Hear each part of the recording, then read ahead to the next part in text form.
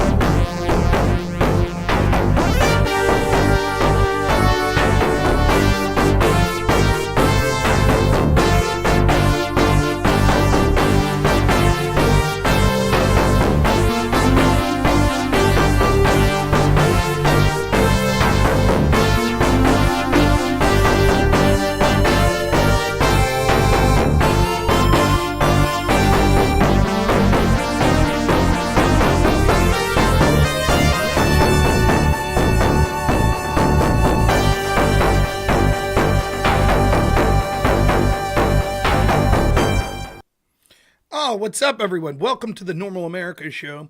Our IQ might not be 133 around here, but we try our best. I hope you've had a wonderful day. I know I have. It's been a great week. It's only Wednesday, and the trajectory just keeps going up and up and up and up and up. And the meltdowns from those that would oppose, ending corruption and all of the garbage we've seen in the past 2 decades in this country, their rage increases and increases and increases and increases. And it's Wednesday. We haven't even made it to the weekend yet. Good stuff. Oh yeah, Conan. I figured while we were talking about wrecking the Trump haters, the establishment bootlickers, it was appropriate to play a little Conan the Barbarian. All the clips of me. No, I don't think my editors only put up what you see on YouTube. So I think he was busy blaring out slurs yesterday to get that Connor video up. Don't worry, I got more videos in the pipeline. Black Elk, tremendous. My editor, Black Elk, he's absolutely fantastic. He's a wonderful human being. I was supposed to call him this week. I forgot. Hopefully I'll get to that tomorrow. Today I had a fantastic day. Oh, as always, we'll start with that, and then we'll jump in to politics, dramas, culture, all that good stuff. We went and took my son to see the movie Dog Man, which I'll give you a little review of Dog Man. Then we went to Chuck E. Cheese's, spent an hour there.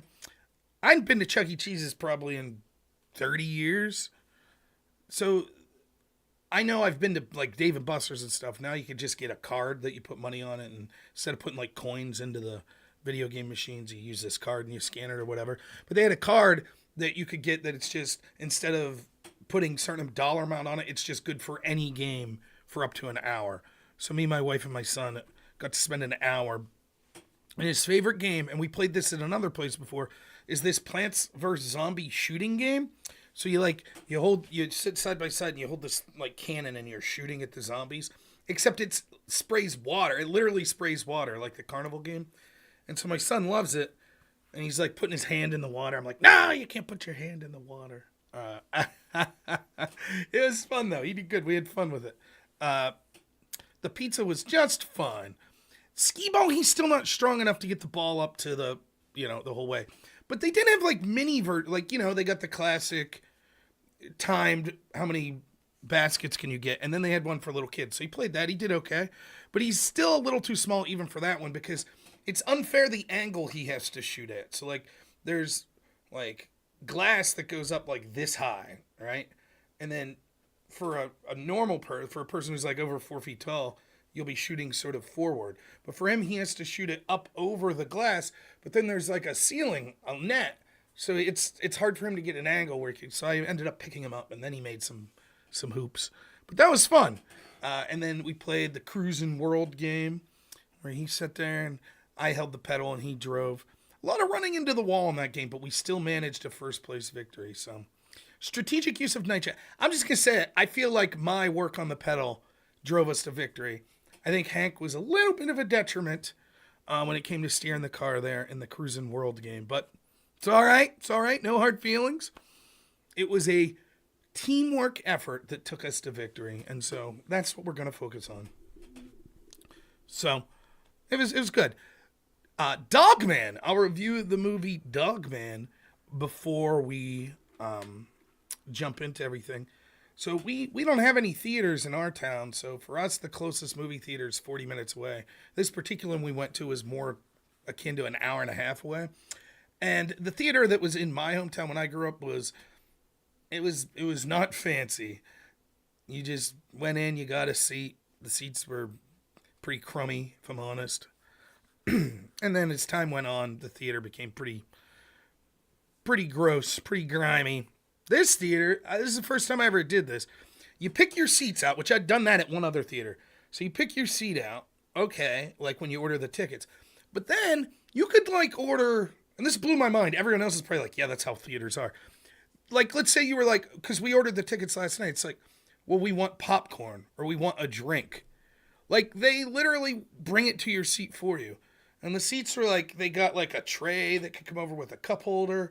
And then the seats are like huge and they could recline. Wow. I felt pampered watching our movie. It was fantastic. Dogman was a movie by DreamWorks. My wife said it was based on a book. The same guy who wrote the books, Captain Underpants. I'd never read any of those books. I had seen a niece of mine who's a little older than Hank liked the Captain Underpants show. I actually thought for a kid's show it was quite funny. But I didn't know any of that. I just saw a brief preview for this movie, Dogman. The synopsis of the movie is basically this cop who's kind of silly and dumb and his dog, they get in an accident and they end up being combined. So the dog basically becomes a human. So he can't talk or anything, but he's a super cop. I don't know. I don't think it was an AMC theater. But he's like a super cop. He's really good. And then there's this evil cat that they're trying to contend with. That's basically the plot. I very much enjoyed the movie. I would very much recommend if you have kids. I thought it was a good movie. I enjoyed the animation style. It was a little different. It was like sort of intentionally, like almost puppetry. It's like 3D animation, but it's like purposely, I don't know what the word would be, downsized. Like it's not trying to be hyper realistic or anything like that. And for me, had like some good silly humor. None of it was too adult themed. Like one of the first jokes is there's a car chase and the stereotypical scene in like comedy movies where someone's carrying something across the road and then the car slams into it. It was a crate of bees. And so when the car slams into the crate of bees, it's literally just a bunch of the letter B that go flying everywhere. There's a lot of humor like that. That's not one of the best jokes, but that was sort of to give you an idea of transhumanist plotline. That's true. To give you an idea. I thought it was pretty good, though. I thought it was entertaining, pretty funny. And I actually really enjoyed the theme of the movie. Because there's sort of two themes in the movie. The first is sort of a theme of redemption. How bad guys could become good. But the overwhelming theme of the movie was being a dad is awesome. That's the theme of the movie. Because the bad guy, this cat, he accidentally clones himself. I'm spoiling a little here, so spoilers. He clones himself, but instead of making an adult clone, it makes like a kid. And he thinks the clone will be like him and evil, but the kid's really awesome and just loves his dad. And it ends up being a theme about being a dad ended up solving this cat being super evil. It was really good. I thought the theme of it was really good, and I enjoyed it. So, it stars Pete Davidson was the voice of the cat, which people probably hate, but I didn't even know it was him. Ricky Gervais plays another character in it. The main character, the dog, just barks, so he doesn't really have a voice. So I don't know who did the barking, but yeah, I'd recommend it. Now, I'm sure there are people out there saying it's woke for this reason or that. I didn't see any of that. I thought it was good. So, there you go. That's what I did today. I watched Dogman. My son loved it. He flipped out because he didn't want to see it. My son's like, he wants to watch like the same movies over and over. He likes Despicable Me 4 because some of the minions get superpowers in it, and he loves it. So the last time we went to the movies was to see Despicable Me 4 at the drive-in. We do have a drive-in. We don't have a theater, but we have a drive-in like 20 minutes away from us. So we went and we saw Despicable Me. So he's like, oh, we're going to the theater. We're going to see Despicable Me again. So he was real bummed out when he found out it wasn't Despicable Me. But once we started watching, he really enjoyed it. So if you have kids, I recommend Dogman. Don't yell at me if you find some theme in it that you think that was, woke and I didn't catch it or whatever. So there we go. That's what I did today. It was fun. Dogman. Then we went to Chuck E. Cheese, and then we stopped at a furniture store. And I don't think we've made any decisions or made any purchases yet, but we picked out what will be our living room set. Because it's time for some new furniture. So, for various reasons. So, Sarah's getting told to shut up. I can't see Sarah's post, so. But yeah. What a week! Politically, right? I think Trump's on a winning streak, at least according to me, as far as my taste and opinions. And I'm certainly on a winning streak, aren't I? So I thought, what do you want to start talking about? Trump and Ukraine? Or you want to talk about me and debating and the week I've had so far? Audience choice. Whichever you guys feel more comfortable. I would ask my Twitch audience, but I'm banned on Twitch. Womp womp. Ugh. By the way, let me take a moment. Thank you, Ron Quay. Let me take a moment to shout out my Rumble channel, because inevitably YouTube could decide to ban me at a moment's notice as well. Have I reacted to I don't know, J stuff? No.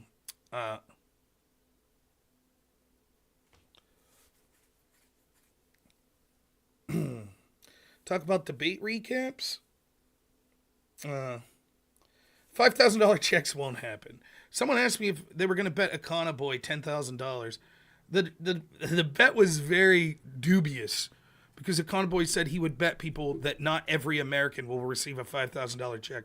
I will take that bet on the side of Econoboy because I'll guarantee my 4-year-old son doesn't get a $5,000 check. So then that would mean not every American got one. So bad. The way that bet was written down, very favorable terms for Econoboy. I don't think that you're likely to see 5,000 checks. Wick and Andrew, yeah, we'll talk about that as well. What's up, Max? How you doing? Why did I get banned on YouTube? I haven't yet. Why did I get banned on Twitch? Well, we can talk about that. Did Counterpoints get me banned on Twitch? 80% yes. I also misgendered Brianna Wu. Or I'm sorry, correctly gendered Brianna Wu. Apparently that's a no-no on Twitch. But I think the reason I got banned was because before that, unbeknownst to me, because I didn't know I got banned until after the debate was over, I'd received a warning from Twitch first. And the warning says that a third party on my show was using slurs to denigrate minorities. And that's because Connor kept using a homophobic slur referring to me very loud and angrily. Did I see, what was that? I'm banned for, it says 30 days, but that's open to, someone, I didn't see. Someone said something about, did I see modern day debates? I missed that. Andrew Stiff Pisco for me at modern day debates. Nah, I didn't see that. Yeah, Connor used it 8 times. Now, I'll start up. Let's defend Connor. We'll start with the Connor debate. Then we'll go to the Wick debate. Then we'll talk about Andrew talking about Wick. So for those that missed it, counterpoints, Connor is a conservative, a Burkean conservative, neocon, I think it's the term he uses. He identifies, according to him, more, I don't want an appeal. He identifies more with rhinos than any other. I had a debate with him about his insistence that I condemn Trump's mean tweet and sort of why I don't think I owe him shit because he's a grifter who's not really a conservative. He sold out to work for Progressive Victory PAC, a PAC with the intent of creating activists to drive this country more progressive and to win elections down ballot, which should be the antithesis of everything conservative.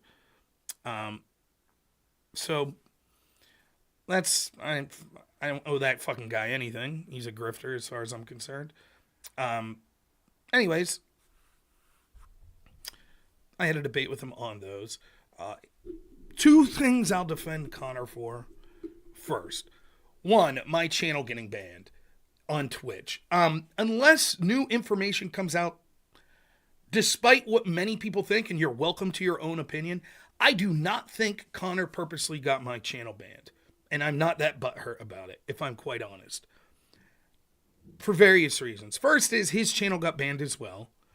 So if he would have been streaming and then stopped his Twitch stream and then started using a bunch of slurs, I understand that. That would look bad for him. But that's not what happened. Well, but Rob, doesn't he know the terms of service? Probably, but so do I. And I didn't think to stop my video when he was yelling it, which I could have. So I guess that's on me too. I guess what I'm trying to say is, in the heat of the debate, I totally forgot, oh yeah, we're streaming to Twitch as well. So, and in fairness, I love John Ward and those guys from State College. When I was doing my 24-hour stream, I had to pause it because they used the same slur. And at that point, I knew, oh shit, yeah, that's going to get me in trouble. So, so it is what it is. Also, I may have used the word once in the context of, did you just, sort of sarcastically because he was saying it? But I definitely misgendered Brianna Wu. I'm sorry, correctly gendered Brianna Wu. Which I was unaware was, a TOS violation on Twitch. I guess I was aware of it at one point. But, so I don't give a shit. Even had Connor never used that slur, there's a chance that my channel could have got banned. So, no, this is on Twitch, not on X. So, I don't know if I said it or not. I thought that I may have. So, there you go. There is a significant chance, even had Connor never used that slur, that I would have gotten a ban anyways. So I will not be challenging it. I don't really give a shit, if I'm honest. I always knew that eventually I would get permanently banned off Twitch. Now, I will say this is one of the reasons when every time I talk about someone who's transgender, whether it be Rachel Levine or whether it be Brianna Wu or anyone else, I get one of the first comments I always get in my videos afterwards is why are you using the incorrect pronoun? Why are you letting them tell you what to do? That's bullshit. Well, because you get banned on platforms. That's why. Because you don't want to get banned on the platforms. In addition to that, I'll talk to you in a second, Jishay, don't worry. I might take some calls later. In addition to that, I've always been the belief if someone treats me with respect, even if it's something that I think's unreasonable, I don't think that biological men are women, nor will they ever be. for the sake of having a conversation, I don't mind being polite and using those pronouns. If someone wants to be an unreasonable asshole like Brianna Wu has been over and over to me, then fuck them. So that's how I feel. Jishay, my job is I do home health care with adults with developmental disabilities. So that's the first defense of Connor. So my preference is that people don't go out of their way to be like, Connor got Rob's Twitch channel banned. I don't see it that way. Just being honest. Now, I can't stop people from saying what they want. I would implore you not to brigade Connor, not to do anything shitty. If you want to argue with Connor on your own time, I don't give a shit about that. But don't do it in my name. So that's number one. Thanks, Jishay. The other thing is, Connor brought up his military service. I will not fucking denigrate his military service or anyone else that served this country for any reason in any capacity. I don't give a shit if someone signed up to serve in the military and they don't give a shit about this country and they did so just so they could get the GI Bill or some sort of career. Whatever. It is more than I did. So I'm not going to denigrate it at all. Doesn't matter what a piece of shit Connor is. Doesn't matter. I will not denigrate his military service. My hat's off to him for serving in the military. Oh, Lactoid's going to come on today too. Yeah, I forgot about that. So we'll bring Lactoid on for a while. We could stream a long time. It doesn't matter. So we'll get back to talking about this debate later tonight. Or maybe we'll talk about it some with Lactoid as well. So, I think Connor's a piece of shit for many other reasons. I'm not going to denigrate him being a father and being a husband. I'm not going to denigrate his military service. I will make the entry clip that Black Elk put on my video. You can hear Connor spurging out, and then he leaves before I get a chance to retaliate. And I say, tell your wife I said hi. There were a couple people that expressed dissatisfaction with me saying that. I want to make something clear right now. I would never bring someone's spouse into it until they themselves enter the fray. And Connor's wife, even while we were debating last night, was tweeting out that I guess I want to be as PC as possible since I already got a ban on Twitch yesterday. Let's just say she was pointing out with some colorful language how rotund I am. And days prior, she was talking about the small size of certain parts of my anatomy, which she must be clairvoyant. I don't know how she knew. Pointed out that making very similar homophobic slurs that got us banned on Twitch there. So I even told Connor, I was like, it doesn't bother me. It doesn't bother me at all. I actually thought some of it was funny. I don't give a shit. But if that's going to be the game, then I'm going to go at her too. And if Connor wants to spurg out and call me like a coward, fat F, blah, blah, blah, and then hurry up and quit, I'm going to be like, tell your wife I said hi. She's still thinking of my genitals. So that's all. For all those that are white knighting for Connor's wife, I would have never mentioned his wife ever, ever, ever, ever, unless she wasn't tweeting at me. And it's not like she was tweeting, I think this guy's wrong. She definitely jumped in with both feet. So I don't know if she's butthurt about it or not, or if he's butthurt about it, but that's no skin off my back whatsoever. So someone said, would you say that to Connor's face? Yes, I would say it to Connor's face because his wife started in on that. So I used to hear people say that round's a shape. Is round a shape? Or is round a description of a shape? Think about that. I had a friend that used to say that all the time. I'm not out of shape, round's a shape. And I'm like, no, I think it's a description of a shape. So let's get the Lactoid here. A good guy, by the way. I'm looking forward to talking to him.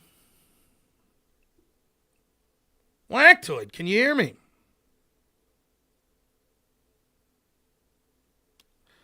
Check, check. Hey, what's up, Rob? Can you hear me? Is. What's up, Lactoid? How you doing? I'm doing good. How you doing, man? My feelings are hurt after my weight's been made fun of and people have misled me with Photoshop tweets and everything. It's been a rough week. No, I'm actually doing great. I'm having a great day. Looking forward to talking to you. I meant to message you. I'm glad you came on because I meant to message you. And right before I came up, I told my wife, I was like, yeah, I feel like it's too late to message Lactoid at this time. He probably has other shit going on, but I'm glad you came. So I know we talked previously about talking this evening, so I'm glad you're here. Yeah, man, I really appreciate you having me on.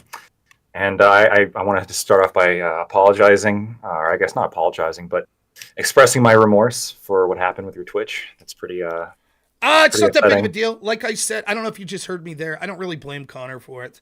Um, I, although I think that's why I got banned. I did technically misgender Brianna Wu, which is I didn't know. That'll do it. TOS violation on Twitch. Yippee! So I'm not going to contest it, and you know, I will say the one thing I'll say about it is I find that look, I don't blame Connor for this either, and I try to separate streamers from their audience as much as possible. There are times if a streamer tells their audience like, "Let's all go over here," and or if they hate raid someone, that's a little different.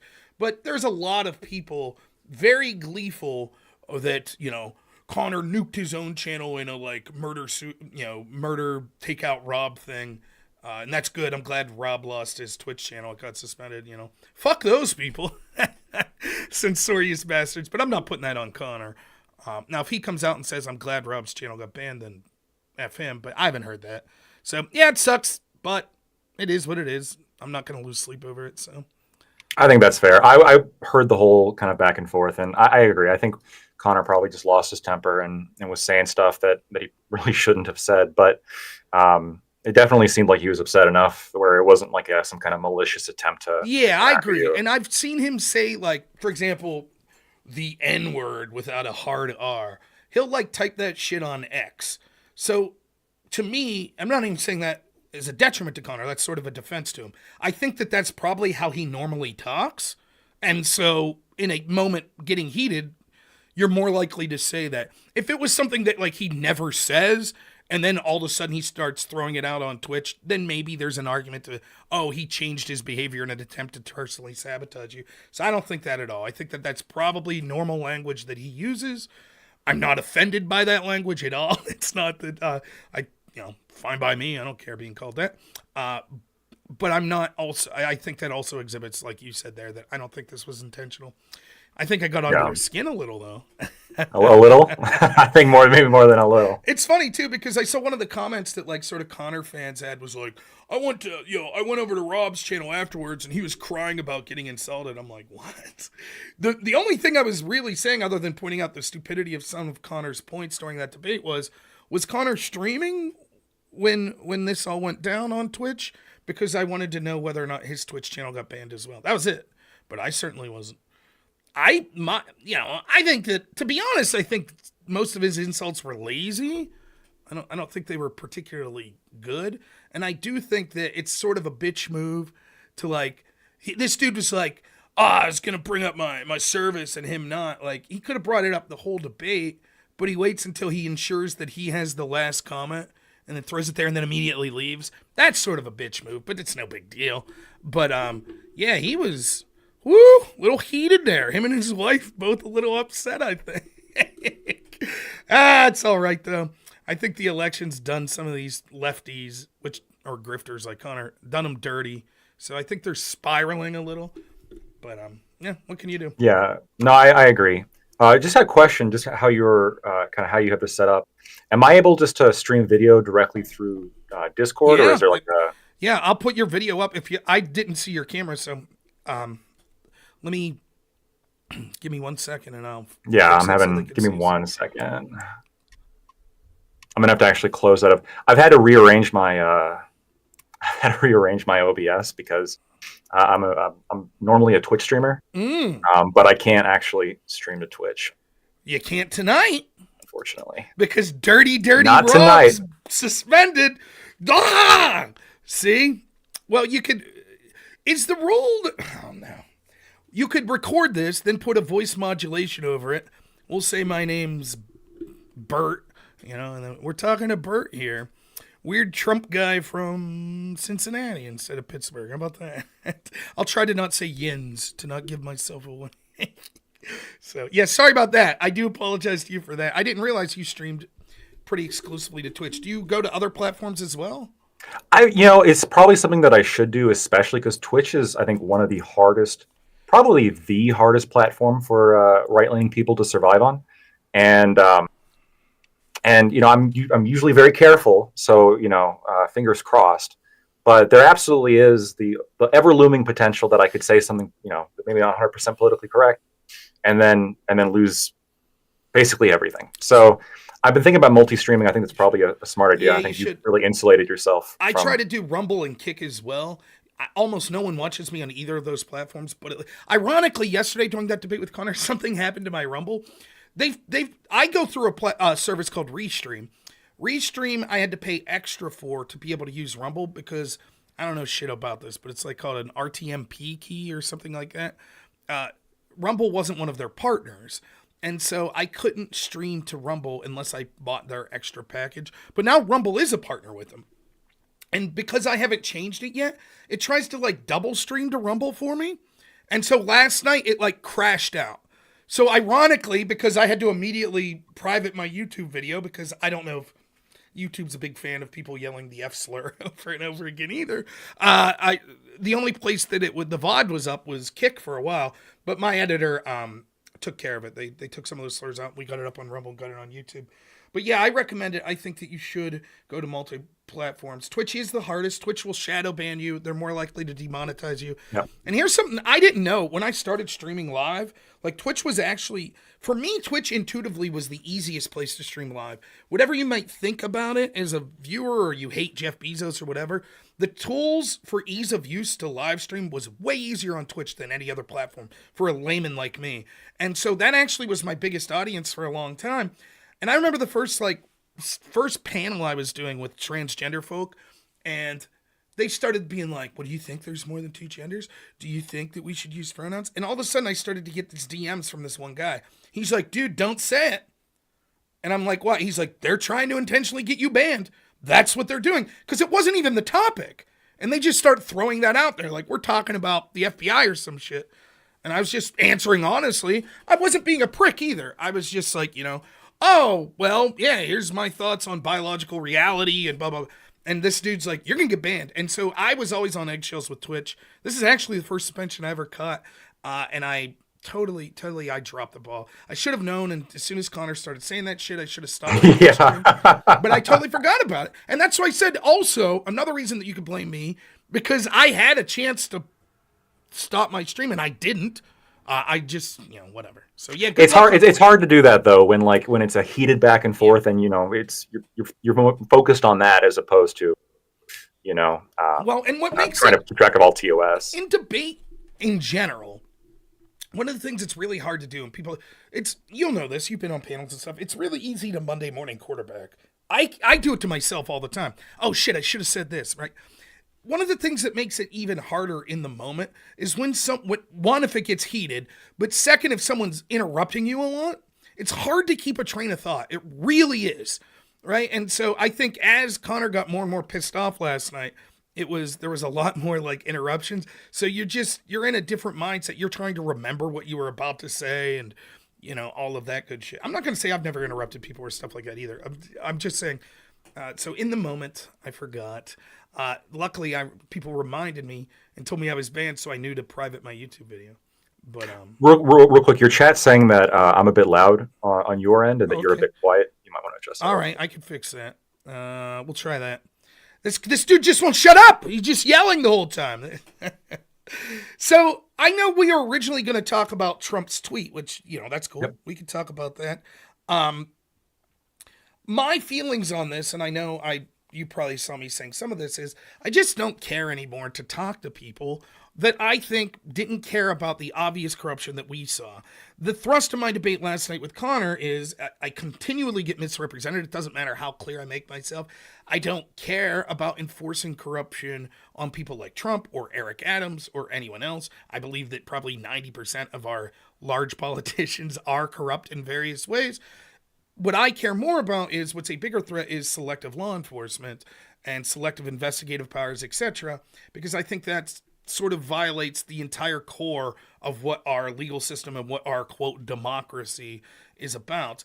And constantly, when you bring this up, you're accused of sweeping for corruption. For me, it's quite simple. If you don't care when that corruption benefits your side, then you don't really care about corruption. And I don't care when you want to speak when the other people are corrupt. And so I tired of playing the game, and I'm just like, yeah, if someone wants to have a good faith discussion about corruption, like you or Ryan McCauley, I think I'm talking to tomorrow, Yeah, perfectly reasonable. right. And that soy silk guy or soy pill guy or whatever, I saw that. he seemed to be. I was very excited to talk to him about it, but unfortunately, it didn't work out that way. But that's how I feel. No, that's fair enough. So I actually had a fight with that soy pill guy. I think it was the next day. In Wick server, he came in and was trying to justify his actions, and yeah, I thought it was pretty shitty. Like I said, I'll say it as it is. I take a look at the information in front of me, and if it's shitty, it's shitty, and I think that was a pretty directly shitty thing that he did. Here's the thing, right? Like, let me defend him for a second. I even said beforehand, before that video, I was like, by the way, if this guy did fake that, I guess kudos to him. The problem was this, and I'll be as clear because people don't know the timeline of this.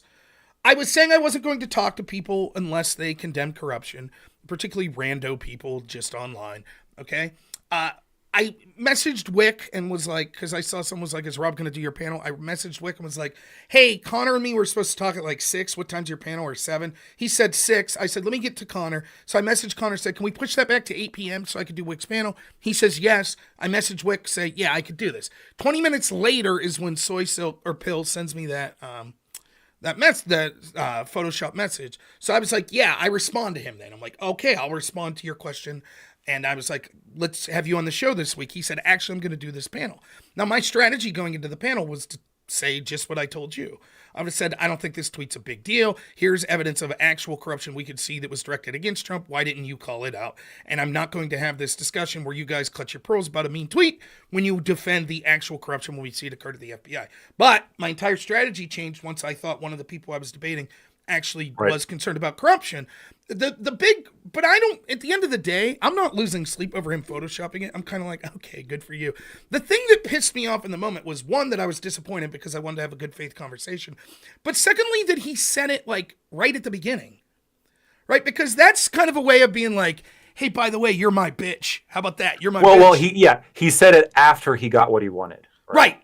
But I mean, like 20 minutes into a 2-hour debate. Yeah. So then I'm supposed to be there and be like a schmuck the rest of the time, like, oh yeah, this guy liked me. No, I could have worded this better, but I'm like, yeah, I'm done talking to this guy.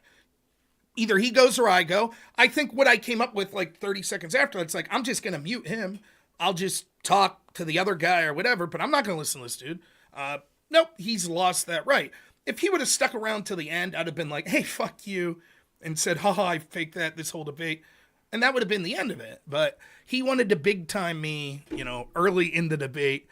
The funny thing is, like, he got the big he got was already publicly put on X. I already answered his question. So it was a miscalculation, right? Yeah. Because I don't know if you recall this, but I saw it happen in real time because the reply to you was actually one of your replies to one of my replies to Josiah, I believe. And so that came up, the screenshot came up, and I remember, like, when I first saw it, wow, that's pretty impressive. Like, I misjudged this guy because I had a debate with that guy a few days prior with Pisco. And so I saw that come up, and I was like, that surprises me. I didn't expect that based on the way he was talking before. And so, and I remember thinking, well, Rob's better answer him now. I mean, that's pretty straightforward. And you did answer him. So okay, yeah, I would have been a real bitch if I didn't answer it. Yeah, like everything's all good. Yeah. And then I saw that happen in real time, right? Where it was like, oh yeah, by the way, the whole thing's fake. And I remember being like pretty jarred. Like that, whoa, like that was, there really is none of them that are good faith, huh? Well, and here's another thing, and I don't give a shit. And my complaint with Wick is that he jumped in as a debater. That's my complaint, because Wick has every right as a moderator to be like, dude, you can't tell me to kick people. So if you gotta go. That is an absolutely perfectly reasonable response from Wick. I'm not going to let you sit here and just have him muted. I'm not going to kick him. So see you later. Fine, right? But the problem is when I start to explain, Wick's like, what's going on? And I start to explain, and he immediately jumps in and is like, oh, so you're just like someone sweeping for destiny. You're a hypocrite and blah, blah, blah. And I'm like, wait. And he just starts filibustering. Then I get pissed off and I'm talking over him. And after 3 minutes, it's like, this is going to be it. It's just the moderator's going to talk over me the whole time. See you later. I'm not super mad at Wick or anything, but that's twice in a row now that he's entered the fray as a debater against me when I've done one of his panels. So I'm just not going to do his panels anymore. No hard feelings. I wish Wick the best. I don't give a shit. I'm not like super butthurt over it. But good luck to him, man. I think that I'm not trying to brag, but I think as far as right wingers go, probably I'm one of the more entertaining ones that his audience loves to hate. And I probably have a reasonable amount of viewers compared to a lot of right wingers. So that could bring some eyeballs to his channel that maybe would like his channel. And I'm not suggesting that people not go watch him or anything on my behalf. I'm not saying it. But it just seems like cutting off your nose to spite your face, I guess. Like, so, more power to him. I like Wick. I like, I watch his content. Yeah. I do participate a lot in his content. And I also like watching your content. I think my read on the whole situation was I think that there was collateral between you two that didn't necessarily need to happen. I think that it was sort of a, the real bad guy there was Soy Pill, and, Wick didn't really know what was going on, so reacted in a certain way, which obviously, caused you to react in a certain way, and then kind of led to a back and explain forth. myself. Like, I was, the other thing, there is one question I have. I'd play this for you if you want, but if you listen to my audio from my live stream, I'm streaming, and then I go into the Discord, right? And they're not streaming yet. And I can't tell who it is. Soy Pill's one of the two people, and I don't know who the other person is, but they're laughing, and he's like, oh my God, I can't believe that. Wait, here's Rob, don't tell him. Oh, wow. And so it's like, that could have been anything, but if they were discussing, and Wick was in that, he was in that call, now he probably wasn't listening. He may not have been listening. That could be true. But if that was set up between the two participants beforehand, now I can't prove it, and I don't think any of them were streaming, so it is what it is. I'm not like about to be fucking, Inspector Cusco and fucking try to be a PI and figure this out. But the whole thing, it's just like, I don't need Wick. I'm not super pissed or anything like that. I said while he was talking over me what I really believe about Wick. If he's going to attack me as I'm a coward or whatever, or I'm a traitor to America. I think Wick's not very talented. I think he was sort of astroturfed by Progressive Victory. I think they're probably not going to hire him again. That might affect his channel in a negative way. And I certainly don't think he's a good debater. But I don't think he's a bad person. I'm not wishing for him to fail. I talked to him in the past. He's in Pennsylvania about meeting up and doing some real life events. So that will not happen now. But I'm not super mad or anything. I'm just like, I'm not interested at this point. So, that's it. That's all I have to say about Wick. Soy Pill as well. I think what he did was shitty, but on a scale of 1 to 10, the actual photoshopping, it's like a 3 out of 10. They're trying to make me look like a bitch early in the debates, like a 6 out of 10. But none of it's something I'd lose sleep on or wish any ill to him whatsoever. It's just like, I don't trust you. I'm not going to debate you anymore or anything like that. But it's not like he fucking stolen valor or, some shit like that. It's just, he did something that was slightly shitty, no big deal. That's how I look at it. In the context of what streamers are doing these days, it's not super high up on the list. He did not leak our sex tape. It is right. It's me and Soy Pill's sex tape still under wraps. I assure you. So. It was. I do think that it demonstrates a level of just deception though and sliminess that I do think it's pretty bad. And now I don't know if I can trust the guy. Right? If I have debates with him going. Well, forward, that's it. And to me.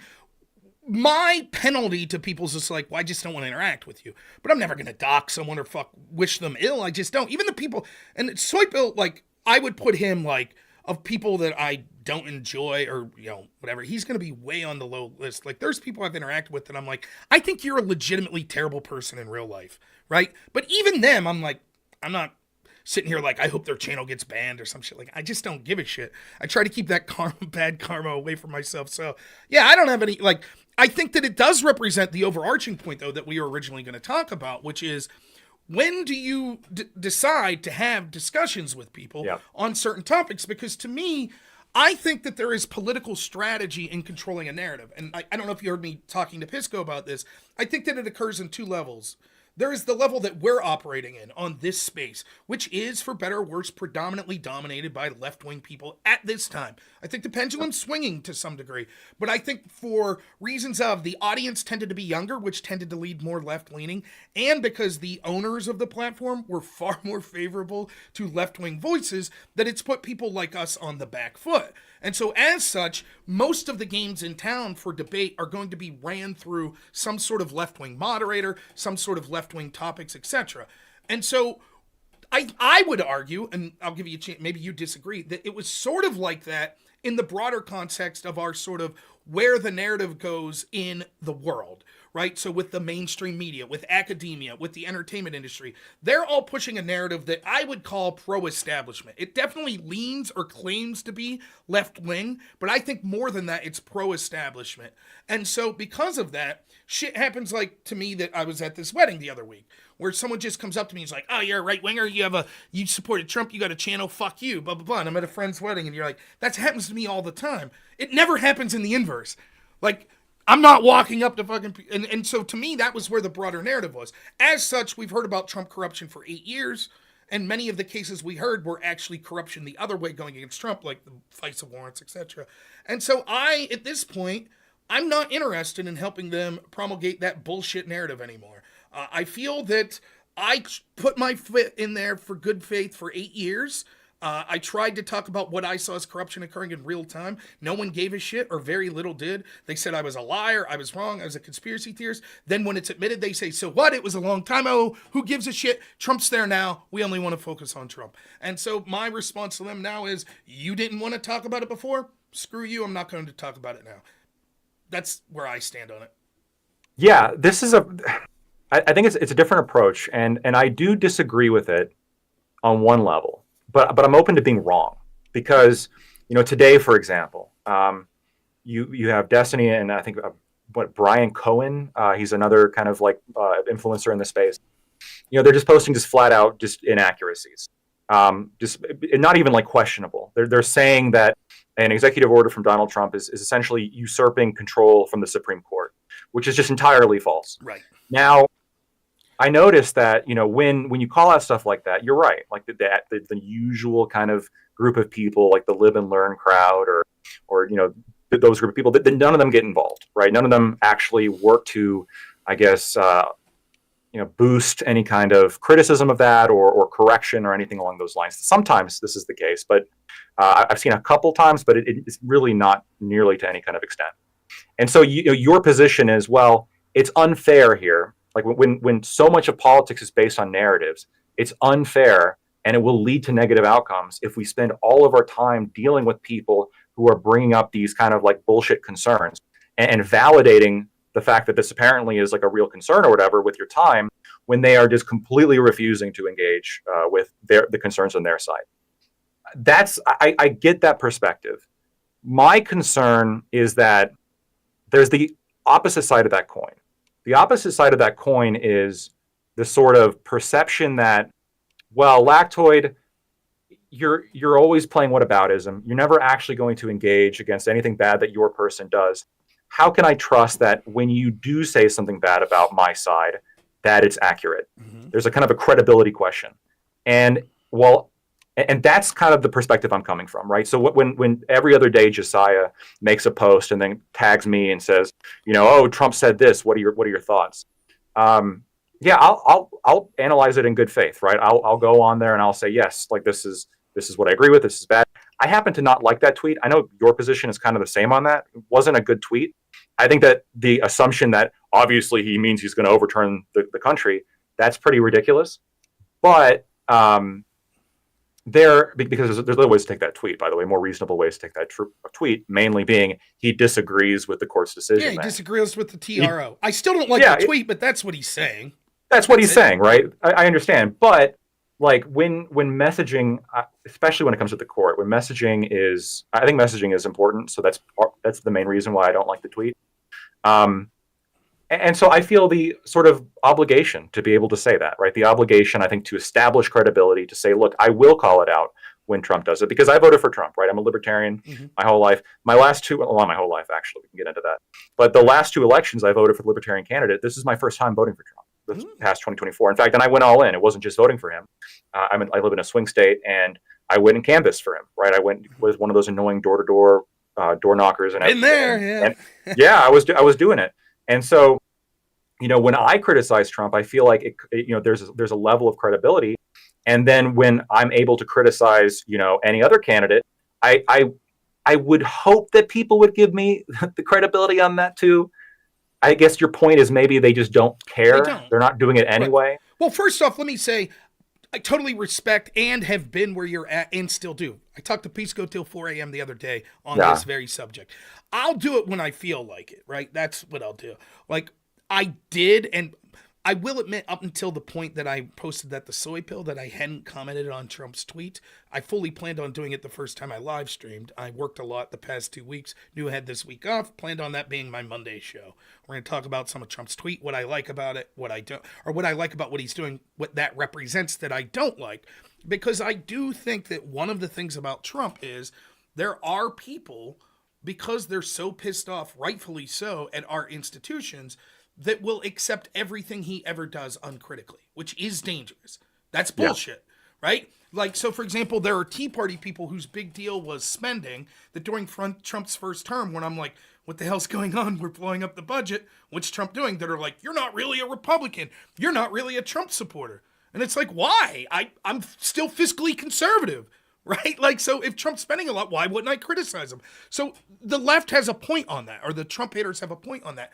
Now, every politician has those people, right? There were Obama's defenders that would, that were super left-leaning, that if Obama decided to be a neocon, they were like, yay, bomb, bomb, bomb, all of a sudden. The people I marched against Iraq war in 2004, 2005 were now the biggest defenders of Obama's, proxy wars, etc. So it certainly occurs to every politician, but it is worth calling out.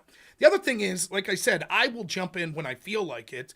And I think that people like me and you, if I could steel man your argument a little bit, I think that if you're more than, and I'm not making a claim that me and you are smarter than anyone, but I think we're more than casually involved because we're streamers. This happens to be a hobby of ours. So it does seem that if someone has to push back, it should fall on people that are at least somewhat paying attention in a more global scale rather than just the average person. Maybe my strategy is more acceptable for just the casual viewer. To sort of push back a little on what you're saying, though, is many of these people that are the online streamer sphere that are like, I demand you condemn this, I demand you condemn this. There's nothing you can say anyways. The average Democrat, which just like the average Republican, isn't the terminally online X/Twitch viewer. They're not, whether you're Republican or Democrat. Most Democrats, believe it or not, are not that people. And when I talk to my many, many, many, many Democrat friends in real life, I'll fully answer all of this shit. Even if I think that they have Trump derangement syndrome, I'll be like, sure, I see where you're coming from. This is what I think about that. I will. And I will still answer on my channel on my terms. There's very little that I find critical of Trump that I haven't called out in the past. From his bombing of Syria to, not draining the swamp, appointing people like John Bolton, massively overspending the budget, his originally handling of COVID, blah, blah, blah, all this shit. So it's just that I don't on their terms, and I don't think that you're ever going to change their mind. And I think that I'm proof of it, and you probably are too. I'll be honest, I haven't seen you as much as I've seen my own content. But, I don't know how many times I could be like, criticize Trump till I'm blue in the face for shit, up to the point where he was my third choice in the Republican primary, and I gave reasons that I didn't prefer him, up to the point where in 2020, I lost half of my viewers for criticizing Trump at the beginning of COVID, for what I thought was paying lip service to lockdowns. None of that matters, because if you see every commentary about me on any live stream chat of any left-winger, they're like, Rob will never condemn Trump no matter what. No matter what. Even last night in debating Connor, I could be like, yeah, I don't give a shit, throw Eric Adams in jail, he's probably guilty. The problem I have was he politically targeted? That's the problem I have. And people still came away from that being like, all Rob will do is defend Trump at all costs and Mayor Adams. So, the idea of you wanting these people that are asking you to be like, oh, well, Lactoid answered me in good faith 3 weeks ago when I asked this question. So now that he's criticizing, Chuck Schumer, I know that he's reasonable.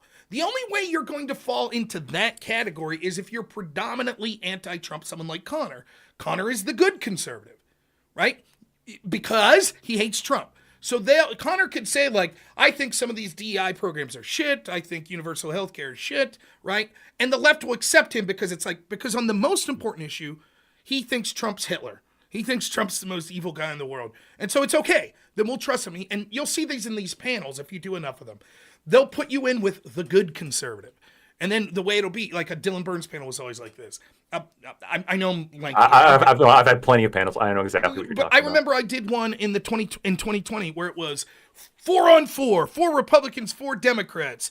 Who are you voting for? Trump or Biden? Democrats like Biden, Biden, Biden, Biden. Then it gets to Republicans. Biden, Biden. I'm not voting. And then I'm the last one. Right? And so then at the end of that panel, everyone's like, well, Rob's basically Hitler. He's like the most evil guy in the world. Those other Republicans were good guys, but Rob's the worst. Right? And so it doesn't matter how many times I say, like, there's so many legitimate criticisms of Trump. So many. There's legitimate criticisms of Elon Musk. I make them on my show. But you don't give a shit. All's they want's that, just like that soy pill guy illustrated, all's they want's that soundbite. Oh, you said that Trump said something that could reek of corruption? Bam. That's it. That's all they're looking for. And so I'm uninterested in giving it to them anymore. I don't give a shit. Now, with the people that I think it's worth pushing back for, even people that I think are partisan beyond belief, like Pisco, I will. I'll go on and I'll argue with them until 5 in the fucking morning after we yell at each other for an hour first. But, yeah, that's how I felt about it, so. I think, again, the perspective has merit. And this is exactly the kind of thing that I think Josiah has argued to me just on the other side, saying like, well, these MAGA accounts don't listen to me, so might as well just go full bore and like really kind of like articulate one side, because what's the point?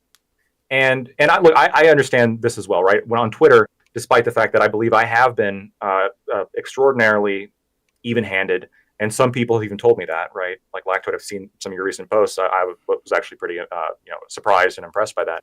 You still have constantly like these reply guys that are like, you just want to suck Trump's dick, right? Like, and everything you say, like, you think that's unconstitutional, or you think this is constitutional? Like, if Trump told you to suck his dick, they're very obsessed with sucking dick. For right? This is like critically important for them to emphasize that you suck. That I don't know. That being said, I think this is part of a trend that concerns me a lot, which is that if you look at polls since the 90s, political partisanship and polarization has been increasing over time. And we are now more polarized than we have been in the past 50 years, at the very least, and probably even before then as well. That they just this is when we're taking this information, which means that Republicans are much less likely to have Democrat friends. Democrats are much less likely to have Republican friends. People are much less likely to consume news sources that disagree with them. People are sort of falling into their own box, and a big part of this has to do with social media, because it's very easy to remove people and ignore them if you don't like them, as opposed to beforehand, which was before 2014 really is the breaking point, in which you would go and talk to people, and you're not going to kick your friend out of the bowling group that you're part of just because he happens to vote somewhat differently, right? Because you have established relationship with this person. But if you're on social media, it's one click to block, right? It's one click to get rid of this person. And my concern is there's the one approach that you're articulating, which is like the narrative is important, and I don't disagree with that. But then there's the other part of this, which is I don't want to contribute to the polarization that's occurring, and the people that are ultra polarized are already too far gone. But I think that there is a group of people that aren't there yet, right? There are people you can reach, and there are people that do notice. Like there are people who do notice, I think, when you are able to criticize your own side. And I've been able to use that often, and multiple times now, to reach somebody, right? Somebody's like, oh, Lactoid, you just defend Trump, whatever. And then I'll send them tweets where I'm criticizing Trump. I will literally say, oh, you want me to criticize this? I'll send that. Oh, it's super easy, right? This is exactly what I'm doing. And then it's my turn to ask the question. And now if they refuse to answer my question, they look horrible. Mm-hmm. And that can be an effective way of changing the narrative as well, right? But I think also it's a way to fight back against the extremists on your own side as well. So that's sort of where I'm coming from on Twitter. I don't disagree, but I would say that you're already advancing the polarization just by having discussions on like these panels and shit that we do. Because even though you might not be causing more individuals to polarize, you're increasing the intensity of the polarization. So let me explain. Like, people that 3 days ago wouldn't have given a shit about whether or not my channel got banned on Twitch are rabidly celebrating and no doubt wanting my YouTube channel to be banned. And what did I really do? Right? Well, I engaged. When I wasn't engaging, it wasn't that bad. But once I engaged, there you go, right? So I engaged, the soy pill, the WIC discussion, bam. I engaged with Destiny, I engaged with Pisco, bam. It ups the intensity, it ups the rabidness of it. So one, probably the best thing to do in that scope would be to not engage in the sort of blood sports type shit in the first place, and just maybe have just like only sort of talking type shows like we're doing now. It could be people you disagree with, but making sure that it's not in that like debate style format. I still think there's utility, and most importantly for me, which might make me sound like a selfish asshole, I like it. That's why I do it. This is my hobby. It's not my job. I like doing it. So that's why I do that predominantly. But I think that it's, that there's a permutation available to you. In debate, we would use that. It means use both, do both. You could still criticize Trump. I still do. Do it on your own terms. You don't have to do it when people demand, right? And so you could say like, hey, Trump put this tweet out. I don't like it. And you could do a video on it and you could put a tweet out. I'm not opposed to that. In fact, I think we should do that. In fact, one of my arguments going into the election, there were people that had all sorts of crazy criticisms of Trump that I don't agree with. 2 days before the election, I do an interview on this guy's channel, Jake Rattlesnake. Friend of mine, Andrew Wilson, jumps on 2 days before the election, where I'm trying to talk Trump up as much as possible to as many people right, left, center as I can. And what's Andrew Wilson's big beef that he wants to talk about? How we need to repeal the 19th Amendment because those stupid fucking women are voting. And I'm just sitting there like, Andrew, there's 1,000-something people watching, and I'm like, what are you doing? What are you doing? We're 2 days before an election, and you're telling half the electorate, by the way, if we win, we're going to try to stop all of you from voting. Just saying, and I'm just like, why would you bring this up now? Like, I don't get it. I massively disagree. And ladies, if you're listening, no, Trump's not going to repeal the 19th. You're not going to lose your right to vote. But even if you truly want that, like, why?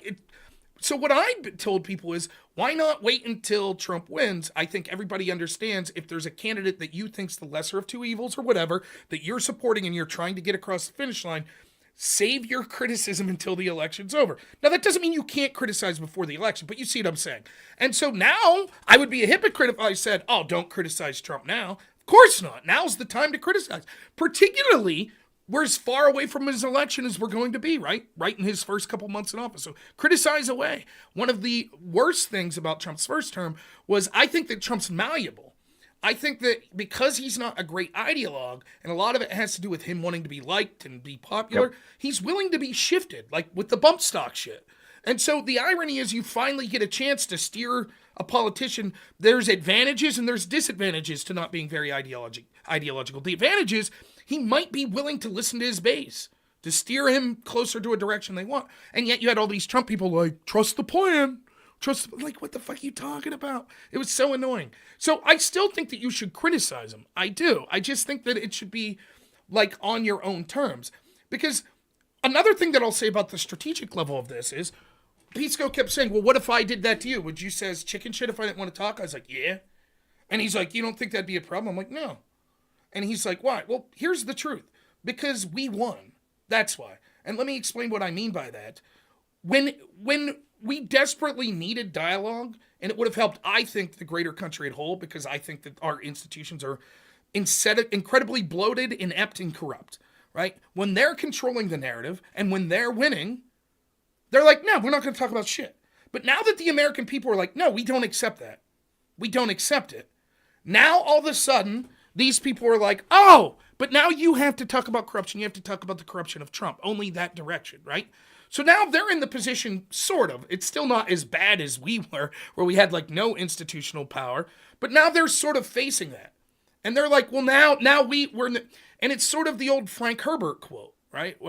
How's the exact quote go? I think you probably know the one I'm talking about, where it's like, I'll leave you... let me look it up real quick. It's one of my favorite quotes. I can't believe I haven't in it. The guy that wrote Dune... it's not.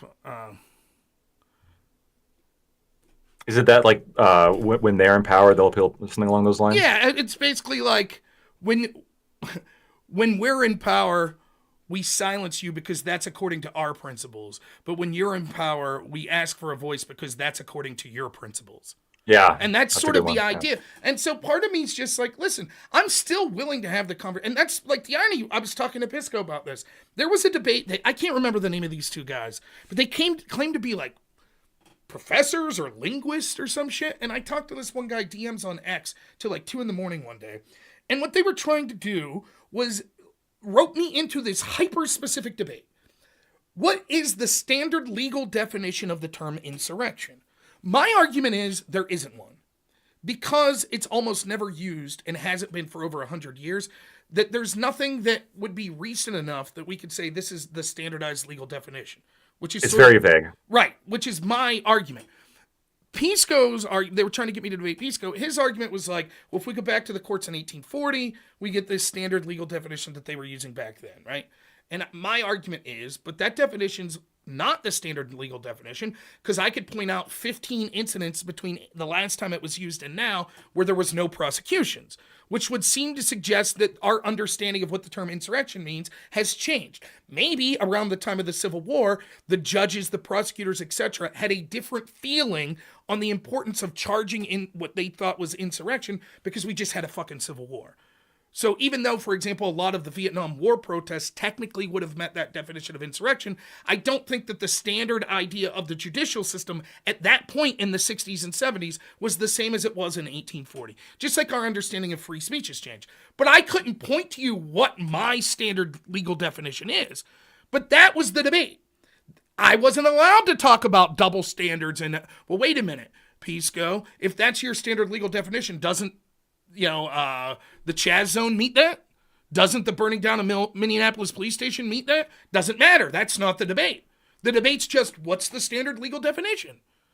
And so what I told Pisco, and he agreed to this, I was like, I'll do this debate with you. I don't give a shit what you say it is, or even what the standard legal definition is. What I give a shit is that it's evenly applied. And it's clearly not. If I could point to instances that meet your definition that no one batted an eye about, then it's clearly not being equally applied. So if I do this debate, then you do the debate with me of the unequal application of our law enforcement when it came to political protests and riots. He says yes. That to me is reciprocal. That's the way to do that discussion. To just be like, okay, you've demanded that I condemn Trump corruption, that I talk about the standard definition of insurrection. Fine, and I'll just keep it in that will. Because what happens is it's the same shit every time. They control the narrative, so you'll go on, and then you'll say something like this. I bet this has happened to you dozens of times. You'll be like, okay, yeah, technically Trump violating a TRO, that's not the greatest thing in the world. But on the scale of things that we would think was unconstitutional or illegal or immoral even, like that pales in comparison to like what we could see over here, abuses, fights, blah, blah, blah. And what are they going to say? That's whataboutism. That's not the topic. We're not talking about that. We're here to talk about this one thing. Okay, well, when do I get my chance to talk about the thing I want? We don't do that. You set up that topic yourself. By the way, we're not going to come talk to you about it. So that's how I feel on it. Where it's like, I still criticize Trump. I do it in my channel all the time. And you're right, though. You make a point that is worth mentioning. I have a lot of viewers that were former Destiny viewers. They were like, I think he became unhinged. I always thought you made reasonable good points. I'm happy to be here. And that does mean something. Even if it's only 5 people, that's 5 people that you've at least came across as being good faith enough that they're willing to hear you out, which is good. But I think that I would still debate someone like Destiny, hypothetically, pending these legal charges. But I think that it's worth entering into these conversations at certain times with certain talented people. But to me, the calculation changes with just random expat. Having the conversation's one thing. And that's what I told Connor. It's not a simple yes-no question. Is Trump's tweet true or not? Right? It's actually very complicated. So I'll have a debate with you, but I'm not just going to say yes or no on this fucking platform. Fuck you. You don't give a shit about corruption. And so I guess to sort of give an olive branch to a little more what you're saying is maybe the best compromise is if you're capable of having a in-person, it doesn't have to be in person, but like a video dialogue as opposed to just one or two snippets on Twitter. Yeah, maybe that's more worthwhile. Yeah, so kind of in line with what you're saying, there's when you're saying, well, this I'm sure this happens to you a lot. It does, right? I recall one specific debate, especially regarding the Her report when that came out. Hush was there and a couple other people, and 100%, right? Because first of all, somewhat hilariously, there was like 5 people on the panel. I was the only one who read the Her report. Of course, I was actually the only one who read any of the Her report, and I read all of it, right? And so they were going in to defend Biden against the Her report without having read the Her report whatsoever. That was bad, right? And so the whole time I was just like citing specific lines. This is really bad, guys. Like, look at what Her is saying. And every time, you're right, every single time it was, well, but like Trump has like senior moments. Like here, look at this video. And I was getting frustrated, right? And there's been several panels now where I will bring up the fact that, look, especially I'm trying to keep them on topic, where it's like, we've had multiple panels criticizing Trump, and I've stayed on topic on those.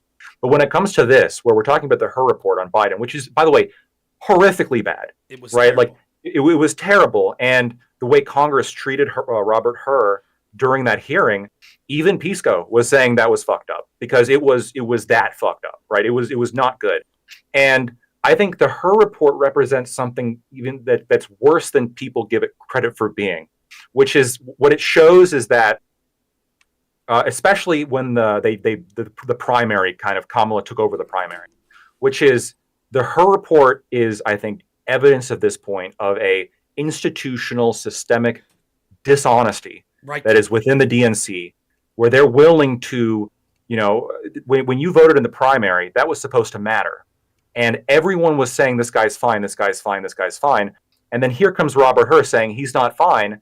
And the response is to attack Robert Hur. The response is to deflect to Donald Trump. The response is to simply not acknowledge that.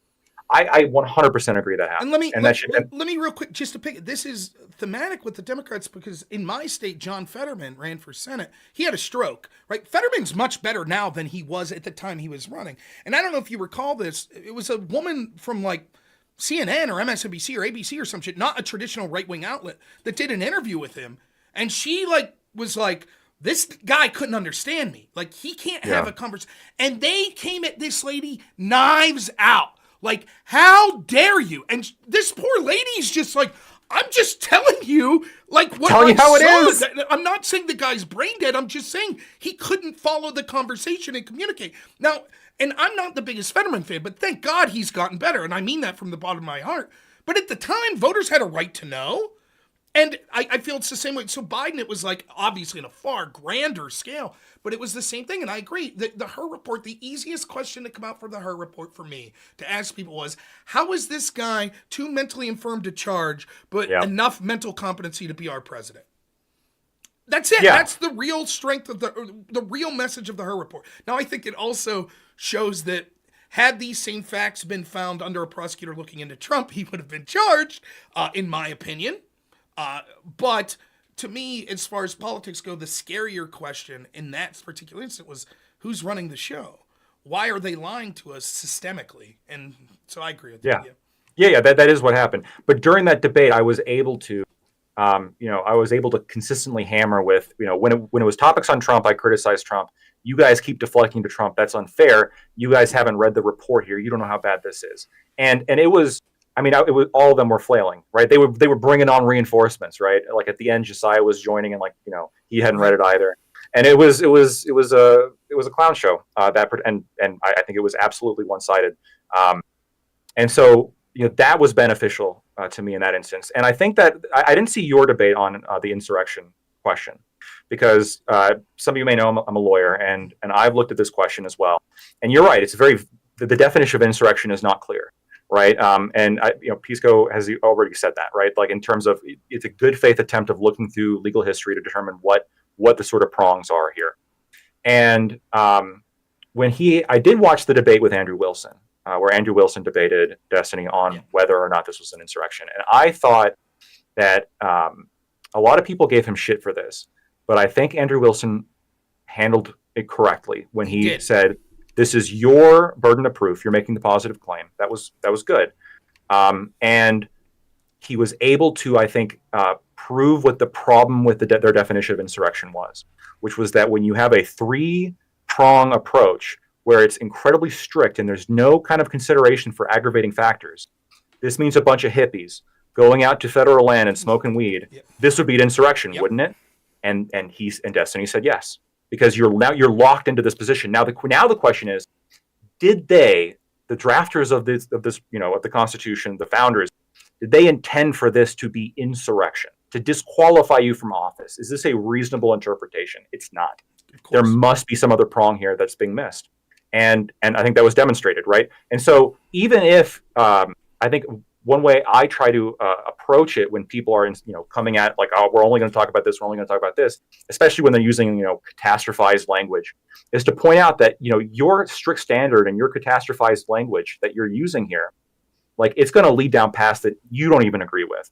So if you're wrong on this, now we've established that, like, this is more muddy, right? This is way muddier than you're giving it credit for. And then you have that conversation, right? And then after that conversation's done, you point out, look, this is way more muddy than you're talking about, than you thought. What about this over here? What about the fact that you seem to have a big problem with this? That's fair. What about this over? What about the FISA warrants? Right? What are your thoughts on that? And after that first part is addressed, I think that is incredibly difficult for them to weasel out of. Well, that's interesting, because you didn't see my debate with that.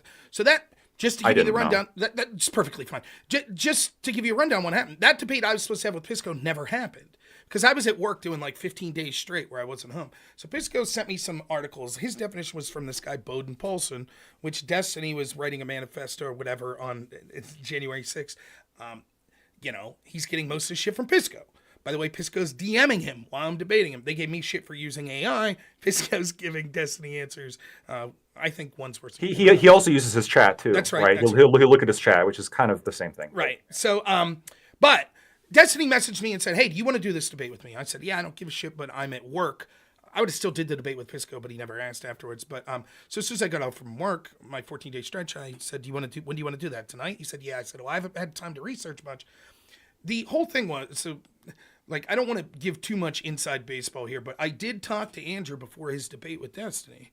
And I did recommend, Andrew came up with his own strategy, don't get it twisted. But I said, the problem is whatever definition they give will be too broad. And I was like, think of it this way. If you walk into a debate and someone says, we're going to debate whether or not Lactoid is tall. Okay, let's do that debate. And they stand up and they say, my definition of tall is anyone over 3 feet. And you'd be like, well, I don't have an exact definition of what's tall, but that's fine. If that's what you want to say your definition is, great, then the word's meaningless because everyone's tall. So there's literally no meaning to it. And exactly. That's very problematic with language anyways, but especially when we're talking about potential crimes. So, for example, one of the crimes that I think's crazy is like sex trafficking. If you look at how they charge people sometimes with sex trafficking, it's actually quite insane. So, you could invite someone from a state and pay for their hotel and have sex with them, and that sometimes could be construed as sex trafficking, because sometimes people explain it as it's sort of paying for a service. It's just insane. And it's like, you have to be careful, right? If we want to broaden the definition to harassment to be, criticizing anyone for anything, that's very troubling. And then if you're coming at it from my perspective, which is my concern isn't predominantly pro-Trump or pro-Hillary or pro-Biden. My concern is double standards within the institution. It's always going to sound like whataboutism, because my point is I'm not defending Trump on this particular accusation. I'm saying, okay, is this how the courts normally operate? Is this how the FBI normally operates? So when I debated Destiny, I said to him, this is how we opened up. I said, the reason I'm doing this debate is because I know how pissed off you were that Andrew Wilson refused to define insurrection. So I will do that. And I will let you go through our definitions with a fine-tooth comb. But my condition is that you then have a debate with me of equal time about the double standard and how it's applied. Because I already knew his definition led to BLM being insurrections, the Chaz Zone being insurrections, Vietnam protests being insurrections. Hell, even 2 hippies smoking weed was an insurrection. So why was it never charged? Why was no one who participated in that ever kept off a ballot? Why? Kamala Harris promoted a bail fund for the insurrection in Milwaukee, right? Why wasn't she being, if we're going to remove Trump from the ballot, why isn't she? That's the part of the debate I want to do. Want to know what happened? For 4.5 hours, we talked about my definition of insurrection, and then Destiny rage quit. That's what happened. And then, Wait, so it was pre-agreed to talk about something else, and it never happened? That's right. And his excuse was, now, I'll be honest, when he rage quit, I didn't mind, because I assumed we'd do it at a later date, because 4 hours is a long time. 4.5 hours. So I was like, maybe it's just like, fuck you, I'm tired tonight, we'll bring you back on. But he blacklisted me. And it was because 2.5 hours prior, I used AI. And what I used AI for was, I'm at work, I don't have a computer. Pisco sends me all these articles. This Bowden Paulson paper is like 130 pages. Long story short, I read a couple articles about it. And the question I was sent that clip. Yeah, so one of the things I screenshotted was an AI question that I asked it. And I turned out to be right, because Destiny was claiming there couldn't be state-level insurrections, which makes no sense. Of course there can be. The same thing you could do to the federal government, you could do to a state government. Why would that not be an insurrection at the state level? But their big argument, and I know because I had this argument with Bisco, is going to be, well, the reason we don't kick them off the ballots because the insurrections you're mentioning are state insurrections. And so Section 3 of the 14th Amendment would only apply to people that have participated in a federal insurrection and not a state, which makes no sense to me. Because insurrecting against the state government would be tantamount to insurrecting against the federal government, right? If I insurrect against Harrisburg, my state capital, isn't that part of the federal government? So it would be still, and if I take over 6 city blocks in Seattle, I'm not just insurrecting against Seattle. That's also land of the United States. Anyways, that was the whole point. That's why I was prepared for, I was shocked that Destiny said there can't be state-level insurrections. Not only did it not apply to Section 3, but there just couldn't be an insurrection at the state level. And that's his excuse that he gave. So I'm sort of using this, not to relitigate it, but to push back against sort of what you're saying here, that it's like, well, you have that initial discussion with, what happens when they run? What happens when they say, yeah, we'll have that conversation eventually, and then they don't. And it's like, oh, the next panel you do, we'll get to that. And then on the odd chance they do, all they do is talk about, yeah, but what about Trump? But what about Trump? But what about Trump? And for me, it's like when I do these panels, I did another panel. Connor actually ran this panel, and it was Brianna Wu and Destiny. And the topic of the panel was like, do you think the classified document case of Trump is like basically a big deal? Or do you think it's an evidence of a double standard in the application of law? And of course, that's going to be my take on it. I'm like, I'm not saying mishandling classified documents or being accused of obstruction of justice isn't a bad thing. It is. But if we weigh that versus the targeted, the putting the thumb on the scale by the FBI, that's far worse. That's far more damaging to our country. And the entire time, all they did was say, like, that's whataboutism. That's whataboutism. And I'm like, but it's literally the topic. But that's whataboutism. We don't give a shit about Biden. We don't give a shit about Hillary. We're just talking about Trump. And I'm like, but I'm not talking about Biden and Hillary. I'm talking about the FBI. I'm talking about the investigators. It's not whataboutism if the target of your criticism isn't the individual that you're excusing their behavior. I'm criticizing the FBI. I'm like, they behave in a double standard. So if someone says Trump did this, and I say, okay, well, how did the FBI treat Trump? And then how did they treat Hillary, who did something similar? That's not whataboutism, because the target of my focus, I'm not saying it's okay they did that because someone else did something.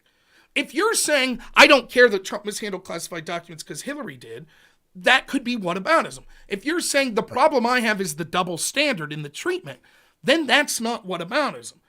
And for them, it's always the same. In fact, last thing I promise, and then I'll leave you jump in here. I remember the one time I was so giddy to do a panel to talk about Russiagate. This was probably 2020. And I'm doing a panel that Danabo was running, and it was like Demon Mama and a bunch of other lefties. And there were 3 topics, and the way they chummed me in was the first topic was Russiagate. Great. Finally, they can't accuse me of whataboutism, and I know these people haven't even heard more than the MSNBC talking points, right? I'm not kidding you when I tell you, in the DMs on Discord 10 minutes beforehand, they're like, yeah, it turns out no one really wants to talk about Russiagate, so we're going to talk about abortion instead. No. I'm not bullshitting you. And I'm just like, are you fucking kidding me? Are you kidding me? Like, well, there's some fresh area we're litigating, another abortion debate, which I've done dozens. And you're just like that sort of illustrates, the frustration I have, where it's like, at least I'll give Pisco credit. He'll go in the weeds with some of this shit. My criticism with him is just that I think he's hopelessly partisan, and maybe we'll talk about some of that a little later in my conversation with him, but at least he'll get in the weeds in it. Who else will? Even you said you're doing a debate in the Her Report, and they're all like, I didn't even read They it. didn't read it. Yeah, they didn't even read it. And I'm not even. And by the way, I'm not trying to speak for you, but I bet your criticism isn't you had to read every word of it, but at least read some of the relevant sections, right? Yeah. You know what I mean? It's like that seems to be noteworthy. Like you couldn't read 5 pages, like the summary. You couldn't do that. We're not even saying, well, you had to meticulously go through all the footnotes and like just have some idea. Yeah. You know, but No, it could be. Here's what it could be, especially when you've described, I guess, the Destiny story, where you had the topic that was agreed to on a certain condition, and then that condition was just completely betrayed. You might be a little bit more jaded, and I mean that like with all respect. I think that you might be more burned, I guess, by people pulling this shit than me, and it's probably because you're more involved, and you have a bigger platform, and you're more involved in these kind of spaces. So, I mean, that could be part of it, and I understand that, right? Like if stuff like that happens, and the response is, well, I can't trust them at this point to have the conversation, even because they never will. Even if they agree to, they're just going to leave. So there's no point in even like making those kind of agreements beforehand. I understand that. I don't know. I guess I just, like, and I'm not making like. First off, let me say I'll give you the same like I don't know what warning, disclaimer that I give everyone. Never just take my word for something. I could be totally misleading you about what the agreement was in that Destiny debate. You can watch for yourself, though. It's at the very beginning. Okay. Where I'm like, but I'm just saying, and to everyone listening in the audience, because you never want, especially a fellow streamer, you don't want to put him on and say, yeah, what he did was shitty. Yep. Just based on my word, because then you go back and look and people are like, well, that's technically not what he did. Now you're calling the dude shitty, and you're like, oh, well, I think Rob was putting a little spin on it or something. I didn't realize it. So I'm not asking you to connect. I'm not saying that, right? People could look at this themselves, but I guess you would never fake a screenshot, right? That's right. Yeah, absolutely. I wouldn't violate someone's consent by faking a screen. Now, that's what happened. And like I said, I fully expected him like a couple days later to be like, yeah, we'll have you on. But he didn't. But even my audience at the end was like, oh, Destiny Rage quit. I said, oh, he'll probably bring me on the next day. And they're like, people are saying that you used AI and that's really shitty. And I was like, man, Destiny probably doesn't feel that way. No big deal. And so then, like, the next day, people send me clips of his show the next day, and it's like, Rob's blacklisted from my channel. He fucking used AI. If I would do that shit, I'd be crucified, blah, blah, blah. And to further speak to what you're talking about, again, who gives a fuck about Destiny in that incident? But there's 10,000 people watching Destiny's show. You would think that a healthy portion of them would be like, well, I don't know about all that. I mean, if you were so aggrieved by that, why'd you proceed to talk to him for 2 hours afterwards? And didn't you sort of promise him to talk about this double standard? Like, seems pretty evident that you avoided that debate. But no, they're just all in. Yeah, fuck Rob. He used AI. Fuck him. And so you would even say, like, because what you said there is like, well, if they back out and they refuse, then people are like, what's going on here? But no, that's not what happened. Some. And what I mean by that is, on his side, I don't even know if there were any because they bought his excuse. But, well, there might be some though. Like you even said that like some people from your audience have come from DGG, right? And true. And look, I agree. The vast majority. I mean, look, you have the majority of his fans defending the allegations that have come out recently. Did you see that lawsuit? I did. Yeah. Now, and look, I'll leave you finish. I have a question about that. As a lawyer, you're actually someone good to ask. But we yeah. Well, I was going to say, like, if you have a community that will defend those kind of things, or like be willing to sweep those kind of things under the rug, then you never had a chance to get them anyway. Like, you could have destroyed every single point. You could have just controlled that conversation all the way throughout, and you're just never reaching them. Right? They are completely captured. That's what I agree. That's 100% true. But again, there's this cream on the top. There's like this group of people, I think, where they're sentient, right? They're watching that and they're actually like digesting everything that's being said, and they notice things that perhaps people don't notice. One example, and then I'll let you ask your question. One example was, I had recently a debate with Pisco, and Pisco has developed, and I think he'll even agree to this, a very aggressive debating style as of late, right? A very aggressive debating style, yes or no. Yeah. And it makes him come across as very confident and dominating the conversation. But I think that for his fans, people they like that, right? Oh yeah, sure. You're crushing it. But there's a middle group of people who are watching that are turned off by that. that are like, no, let the other guy talk. Like, what are you doing? Like, this isn't an actual discussion. Like, this is ridiculous, right? And I've had several of those people following the debate come up, like reach out to me and say that. Like, I watched the debate. I thought that what happened there was totally unfair. And so, in some ways, you're not going to reach everybody, but in some ways, the people who can be reached, I think it's more it's if they can be reached, they also are smart enough and even-handed enough to notice when you're being good faith, right? And that's been my overall I think that's philosophy fair, and I do think you're Yeah. right, and I think that's why it's still worth to do debates. Yeah. I demand you answer this shit on X. I don't care, and and let me further clarify. I'll violate this own rule all the time.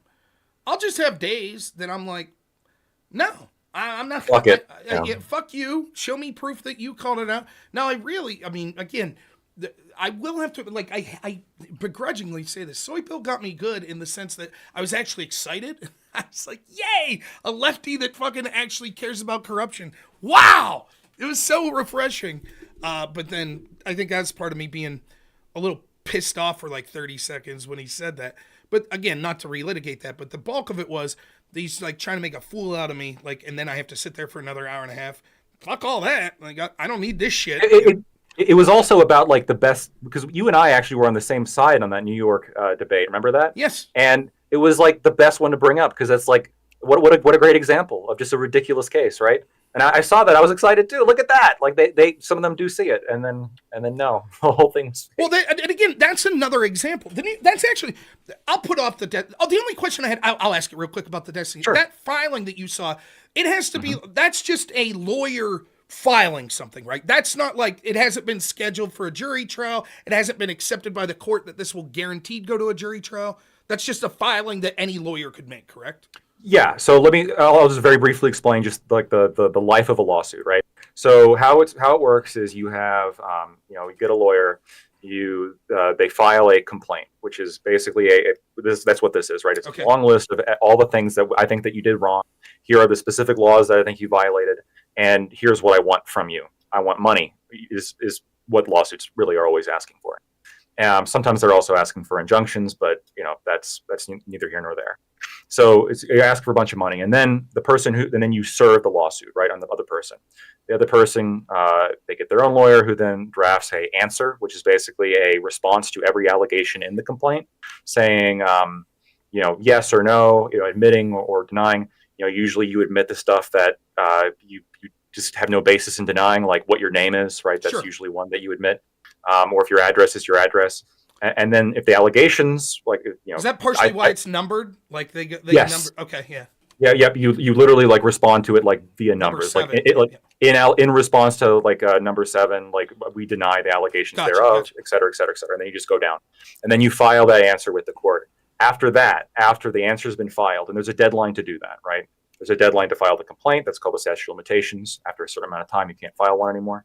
And then there's a deadline to file the answer. After that, there's a scheduling conference with the court where both sides call in and they set the schedule, right? And the schedule is, okay, we have this many months for discovery. We have like a deadline. You got to set experts by XYZ. After the whole discovery process, which includes interrogatories, requests for documents. So there could be a lot of documents that are pulled, right? Destiny could get a request for a whole bunch of documents that he might have to comply with. Deposition, right? We've all seen those. Forced interview, basically. And then after all that's done, then you start going into the actual, trial process, right? Yeah. That's and then that's what I thought. And I just wanted to, like, for the people, because I saw that got released today. I read through it. It does not look good for Destiny. But for me, I was like, if this is just this isn't something official from the court that they're certifying this or anything. This is going to be what the trial's about. It is just one-sided. He hasn't had a chance to respond. He may have competent responses. So to me, it was like, it's bad to hear the allegation. It certainly is. But I was like, this isn't like the judge read both sides and is making an accusation. And it's also not a criminal, right? This involved no criminal charges, right? This is civil. It's all civil. It did suggest an injunction. It did have an injunction of demanding Destiny delete all of material, but that's the only injunction part. The rest of it, I think, is just money, like basically suing for punitive and actual damages and attorney fees, the way I read it. So that is one-sided. That's coming from her attorney. So it's not the judge coming down with any kind of decision or he was I didn't see this. Someone says he was making responses today on stream. As an attorney, that is the worst idea. Yeah. If that actually happened, please tell me that didn't. If that I actually heard people happened, saying that all over X today too. That he started off like the first half hour of his stream was like him responding to the actual document. Oh, I remember seeing the document, and I want to talk on this a little bit because I think this this was bad, right? I remember, when all this dropped, he was saying, "Well, I can't deny it because it's litigation now, et cetera, blah blah." That's fine if you actually don't talk about it, right? But he did talk about it, exactly. And in the complaint, they're citing times that he talked about it on his Discord. On it looks bad, right? And it looks bad, and so you couldn't talk about it when it came to denying it, but you can talk about it when it comes to saying shit you shouldn't be saying. And if this is true, where he's going through the complaint on stream and addressing every point, that is. He's just not respecting the process. Maybe he's. I don't even want to speculate because I don't even know if that's what I said. Happening. I haven't seen it, but I heard. Yeah. Well, the other thing is, and again, I'm not an attorney, but just thinking logically through this, not only could statements you make lead to a possible guilty verdict, like be evidence against you, but I think it could also increase the damages. Because if part of her argument is you've damaged my reputation, and now they're putting stuff in this filing saying, after this initially broke, he's putting on his Discord, she's just a money grubber. Isn't that, if I'm her attorney, I'm making the argument, that's further harming her reputation. So you have the reputation harm of the physical video, but then also of the attacks on her character, which could also That'll be the argument. And so it's like, I thought that his initial response was the correct one. Hey, I can't say shit, right? And then you had the Discord shit, which is bad. But then you also had his public post on X, where he's like, coming back today, looking for my costume. And it's the Dr. Disrespect shit. And so if I'm Harmer attorneys, let's say he theoretically says, okay, yes, I did this. But it was sort of, I didn't intend for it to be made public to everyone, just one person, blah, blah, blah. And basically pleads to like, I'm very apologetic. I feel terrible. Doesn't all that provide evidence to the contrary? Like, you're joking about this shit online. Like, and so if you then try to go in and say like, well, I'm very remorseful on the penalty phase of this, that's all going to be brought up. Like, does this seem like someone who's sorry? And, if I'm him, I would make the argument, well, that's how I get through grief. Anxiety. I joke, but still, I think it's a jury. You got to convince a jury. That's right. As a jurist, I would be like, so if I believe that you did this shit and then you were joking about it, oh boy, the punitive phase of this is going to be fucking astronomical. It's different if someone's like, I fucking made a mistake. I made a horrible mistake. And that's the other thing, the question I had for like Erudite, right? Or any of the Orbiters, because in a weird way, I don't know how well you know some of these characters. I finally talked to Dan. I'd never met Dan or talked to him. I will say that Dan's stance of like, I don't give a fuck, I'm sticking by Destiny, he's my friend, I sort of respect. I'm not saying it's a decision I would have made, but to me, the scummiest thing would be, well, I'll see which way the headwinds go. If I think there's more benefit to doing a partnership with Destiny and I can get away with it PR-wise, then that's what I'm going to do. But if there's enough momentum against them, then I'm out. Like, to me, that's the scummiest thing. And so, like, when you see people like Erudite that were like, well, I knew about the accusations 2 months before they were made public. And I believe them. That's the key part, right? By the way, if you're listening and people say, oh, well, how could you have a problem with this because you voted for Trump? Because I don't believe the accusations against Trump. Oh, so, I had a whole panel on that specific question. Right. But yeah. So you don't believe him. But if you're admitting, and if someone's argument is, I don't believe Destiny did this shit, and you're like, but look at these quotes, he kind of admits it and say, yeah, but I think he was just trying to prevent her from committing suicide. So he just said that because they told her. That's actually, I could see someone coming to the conclusion, I disagree with it, but I could see them saying, I don't believe it. That's more of a reasonable than, well, I believe it, but I'm still standing by. But that's the people that say, I believed it, I heard about it, but I still kept doing my Bridges podcast with them every week with a smile on my face until it was made public. And then I was like, oh, I'm going to cancel the podcast. Like, it sounds to me that wasn't a decision you made based on morality. It was a decision you made based on business. That's what it sounds like. Which, whatever, just be honest with it. And so Erudite's explanation is, but I think the reason I stuck behind him is because I think he's remorseful. Really? Because the way he's talking about it on his Discord does not sound like a guy who's remorseful. So when's the remorse begin? Once the penalty phase hits? Then the remorse begins? If he's not found guilty, is he remorseful? I mean, so the whole thing, it's just like, I don't know. That was my question the whole time. It's like, fuck Destiny, he already blacklisted me. I don't give a shit. But if I'm saying I'm friends with Pixie, she's my friend, I believe her, and I kept doing a partnership with Destiny right until the point where this was made public, and now I've publicly changed my position. That sounds sketchy as shit to me. It sounds like you're not standing by Pixie because it's the right thing to do. You're standing by it for PR because, oh shit, it looks really bad for me now. So that's, you know, in a weird way, I respect Dan more for saying, dude, I'm going to take the PR hit by being like, I'm going to stand by my friends, you know? I think, it looks fishy.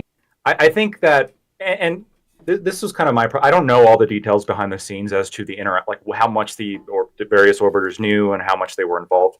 I guess to steelman the position a little bit for there, because after they cut ties, I did reach out and you know, say, hey, like, I think that's, you got to give some credit, right? I mean, there is a financial tie that you just can't deny, right? Sure. That exists there. And it's difficult, right, to separate from that kind of financial tie, right? Like, would I tell my boss to, like, go fuck off? Yeah, if something bad enough happened, but like it would be difficult. It'd have something that I have to plan around for sure. If it's your friend or if it benefits you in significant ways, you are consciously and subconsciously more likely to be lenient towards them. And that subconscious thing's a huge. It's the same way in politics.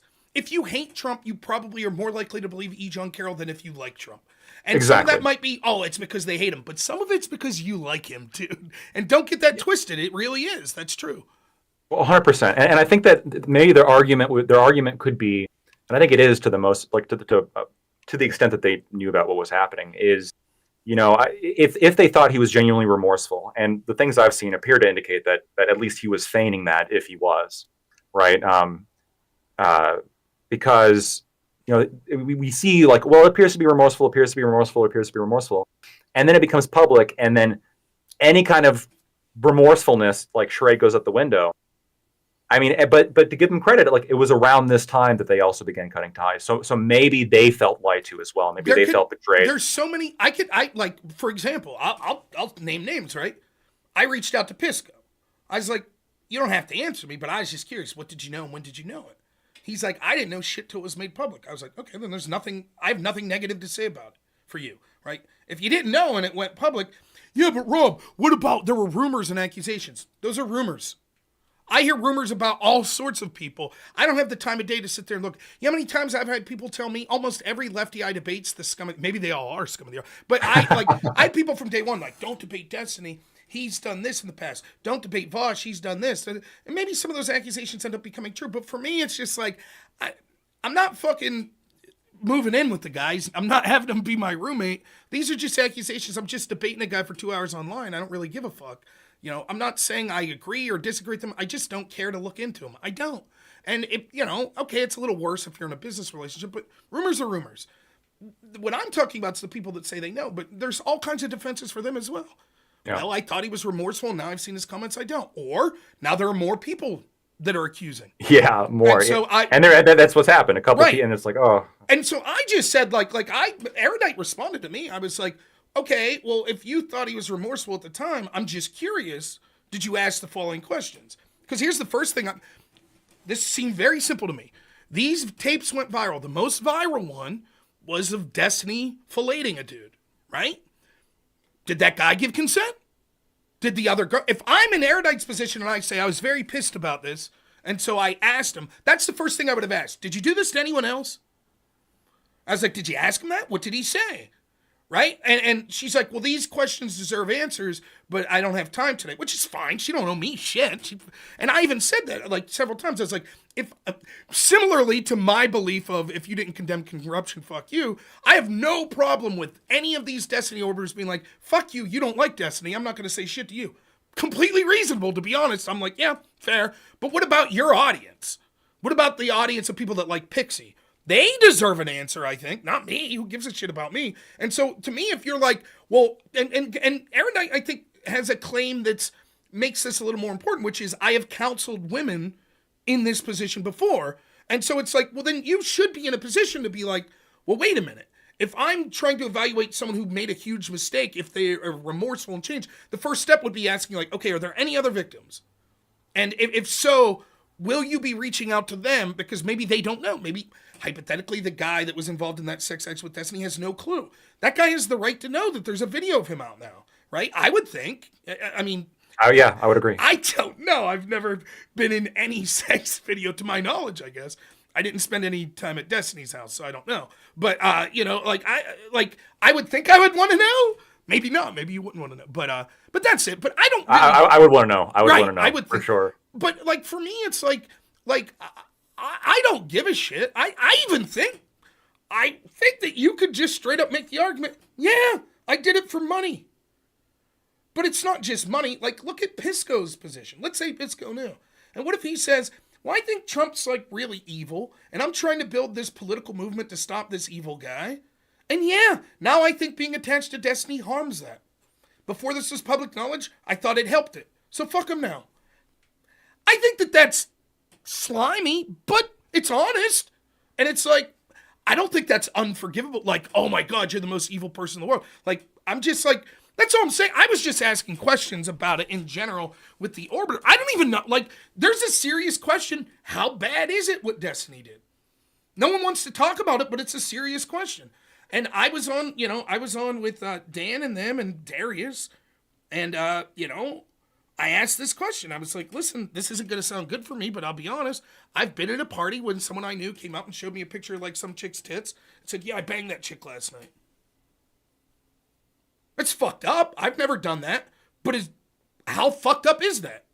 Does that guy go to jail? Does that guy get put in the sex offender registry list? Should that guy be sued for 20% of his worth? I don't know. And like, there is a tendency to just be like, oh, it's like a sex crime. And I've certainly made my jabs, violated consent, this and that, even on this show tonight. But there's a serious conversation. I don't think this rises to the level of sexually assaulting someone. I think that... No, it doesn't. The accusation of being recorded without your knowledge is more serious. I think, like, being recorded with your knowledge and then that being given is really bad. But not even knowing that you were recorded and then having that recording set is somehow worse. Because as much as I don't want to victim shame, if you allow some internet celebrity that you barely know to film you having sex with them, there is part of you that should know that's probably going to be seen. The behavior it's unwise, but I think there's like a line. Exactly. But it's worse if you didn't know you were filmed, because then it's really like, well, I didn't do that stupid, by the way, I'm not trying to besmirch Pixie or anyone else by saying it's stupid. It is stupid. Don't film yourself having sex with anyone, period, would be my advice. But if you're going to do it, make sure it's someone you're in a long-term committed relationship with, because...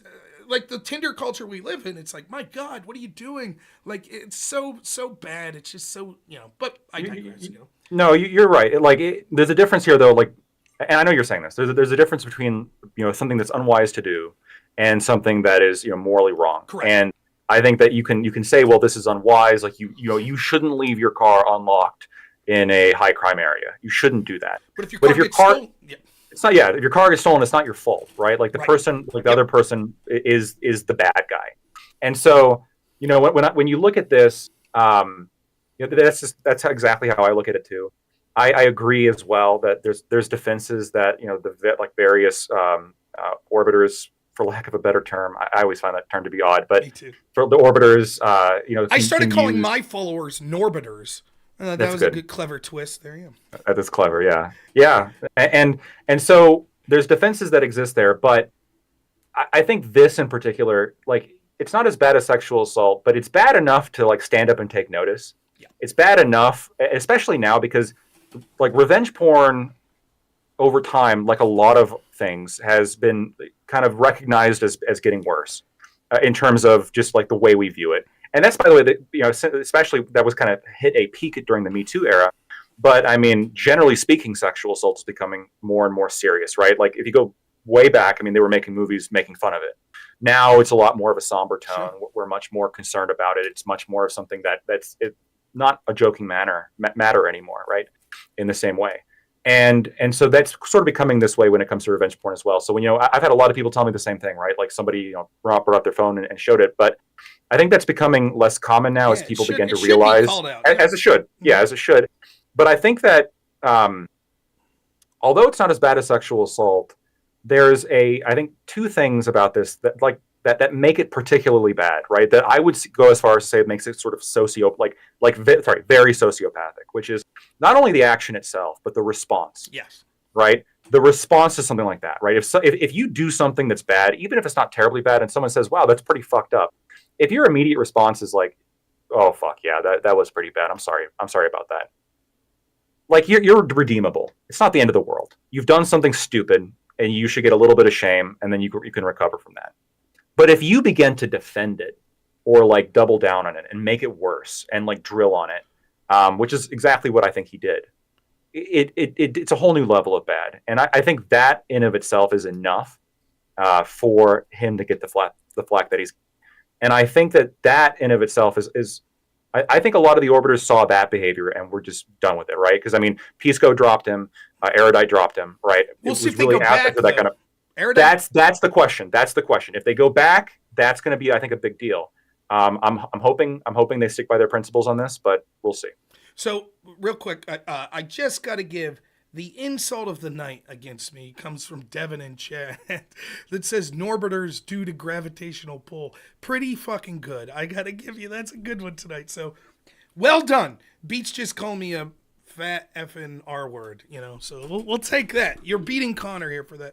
Yeah, I think there's other things that make this uniquely bad. I think there's a pattern of this. There's also a pattern of him threatening to release DMs or pictures in the past, right? So then it's it's almost like a power dynamic, which speaks to like sociopathy as well, right? Where it's not just a sexual gratification thing, but it's also a power thing. I'm not saying that's true. I'm just saying these are things. It appears to be the case, right? And he may have an explanation. I'm not saying he's guilty of anything. I thought I Steelman Destiny better than anyone I've heard. Destiny could say that he basically made his statements under duress, where it seems that he admitted fault because he thought that Pixie was suicidal and legitimately felt bad for her, and he wasn't going to quibble. Yeah, remember when we were banging, I said I'd like to give this to other girls. You're cool with that, right? And she said yes. That might be an argument that he makes. I don't know how if that's true, like though there's all of this goes like right out the window. And he like, could say, "What did you want me to do? Quibble with her while she's basically saying her life is ruined?" Instead, I too am a victim in that my video got released everywhere, and I feel terrible at the time. And so I'm just trying to console her, and then it spirals out of control. And by the time it spiraled out of control, I basically was like, okay, I made a bad decision commenting on my Discord stuff, but I'm pissed off because I'm a victim here, and now I'm being smeared by all of my audience, and my reputation's being damaged, when in reality, she did consent to this. I'm just saying that I don't know if I'm someone who stood by him, why I wouldn't have came up with that as a potential defense, but whatever. I'm not here doing pro bono work for fucking Destiny, I assure you. But that makes it worse. Two other things off the top of my head that I can think makes it worse. Because Destiny is someone who frequently talked about this sort of stuff, and he apparently, according to Pixie, had all of these conversations with her about what consent means as a 19-year-old woman. That's fucked up, right? Because it's like, then you really violated someone's trust, right?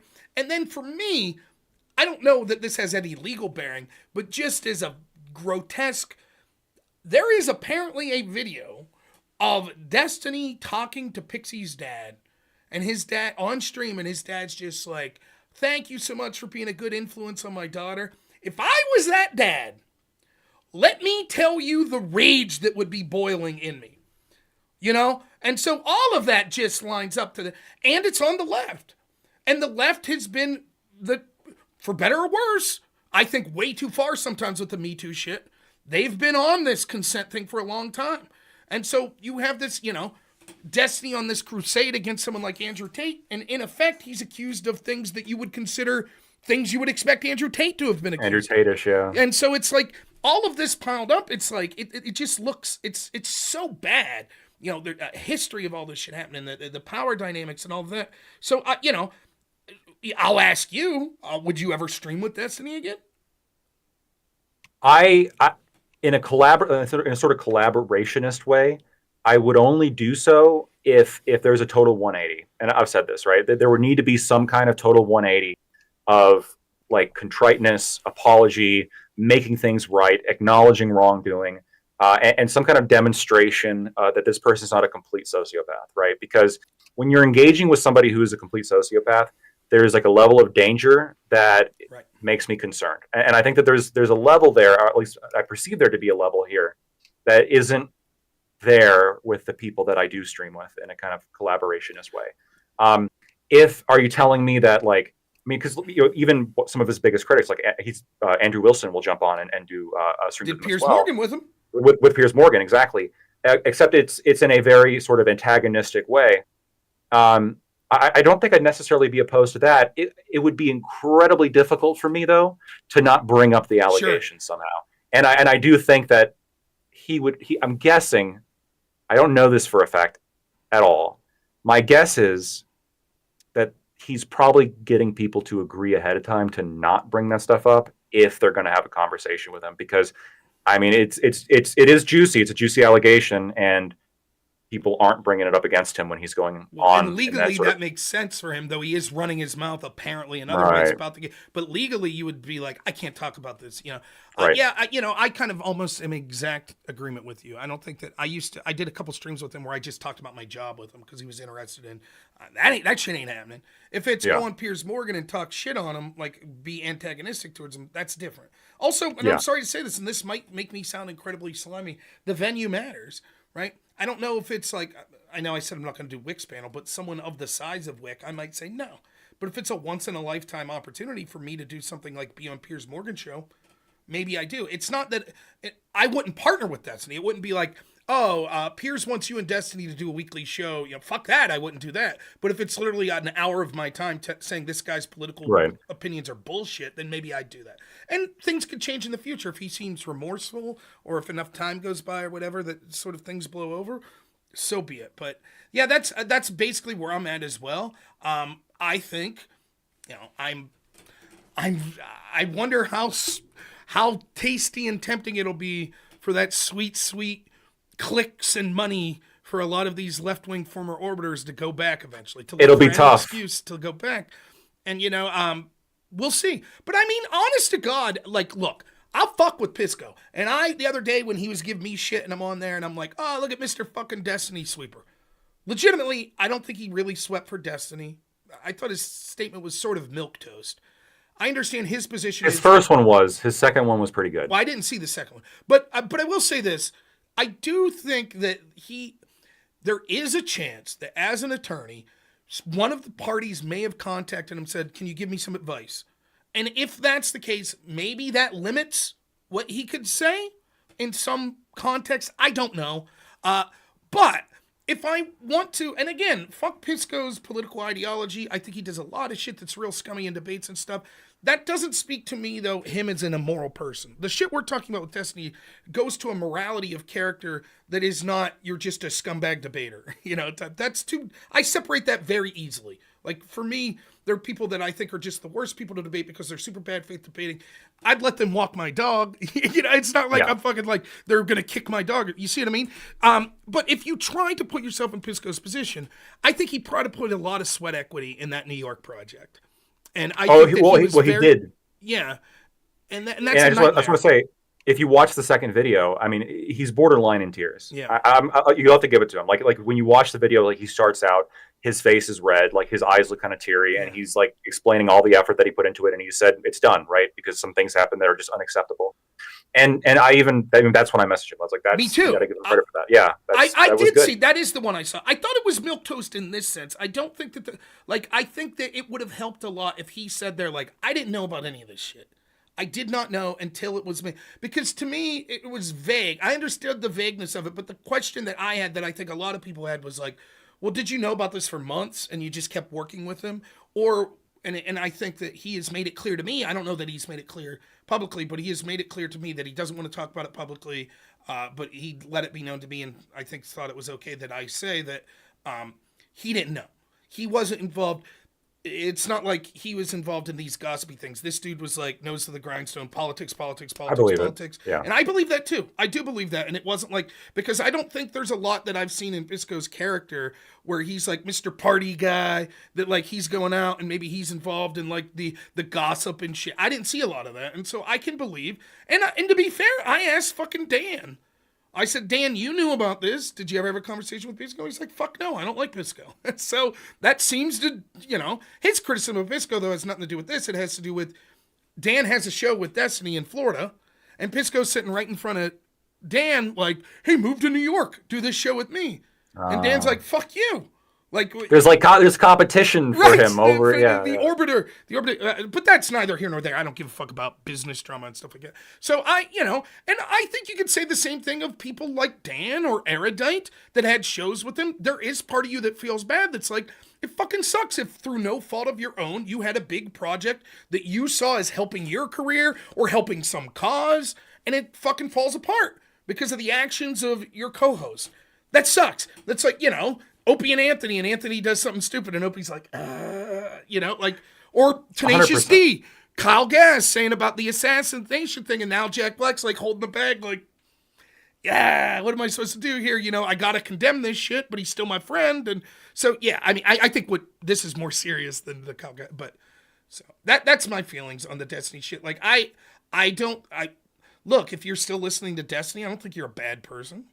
Well, you're dumb. You're listening to Destiny, but no. But as far as like, I think you could say. I do think though, I'm interested because you said you did a debate in this. In addition to the I believe it versus I don't believe it between this and the Trump shit, I think there's another degree of separation where it's one thing to say I'm going to vote for someone because they're the lesser of two evils, even if I think they did scummy things, versus I'm personally doing something that's connected to this person. And this sort of, but Destiny's really good at politics and can help our side. Dude, you're blowing smoke up his ass. I'm not saying he's not good and he doesn't have a big following, but it's not like a senator, a president, a politician. Like, you're talking about a fucking streamer. And there is no streamer, no matter how big, like maybe Joe Rogan or Tucker Carlson or something to that effect, that you'd say, well, we have to overlook this transgression because they're so big, they're influencing politics in a way that'll help us win. I don't think that's the case with Destiny.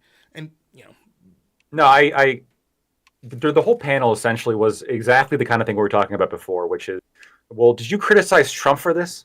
How, and it's like, well, like, hold on a second. The two situations are distinctly different, and here's why. Just to be honest with you, we're political streamers. Destiny's a big political streamer, right? But political streamers occupy a different niche than politicians. Sure. Which is that, and this is especially true, I think, with DGG, which is that it's not just a political realm. In fact, I don't even think it's primarily a political realm. The primary realm it's a sort of cult of personality, parasocial relationship, entertainment kind of factor, right? There's people who become obsessed with celebrities. They think the celebrities love them. This is the concept, right? That's happening here. And so when you are really into Destiny, like, you could agree with his politics, but the reality is you like him, right? I think this is true for probably like 80 to 90% of the people who like religiously watch him. Like, they really like him as like real quick, as entertainer. The closest thing I could put it to, maybe the closest, I don't know. It's like being like a soccer hooligan, right? Where it's like, I like this team, and and I'm not saying this is all bad, by the way. There's a camaraderie. This is our community. Yes, it's centrally focused on this guy, but and I said it's something that I also feel bad for. The people that were that from that community that are just the average viewer that were like, fuck, this is really bad. Yeah. I feel bad for them because it's almost like, well, do I have to leave this group that's my friends? And unfortunately, because of the way our society is today, I think a lot of younger people that would probably be watching Destiny, I don't know how much of a social network they have in real life or outside of that group. And so, like, I went to Reddit because I was curious, and I'm reading some of these Reddit posts that are like, I don't know what to do if I lose this community. And I believe that. I believe there are probably people in that position that are like, oh my God, if he would get banned or go to jail, what do we do? And It's tough. right. So I agree with you. It is not just like, oh, I'm voting for Chuck Schumer. Exactly. And that was the argument I was making, right? Like if you, for me, there's a fundamental difference here between like, look, I have problems with the E. Jean Carroll case as well, right? He denied it the whole time, and the evidence was entirely based on one person's testimony. There's questions there that should be asked for sure. I recognize that the case happened.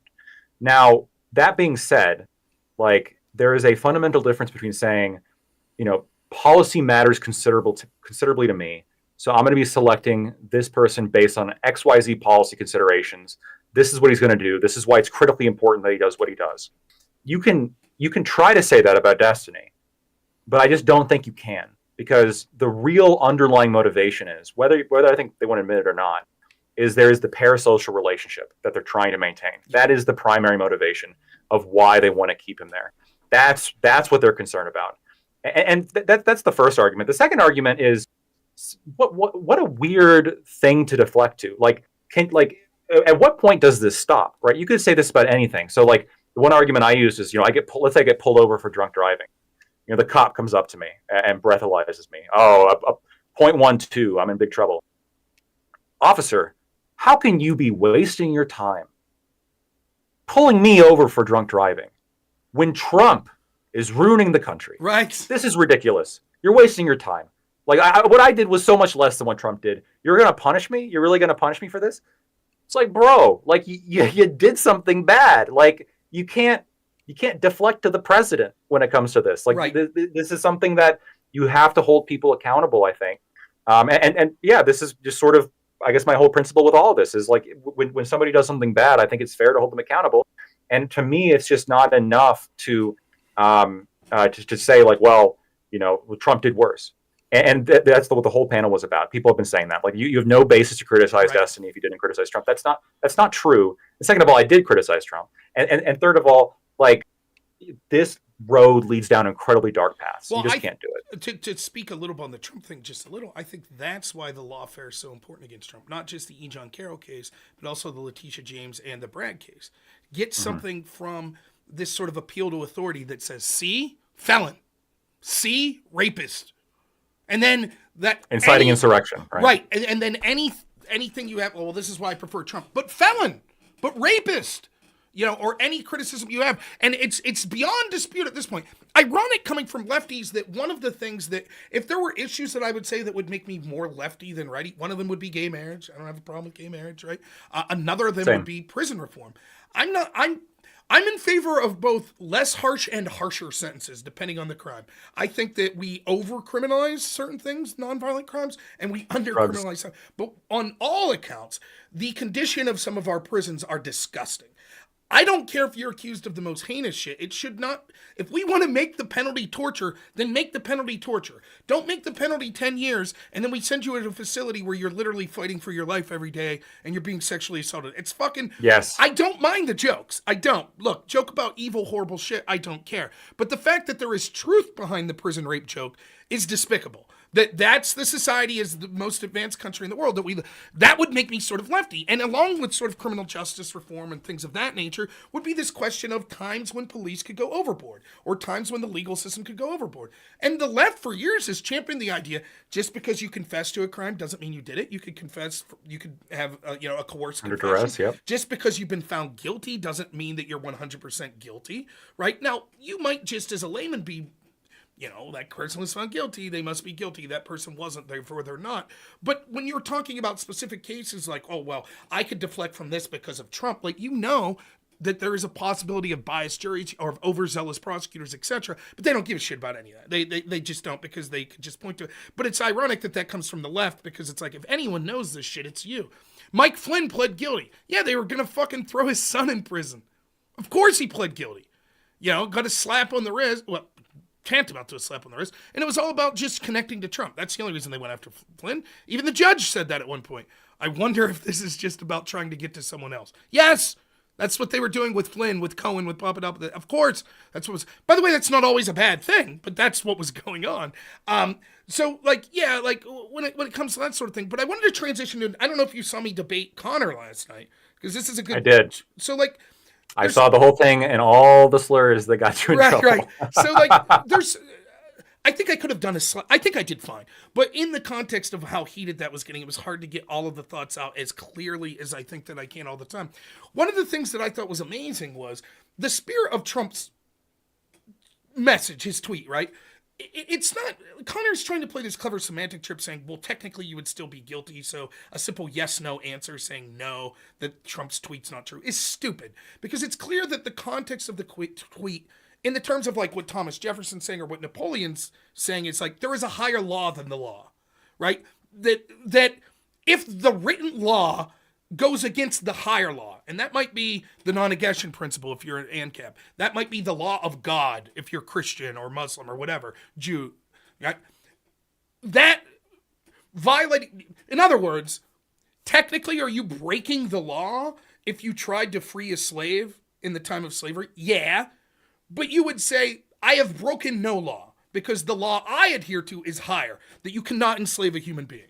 And most of us now would agree with that. We'd say, yes, technically, if they catch you, they're still throwing you in prison. You've technically violated their written law. That's why I think the Jefferson quote's so important, because he makes it clear what the thrust of that's being said. There are things above the written law. Yes, the written law is very important, but there are those occasional times if adherence to written law, like slavery, I don't think Jefferson's saying slavery, by the way, but you see what I'm saying. Like adherence to it could violate the greater law, and I think that it's an interesting point. I think it's super dangerous for Trump to be saying this, right? Yep. I think that it's stupid, it's optically bad, and I think that I understand how people say like, oh, this guy's going to run for a third term. This guy's never going to cede power. That's what he's talking about. And I think he's talking about these TROs. That's what he's talking about. But I understand it gives red meat to the other side that's unnecessary. It's just stupid.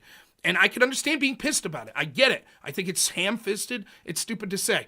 But the general spirit of, yes, there are things above the law, and so therefore you're not breaking law. Connor gets into this ridiculous, like, semantic argument, right? Where he's like, well, but still technically you would have violated the law. It's like, what the fuck are you talking about?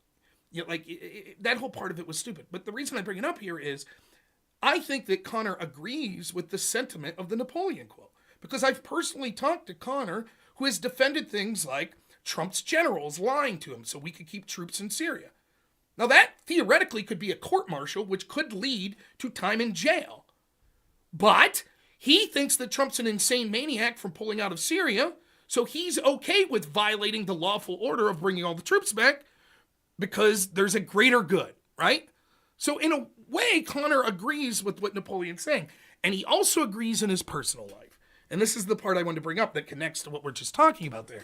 He defended canvassing with Vosh after the lolicon shit. Now, we could argue about how serious is lolicon. Fair enough. You could have the debate. But Connor was going after this person named Food Shops for it. He's talking about how bad it is. And then when someone's like, but you're canvassing with Vosh, he was like, lolicon bad, canvassing more important. Now, this gets to the part you were talking about where it's like, this dude ain't Trump. Vosh ain't Trump. Destiny ain't Trump. They're not politicians. And even if you're doing political work with them, all of the things you just said about parasocial relationship, about the stations being different would still apply.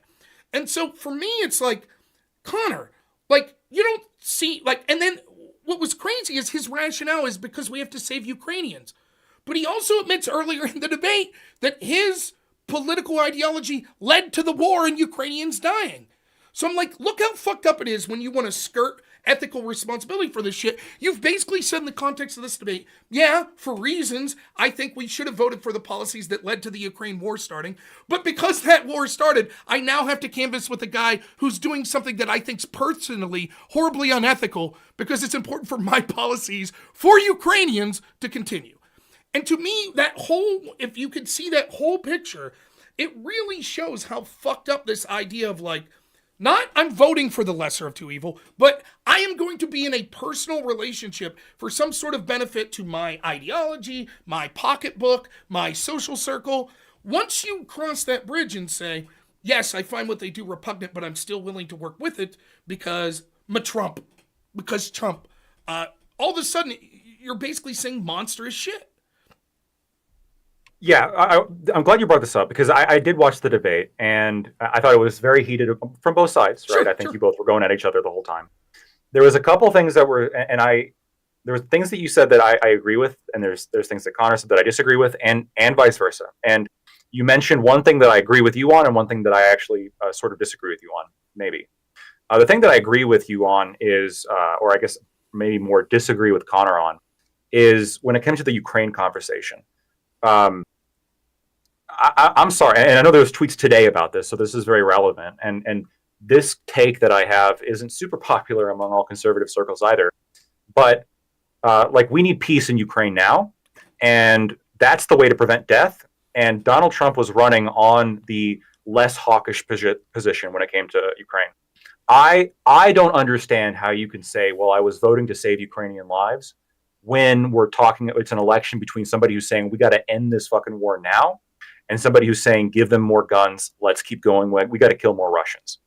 Like that I just, that's, I think it just doesn't make any sense. And you could, the Russians are winning too. It's like, but Trump was this is the thing. People want to talk shit in Trump's foreign policy. That was if people could, I don't know how old you are, how much you remember the 2016 election cycle, but as an old man myself, I remember one of the most central attacks against Donald Trump was he's a foreign policy maniac. The world's going to be on fire, right?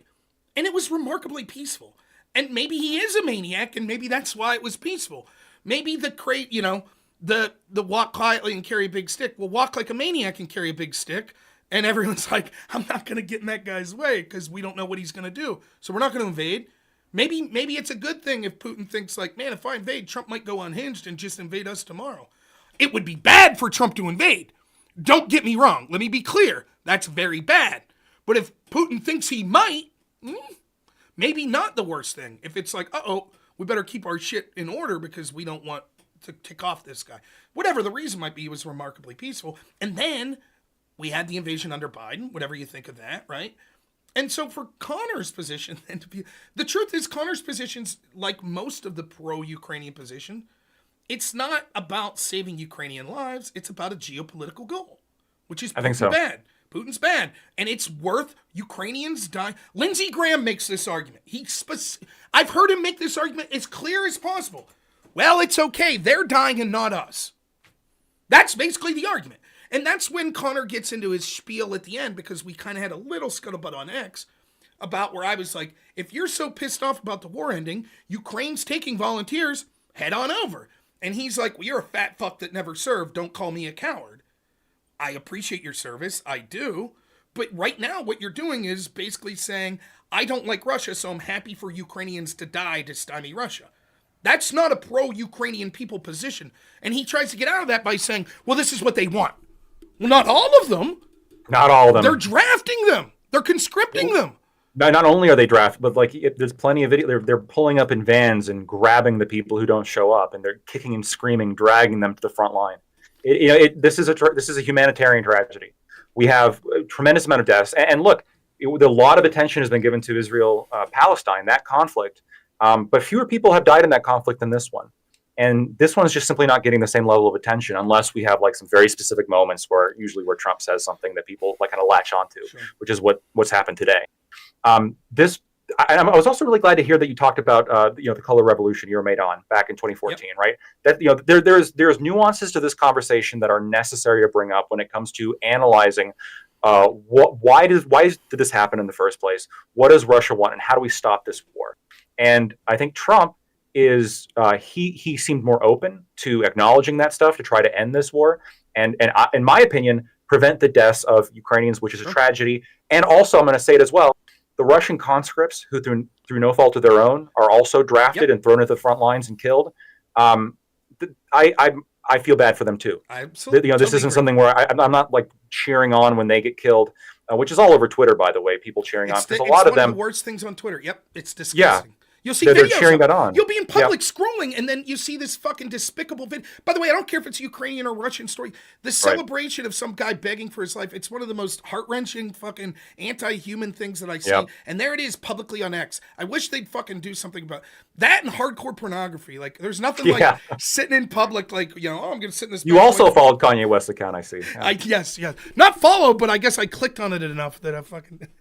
Yeah, no, that was my thing too. Yeah, I may have followed it. I don't recall because I was looking to like maybe get something from Yeezy.com, but then he posted the stuff about Diddy, and I was like, all right, I can't. Yeah, that's too much. I would do the ironic thing, right? But I can't go that ironic. Right. Once you start doing that, it's like whatever. And then the whole Nazi swastika. Not good. It's not good. It's not good. It's not good. There comes a time which you can be like an ironic jokester, and then there comes a time where it's just like how am I supposed to explain this as a joke? You just can't do it. But yeah, when's it still irony when he's like stringing up a Jewish person? It's like, this is still ironic. Like, yeah, exactly. But the videos of death, they're horrific. I think it's a humanitarian tragedy. And I do give credit to Trump to being one of the voices here. And by the way, one of his picks that I was most excited for was Tulsi Gabbard. Yep, specifically because of her less hawkish stance. I have a track record. I can say this, even back when I was a left winger, back when I was younger, I've always opposed George W. Bush, right? I think the Iraq War was one of the biggest geopolitical disasters we've ever gotten involved in. We've handed that country over to Iran. It was a complete mess. We went to that war based on a lie. And, Tulsi gets a whole bunch of shit for saying, hey, maybe we should double check before we start firing rockets into Syria. Yep. No, that's exactly what we should be doing. We should be double checking everything, because look what happens when we don't double check. We get Iraq again. And then what did that lead to? ISIS and all sorts of other horrible things. One of Trump's worst things in his first term. Yep. 3 days after this alleged attack, they're bombing, and then they claim that the investigation wasn't completed for months. Then why'd you drop the fucking bomb? And by the way, the investigation was a sham and bullshit anyways. I'm not saying Assad's a good guy, and I'm not saying he never harmed his own people. But when you have the lead investigator for the OPCW that's coming out saying, like, look, this shit is not as it seems. So the OPCW is like, we're going to have to let you go and install a new guy that's going to turn out a report in 1 week that's basically like, no, trust us, he gassed his people. He's on the verge of winning. It's almost over. So he takes the one thing he does that could cause him to lose. He's going to gas his own people at the last minute. I'm not saying it couldn't have happened, but Tulsi's right to say it should be investigated. It's right. How many times are we going to jump in with both feet and then be like, whoopsie, our bad, Yeah, so I agree with you. I'm interested. I certainly want you to keep going, but I definitely want to hear what you disagreed with me on for sure. Yes. So. I'll get to that. Yeah. And just want to say, when Trump, that first time around, when he went hard on Jeb, for me, it's great. That was powerful, right? Yep. And I think that really put him in a different category, because to that date, everyone was just, I can't alienate the Bush voters. I can't alienate the Bush voters. And then Trump was like, nah, fuck it, right? This is what I believe in that. So again, you have to give him credit for that as well. Wasn't enough to get me to vote for him back in 2016 or 2020, but still, right? I'm able to, again, call it as I see it. What I disagreed with you on, and here's my perspective on this. I agree that on the concept that there are like more, and maybe this is just like the lawyer brain of me, okay? I hold the Constitution in very high regard. I think I fight tooth and nail against the people who are advocating for packing the court. I have had vigorous debates against Destiny, Josiah, Pisco on this, right? Packing the court is a complete disaster. You will obliterate the third branch of government, and it just can't happen, right? And part of that's because of how much I respect the stability that the Constitution gives. I agree there are laws above the law. Like, there are moral principles I hold so strongly that it would lead me to betray, my oath to the Constitution. It would lead me to betray the government. But it would have to be pretty bad. Mm-hmm. Like, slavery could do it, right? If we instituted some kind of like, we're bringing back slavery, yeah, that could probably get me to do it. I'd probably be like, no, we're not doing that. I'm sorry, we're going to have some kind of revolution again. It sucks, but right. But it would have to be pretty bad for me to like fall to that level. Certainly not a TRO, right? And so when I look at Donald Trump's tagging that or replying to that TRO, how I'm reading that is him disagreeing with the TRO, him telling the court, because he's already said he's going to abide by the court decision, which was great that he said that. Me too. Say that more, please. But when he replied to that and he said, he who saves his country breaks no law. How I understood him is that was like a response to the court saying, I'm not breaking the law, I'm saving the country. Come on, this is ridiculous. Mm-hmm. That's the best interpretation. That's the way I think. I agree. That's what he was saying. Yep. The bad interpretation is him saying, I don't care what you have to say. Me defying you is me saving the country. So I'm not breaking the law. If that's the case, which I don't think is what he meant, but if that is the case, if that's actually what he's going to do, if that's actually what he's pushing for, that's a disaster. That's a unmitigated disaster. That in of itself would be enough for me to, I'd pull all support, right? If he defies the Supreme Court, if the Supreme Court gives him an order and he says, no, fuck you, like that is a complete constitutional crisis beyond heaven and earth. Presidents can't do that. Right? I would say unless something insane happened. I don't know how much we disagree. Maybe I didn't articulate properly, but I basically agree with you. I think that at this stage, I actually am not happy that he would violate the TRO. I think on the grand scale of things, first off, there hasn't been an injunction yet, right? That ups it, right? If he violates it after the injunction. But even then, you could make an argument, I think, that like, okay, it's not the highest court in the land, but once the highest court in the land rules, I think that's pretty much it. Unless something unthinkable is going on, right? Like literally the enemies are at the gate with bayonets coming into the White House and the court's like, yeah, you're not allowed to defend yourself. You can't put the National Guard out there. Like something that insane, which is unthinkable. Like, so sure. Other than that, I don't think that all of a sudden I'm team fucking Democrat, but yeah, I would be like, this dude has gone so far. That's where the fear of the left is actually legitimized. I don't think he would do that. I don't.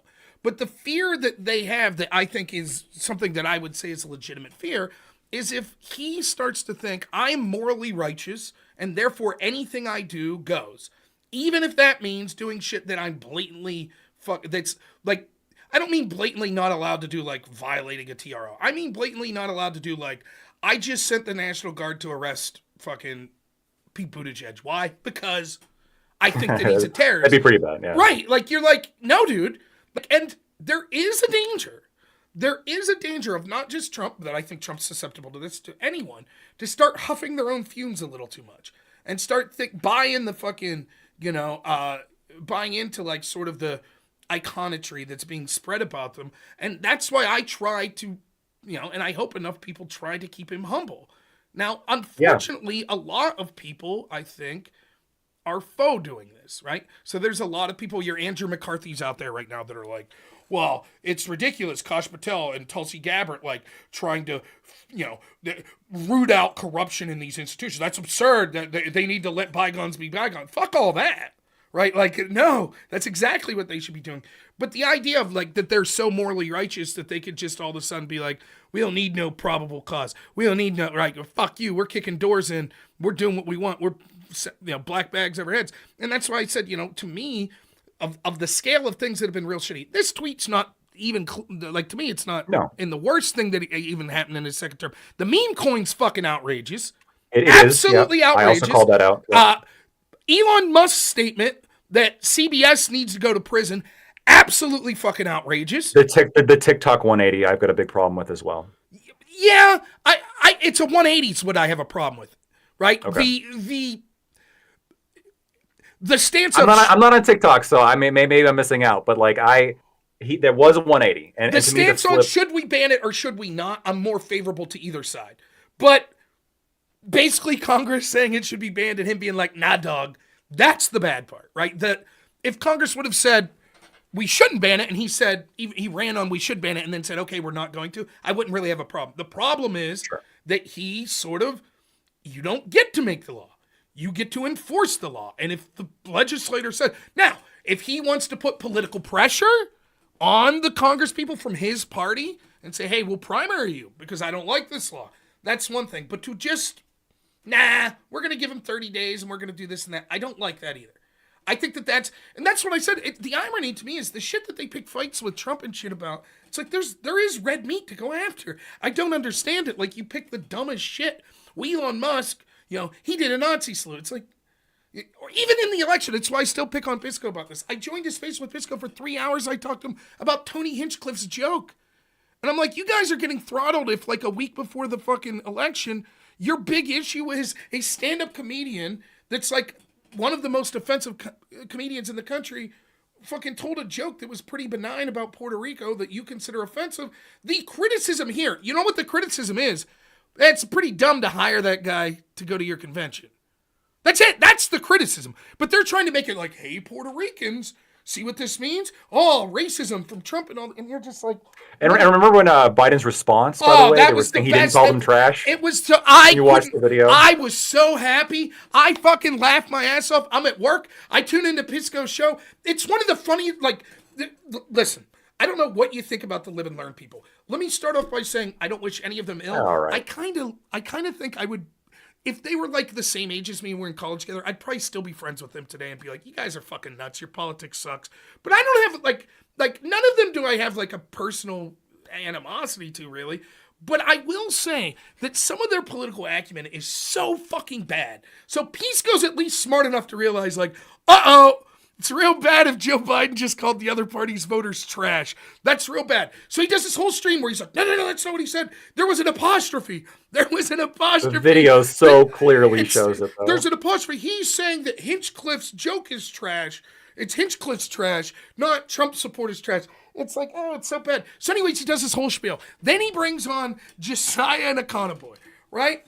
And so Pisco just tried to fucking carry water. The mental gymnastics are incredible that Pisco's trying to do. To be like, no, trust me, Joe Biden, we would never do that. We wouldn't call Trump supporters trash. Within 2 minutes of Econoboy and Josiah coming on, they're like, well, what percentage of Trump supporters do you think are trash? And Econoboy's like, at least 50%. And then Pisco's like, and it's just like, oh, you fucking idiots. You can't even get, like, you don't understand that this dude's trying to, like, you know, he's in a sinking ship and he's throwing water out with the bucket and you guys are like, let's throw more water in the fucking ship. I made fun of Econoboy so bad the next time I talked to him. I'm like, you fucking idiot. You couldn't take a cue from your co-host to see that he's desperately trying to convince people? Did you see, I didn't edit it at all. It just came up on my Twitter feed. It was like one post, like right at the very top was, yes, he called them trash and they are trash from Destiny. And then the immediate post below, he never called them trash from Pisco. It was like just right up the bat. It was like, oh my God, they can't. It's like, and it's so funny. Like I said, Pisco, you're in this position because you take positions that are clearly bullshit and you hype it up like it's this big thing. And then when it blows up in your face, like, so you're going to freak out about Hinchcliffe told a joke. And to him, that meant everyone who didn't decry that. Every Republican, well, they adhere to the fact that Puerto Rico's trash. That's what they adhere to.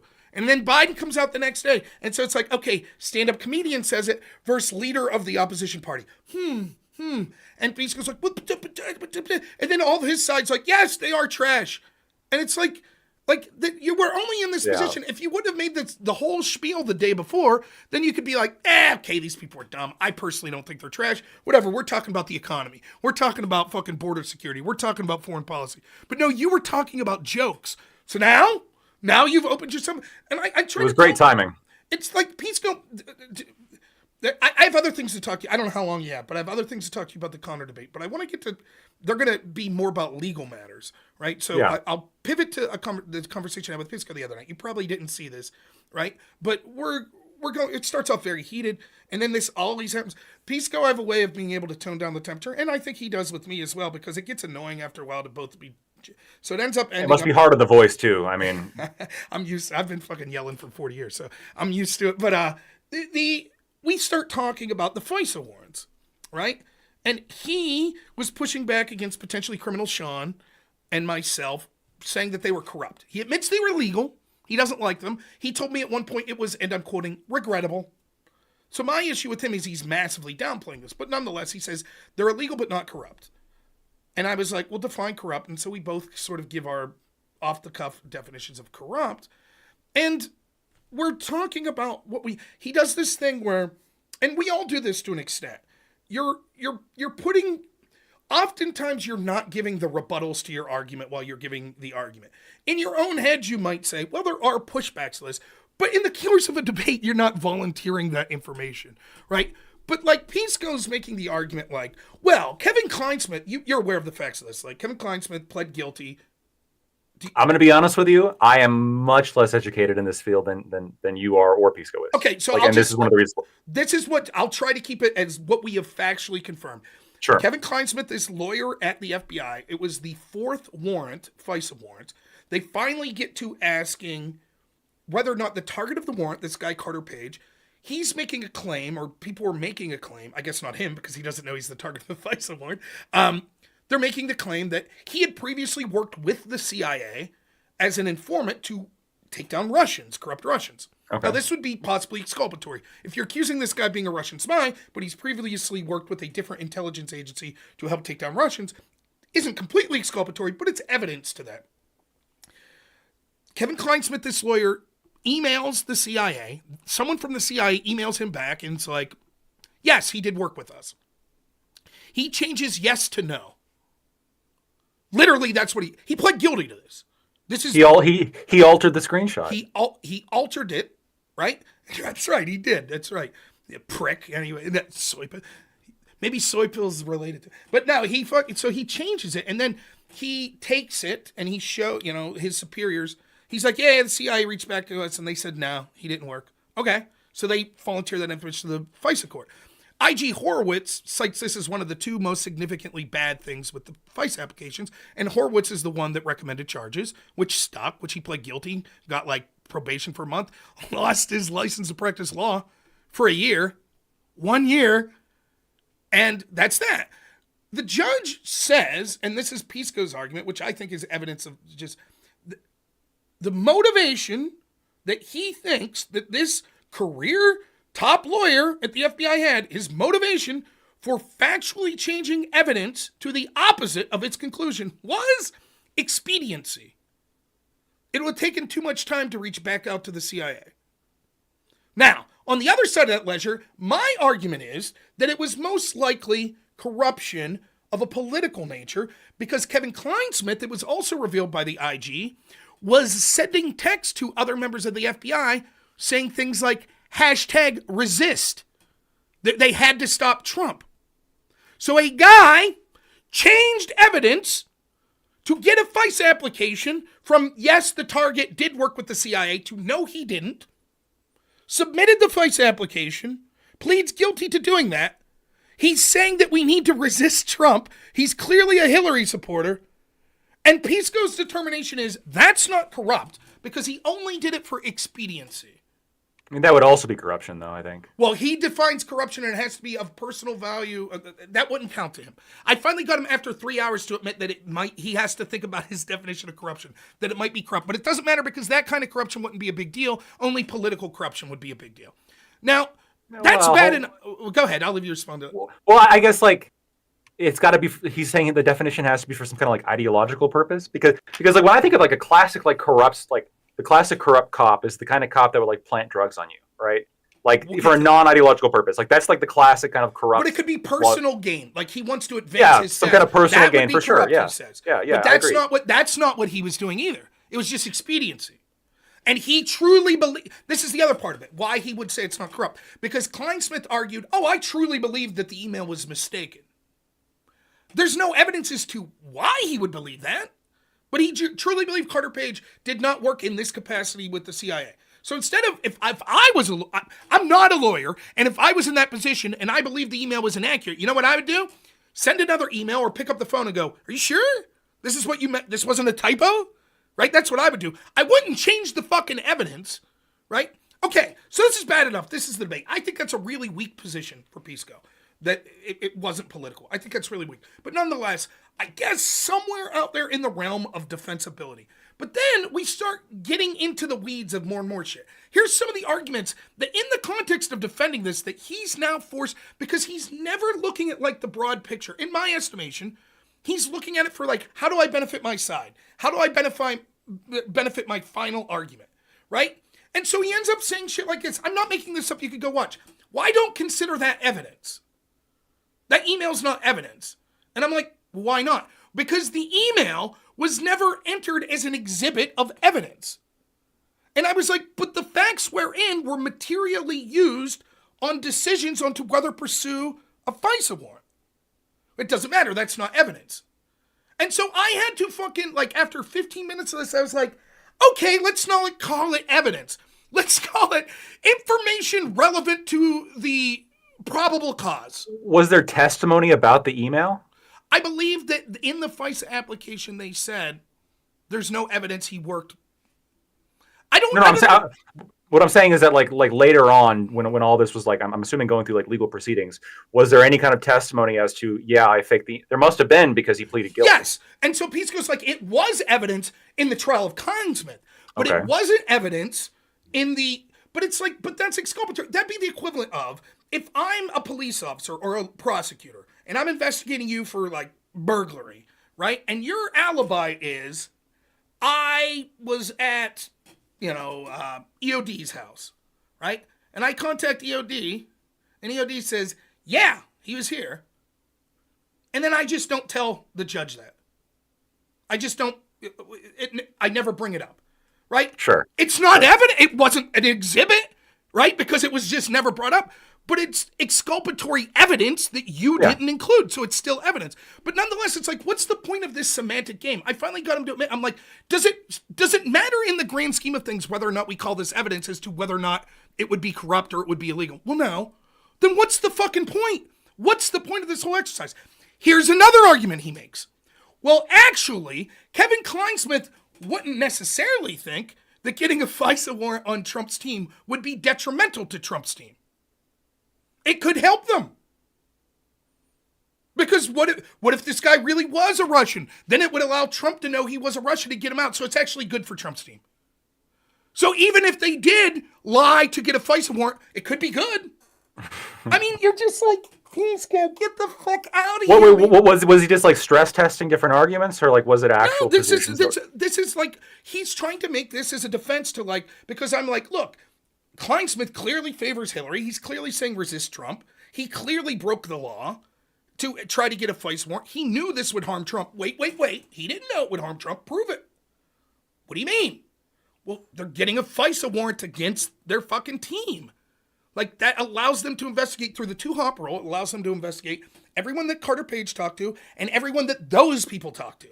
That means they now have access to all communications between everyone Carter Page talked to, emails, phone calls, etc., and everyone those people talked to, which would include Donald Trump. Based on false information, yeah. Right. Based on, So in what world would you say it's not detrimental? Like if it's you, Lactoid, if somehow there's a FISA warrant against me, which allows them to get all of your communication, in what world isn't that fucking detrimental to you?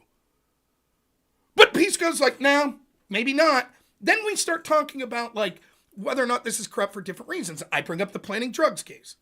Because he's sort of trying to allude to this argument that's like, well, if he truly believes in the guilt of this guy, or in this case, if he truly believes that he didn't work with the CIA. And I was like, okay, so let's say a cop truly believes that someone's a serial killer, but they can't get him. So you plant coke on him. Is that corrupt? He didn't do it for personal reasons. He thinks he's saving lives. He didn't do it for political reasons. So is it corrupt? He don't know. I'm like, what do you mean you don't? Like, he's hemming and hawing. He's like, after 2 minutes, he's like, I don't know, I guess maybe. How about you, Rob? I'm like, yes, that's corrupt. I'm not a lawyer. That's the first thing. Whenever I think of like corrupt cop, that's the first example I think of. And then, I can't think of. And then he's like, well, but that's because it's a different crime. That's why it's corrupt. I'm like, okay. Let's say the cops think this guy's a coke dealer. And they look down the street and they see a bag of coke 100 yards away from this dude's car. And they think, I know that's his coke. So they take the coke because they know they won't be able to prove it, and they throw it in the car next to the guy. Is that corrupt? Well, I'd have to think about it. Yes, that's corrupt. Yes, it's undoubtable. You're an attorney. How do you not know this? That's fucking corrupt. And you're just sitting there. I'm like, please go. How are you twisting yourself into these fucking pretzels? It's embarrassing. It's embarrassing to watch this guy.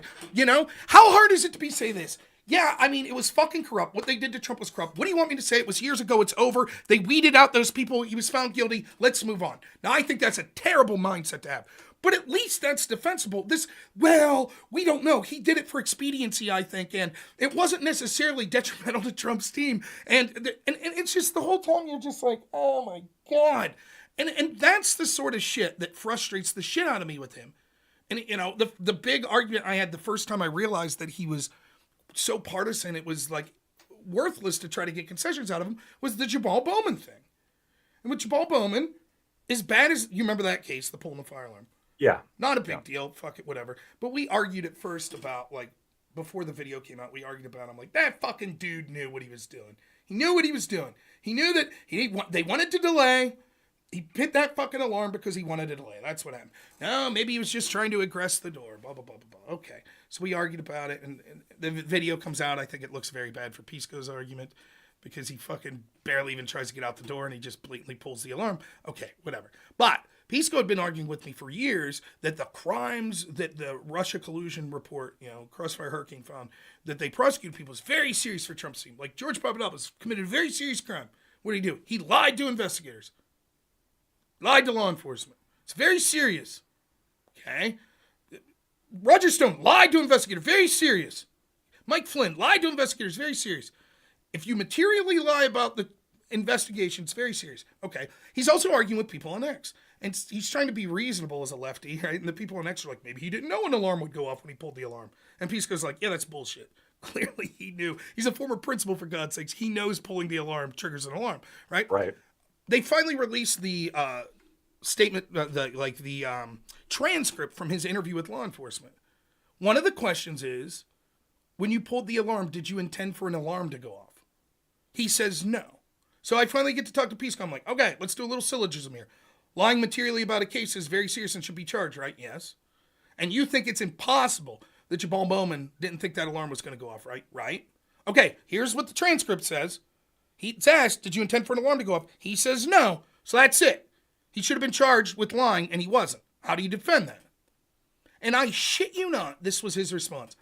Well, I think when he said no, what he really meant was yes, because he meant that he didn't intend for the global alarm to go off. He just meant he thought the alarm right above him would go off, but not the global alarm.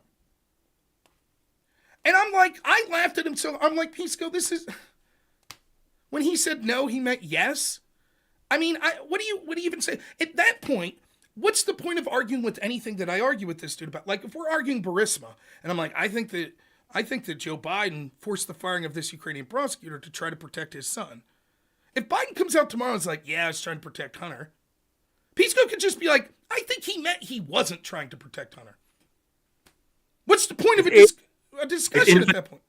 It's infinite charity one way, right? That's what it is, right? And you're right. It is impossible if there's going to be infinite charity one way to ever make ground. And I think this is I guess really this was your argument from the very beginning, which was like when you're engaging with somebody who's giving ultimate charity one way and just refusing to engage with any kind of substantive criticism of their side, why even bother, right? But I mean, you were up until 4 a.m. doing it. It was fun. You get the spicy memes. That's true. That's true. You get some spicy memes. That's true. Well, one other question I wanted to ask you, referencing is, what did you think about the part of the debate with Connor? Because to me, this was like one of the fucking... The two worst indefensible positions that he had, I thought, were the like, I don't care if U.S. aid is fucking trying to root out populism at home and around the world because populism's bad. So if they're fucking... So populist, yeah. So yeah, it's a populist that's bad for me, right? So if they're saying, yeah, we're going to root out the former president in Poland's a populist, so now the new president should arrest him. And we know that fucking the intel agencies are doing the same shit back home, censor populists, whatever. Yeah, that's okay because that's fucked up. But then sort of going along with that ideology, at least in the theme of that ideology, which is clear cut that he says this, I'm making an argument about Eric Adams where it's like, the concern is, was he politically targeted? So I'm not questioning his guilt. There's an argument. I mean, he's innocent until proven guilty, and maybe we haven't heard his defense. Maybe he has a defense. I don't know. My assumption is, though, my default with almost all of these people is, yeah, they probably have campaign finance violations. They've probably taken money. You have to explain somehow they're all making 6 figures in Congress or 6 figures as a politician, and they're walking home with 9 figures. Something's going on, right? Money's coming from somewhere, so I assume there's some shady shit going on. That's my default position, so I can't speak directly to Eric Adams, like that I know beyond a shadow of a doubt he's guilty or that he's absolutely innocent. I just assume he's guilty, okay? My question is, was he politically targeted? And I asked Connor straight up, I'm like, well, if he is guilty, or if anyone's guilty, but we find out that the only reason that they're being charged is politics, that they're being targeted politically, should those charges be rescinded? And he's like, no. And that's surreal. I think that's, to me, one of the biggest problems in this country. Now, there are levels to this. There are levels. Yeah, that's what I was thinking. I was trying to think of examples of like, it was politically targeted, but hey, like we got to go after this guy. There's examples. We find out Bernie's a cannibal, right? And he's eating a bunch of fucking people. Like, and he was only targeted by Trump because Trump hates Bernie. Okay. But like with shit like this, because the fear is this, and it's ironic because Bove's memo back to Sassoon, who resigned, I don't know if you've read those, but Bove's memo is basically like, you quoted Scalia. That's funny because Scalia makes this point that how dangerous it is that if you really want to go after a politician, using the force of law is the best way to smear them, and how dangerous that is, right? And for me, that's the problem. I got arrested one time at a concert. I don't know if you've ever heard me tell this story, but I was at this metal concert. I was at this metal concert. There were a bunch of people fighting. I'm drunk as shit. Should not have been served any more alcohol. But anyways, this fight breaks down. The cops arrest a couple people. They stop the dance floor. No more mosh pits. Fucking whatever. Okay. So I go up to the bar. I buy a Pabst Blue Ribbon Pounder for $8, which is outrageous, but that's concert prices, right? So I give him the $8, and the bartender does this, sits the beer down, and before I grab it, security grabs the beer. I haven't even touched it. They say, "You're shut off." I said, "Okay, I want my $8 back. You can't fucking sell it to me before I even touch it. Shut me off. If I'm shut off, give me the $8 back." And I'll be honest, that's being a prick. That guy's like, "Fuck you, blah, blah, blah, blah." And I was like, "Fuck you." Of course, you got to hit him at that point. I did not hit. But then all of a sudden, I got fucking bam, slammed in my face. It was a cop. He slammed me in my face. My nose is bleeding. He handcuffs me, drags me out. I get arrested. There's a lot more to the story, but basically, as being a fuckhead, told him that someone was recording me, and then he wouldn't wipe the blood off my face while I was handcuffed. I was like, "Can you wipe the blood off?" He's like, "I thought you were a tough guy." I'm like, "Where the fuck did you get that from?" And I was like, "My buddy over there is recording this. This will be your last day in the job." No buddy's there of mine. He starts taking random people's phones. "I didn't give you consent to record." It was quite no way. So they get me to the drunk tank, and then there's a second cop there. He pulls me in. And I was like, "What am I being charged with? Drunk in public?" Okay. And disorderly conduct. And I was like, "I didn't commit disorderly conduct." And I'll never forget this. The cop's like, "Yeah, you did." And I was like, "They can get you for discount for anything." He brings up the Pennsylvania statute of disorderly conduct. I can't remember the exact wording, but it's basically something like anything that could be considered a nuisance to a member of the public.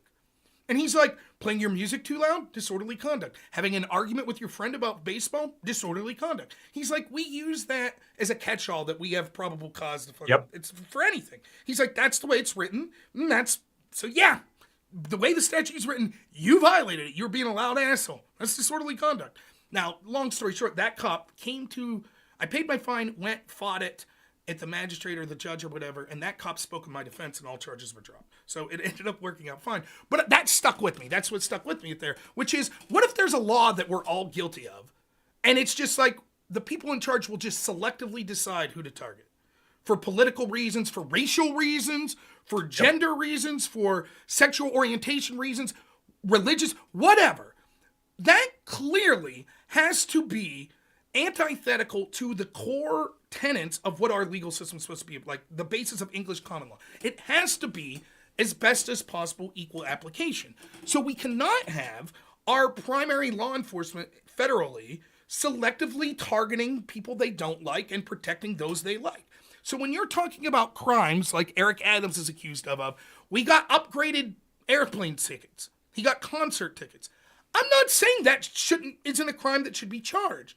But that crime versus a corrupt FBI that's selectively only going after people that they want pales in comparison. And if we assume that there are, particularly with campaign finance laws, there are probably, and I ran for Congress, it's easy to run afoul of them, even if you're not attempting to. If we decide that we can have rogue FBIs that are like, we're only going to go after Republicans, we're only going to go after people that criticize the president, that's fucked up. And so when I asked Connor, like, if that's what occurred, if they're like, we're just going after Eric Adams because he criticized Biden during the election, but he did do this, he took those concert tickets, yeah, we still got to charge it. We still got to go forward. To me, that sums it up. That sums up everything that I think is problematic with his ideology, which is, but Orange Man bad. I wonder, though, I guess my philosophy on this is, like, if he did it, it feels really shitty to me to, like, let a guilty let a guilty guy go free. I understand sometimes you have to, right? I mean, like the best example I can think of is like Bill Cosby, right? Where like he did it, he admitted to doing it, but because we hold our government to certain standards, we had to drop the charges because, you know, when you promise somebody immunity and they testify and, you know, otherwise they have Fifth Amendment protections and they waive those in order to testify, and then you use that testimony against them, you've broken the trust and will and good credit and faith of the U.S. government. So you can't do that. But if Eric Adams did this shit, right, I'd be cool with him getting punished. But I think your point, perhaps, which I think is fair, is that the people who like are selectively politically targeting people, there needs to be something there that needs to change, right? There needs to be something there that needs to, like, perhaps there needs to be some kind of like punishment, discipline to those people. There needs to be like some kind of investigation as to how much of this is being politically decided compared to it, like an actual like good faith, you know, discretion based on the role this person holds and how bad it really was. I'd like to see that, but I don't know. I don't know where I feel on the whole dismissing all the charges things. Like, it's tough. I think that I've personally, at least once in my life, seen a case of someone that I know was guilty, was of a DUI, that had the charges dropped because his rights were violated. Theoretically, it happens. Right? Didn't read a Miranda rights, or what about this situation? Like imagine that a mayor's like, the guy that's running against me is shitty. So you don't have probable cause. So you fake probable cause. You kick in his door and you find a weed plant. He committed that crime, and let's say something fruit of the poison tree. Right. Yeah. Let's say it's something more serious, like they find fucking heroin needles. I mean, you can talk about Miranda, right? Like that case was the guy murdered people and he got off because they didn't read him his rights. And unfortunately, the Miranda that I don't agree with that case either. But. Right, but the spirit of it in general, that's like, what if murder's the highest level that you can get in that Miranda seems to be sort of very low in this. But what if it was murder and instead of they just didn't read him his rights? The only reason that he was ever looked at in the first place was because he ran against the local mayor. And so they watched this guy for 4 years and then finally found something. You may have to say, unfortunately, despite the heinous nature of that crime, we can't let this charge stick, because at that point, the rule of law is out the window, where it's like, well, now there's an incentive. You know, or maybe, I guess what you could do is say, make the punishment so harsh on the opposite side that police officer faces such a stiff penalty. But that's the point I'm making, like, because Eric Adams didn't commit murder, right? Like, let's take it to somewhere else. Like, I don't like most of Washington. In fact, I'm someone who's libertarian adjacent. I want the government massively straight. If they've committed a crime, let's take a crime that I think's committed all the time, FARA violations. People that are registering or that are not registering and they're lobbying for foreign entities. I think that probably happens in law firms all the time, right? In DC area. Throw them all in fucking jail for 10 years. I don't care. You want to throw Don Jr. in jail for talking to that Russian lawyer, Veselnitskaya? I don't care. But throw Hillary's team in jail for talking to Dushenko. I don't give a fuck. Well, I think maybe, hold on, I just realized something.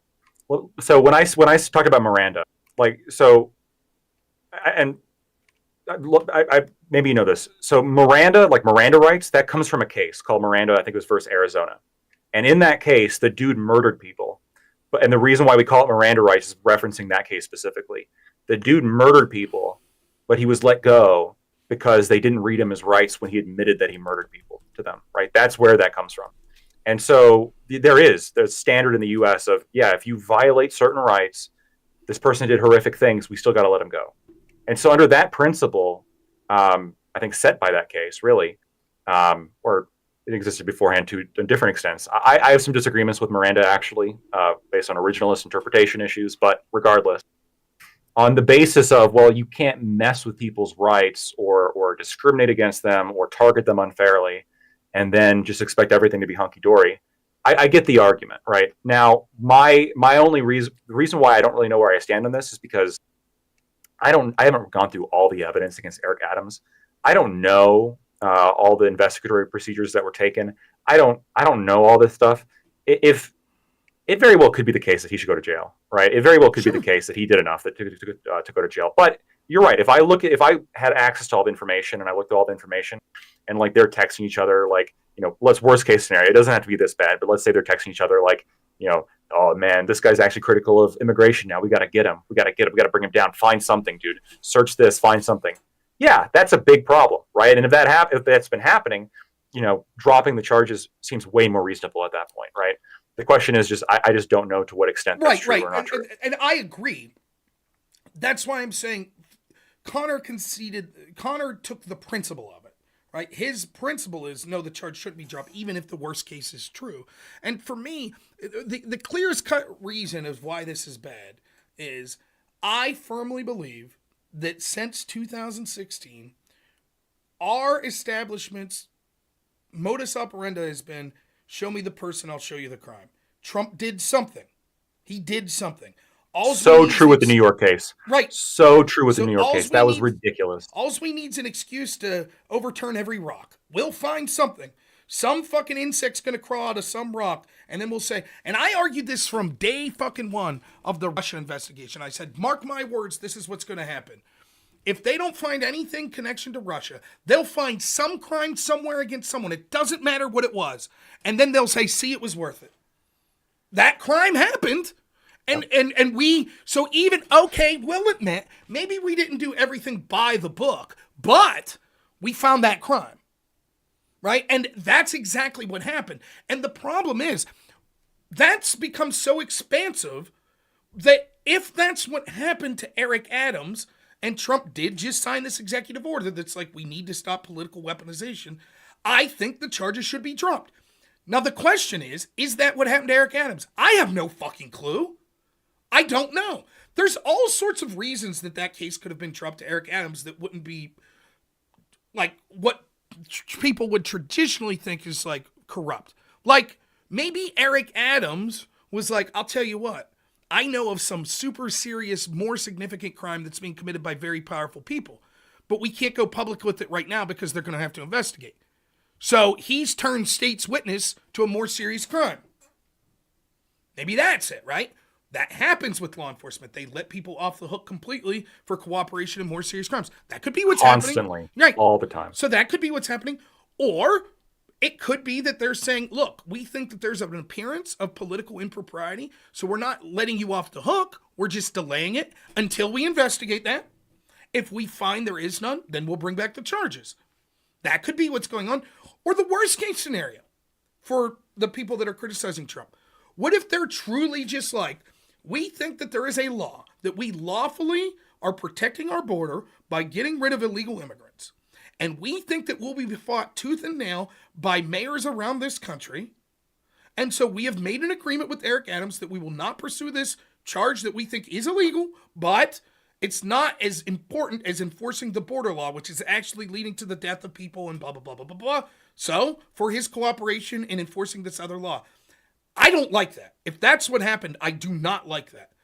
Yeah, but it is not as clear-cut bad as just like, this guy's my friend, so don't fucking charge him. I think that level of it's worse, right? And it's tantamount, it's different. It's not, this isn't apples to apples because we're talking foreign, but it's almost like we're willing to work with the dictator that did some really fucked up shit to stop ISIS. And you might say, but wait a minute, that sort of deserves harsh penalties that this dictator did something shitty. And it's like, yeah, but if it means stopping this other really worse thing from happening, maybe we let bygones be bygones and do that. Now, I understand it's different when you're talking domestically and not foreign policy-wise, but the rationale's still the same. It's like, look, do we have to, this fucking mayor's corrupt and he embezzled and made $100 million, and that's fucked up. But we're not going to criminally pursue because we know if we remove him from being mayor right now, this pandemic that's occurring is going to get out of control and 100,000 people will die. It's an interesting theory. Of course, what we're talking about here with the illegal immigration isn't that level of the pandemic thing, but I'm just testing the extent of, I don't know. I still don't like it. I still would argue that I don't like that. I would say fuck that because there's too many. How do you know that enforcement will go the way you're saying, right? What if Eric Adams doesn't enforce in the way you think? Or what if he does and it turns out that policy wasn't as important as you thought it would be? There's so many things that are wrong with it. And there's so many, and the problem is, I think the real issue as well is there's so many policies you could apply it to. Right. And think of how it could be used. Well, you're Oh, okay to get yeah. away with like violating tax laws, and because we think that you'll actually be good at fighting climate change. Yeah, exactly. Yeah, you just can't. Yeah, yeah. I think that for me, the thing that would be most justified, I guess, at dropping the charges against Eric Adams, assuming that the allegations are true, would be like an investigation into their investigation to Eric Adams and finding it rife with just like reeking Correct. of political bias. That could be sufficient, depending on like how bad it is. In terms of like some kind of deal, Yeah. I struggle with that. I can't get behind that. I don't know. It depends on what the deal would be, right? Well, sure, but like not for like. My guess is this is just pure conjecture. My point: the only deal that remotely makes sense has to do with argument one, anyways. That he somehow has evidence that he was targeted, right? And he's willing to submit evidence and testify, right, that I was in this conversation where they said, "Hey, fuckhead, you're not going to say that shit, or we're coming at you." And he has some emails or some communication to prove it. But that's sort of a moot point, because at that point, then number one would need to be true anyways, right? It would have to be a political persecution. I don't understand. Like, I don't think that it's like Mayor Adams has knowledge of a drug cartel, or some shit like that. And it's like, well, to bring down fucking the Latin Kings, we're gonna leave Eric Adams off this fucking. And even then, that opens up like a whole new can of worms, which is, okay, why does Eric Adams have like such a? But also, not just why didn't you do anything, Eric Adams, how did you get such like deep intel on the cartel? Like, what are you doing with the cartel that's giving you this information? How did you get this information, right? And if we have like, because look, most of the time informants are involved in the crime somehow, or at least like kind of swim in that soup. Not always, but usually. And so if you know, like, if Eric Adams like had in-depth knowledge of the cartel, my first question would be, what are you doing, Eric Adams, that gives you in-depth knowledge in the cartel that for some reason the rest of us don't have? I was shooting craps down on 5th Street, and see, this is the shit I'm talking about. This guy says in my chat here, where'd it go? Diet cheese. Rob GPT making excuses for criminals later.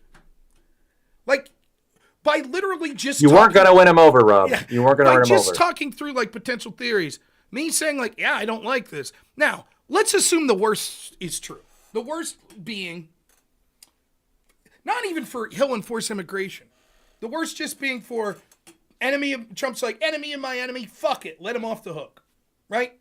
They don't like him, fuck him. That's bad, right? Let's assume that's the worst. How bad is it? Right? Is that as bad as the FBI spying on the President of the United States? Is that as bad as the New York trial? I'm not defending it. I would criticize the shit out of it. But when I talk to Connor and he says, and this is something I need everyone to understand. It sounds easy for me to understand, but I've debated for so long that I forget that not everyone looks at shit like me. So I can understand the confusing nature of this. It's not always what's true that matters in a debate. It's what people say when they think something's true, right? For example, if I were to say to you right now, Lactoid, right? Did you see that Trump just signed an executive order right now to invade Canada? And you were like, good, sweet, that's awesome. And then we find out later that was a hoax. I read, it was the Babylon Bee, and I read it. So I didn't lie to you, I was mistaken. But don't I still have the right to criticize you and be like, Lactoid, that's fucked up. You would defend, 100%. You know what I mean? It wouldn't be a defense of you to say, yeah, but Trump never did that. It's like, yeah, but you still would have cheered for it. That's if you didn't eat breakfast, what would you be? That's correct. 100%. That's absolutely right. So it's difficult for people to understand this. So when Connor's conceding things, like when Connor says, yes, I believe Joe Biden raped Tara Reade. Like, I'm willing to say, I don't believe that. I believe it's a possibility, but it did not affect my vote because I do believe that without more relevant information, I'm forced to say he quite literally could be innocent, and so I'm not willing to factor that in my decision of who to vote for. But if Connor's like, yeah, I believe it, like, he doesn't get to later then be like, well, actually, it was okay for me to defend it because I don't believe it, right? Like, you see what I'm saying? So when Connor is saying, like, yes, even if he was politically targeted, that's fine. That's where I'm getting these arguments from. And in this case, what I'm talking about is Connor admits, he makes all these admissions right out of the way. Yes, I believe the FBI was corruptly going after Donald Trump with FISA warrants. Yes, I believe they were protecting the Bidens. Yes, I believe they discredited the fucking Hunter Biden laptop to help Biden win the election. All of this shit I'm listening to, I'm like, this is damn near as bad as it could get. You're admitting that the most powerful law enforcement intelligence agency in our country is all in and not only bringing charges against one fucking side, but then protecting the other side from charges. And so when I'm like, well, so then how could you take money to embrace that side? And his answer is, because that at least had the veneer of not being corrupt. Even though I believe it's corrupt, it had the veneer, whereas the Eric Adams thing's too much. Like, for me, it's like, I'm not saying if the worst is true of the Eric Adams thing, that it's not something that everyone should be fucking infuriated about. But it pales in comparison to what we're talking about here. Like, yeah.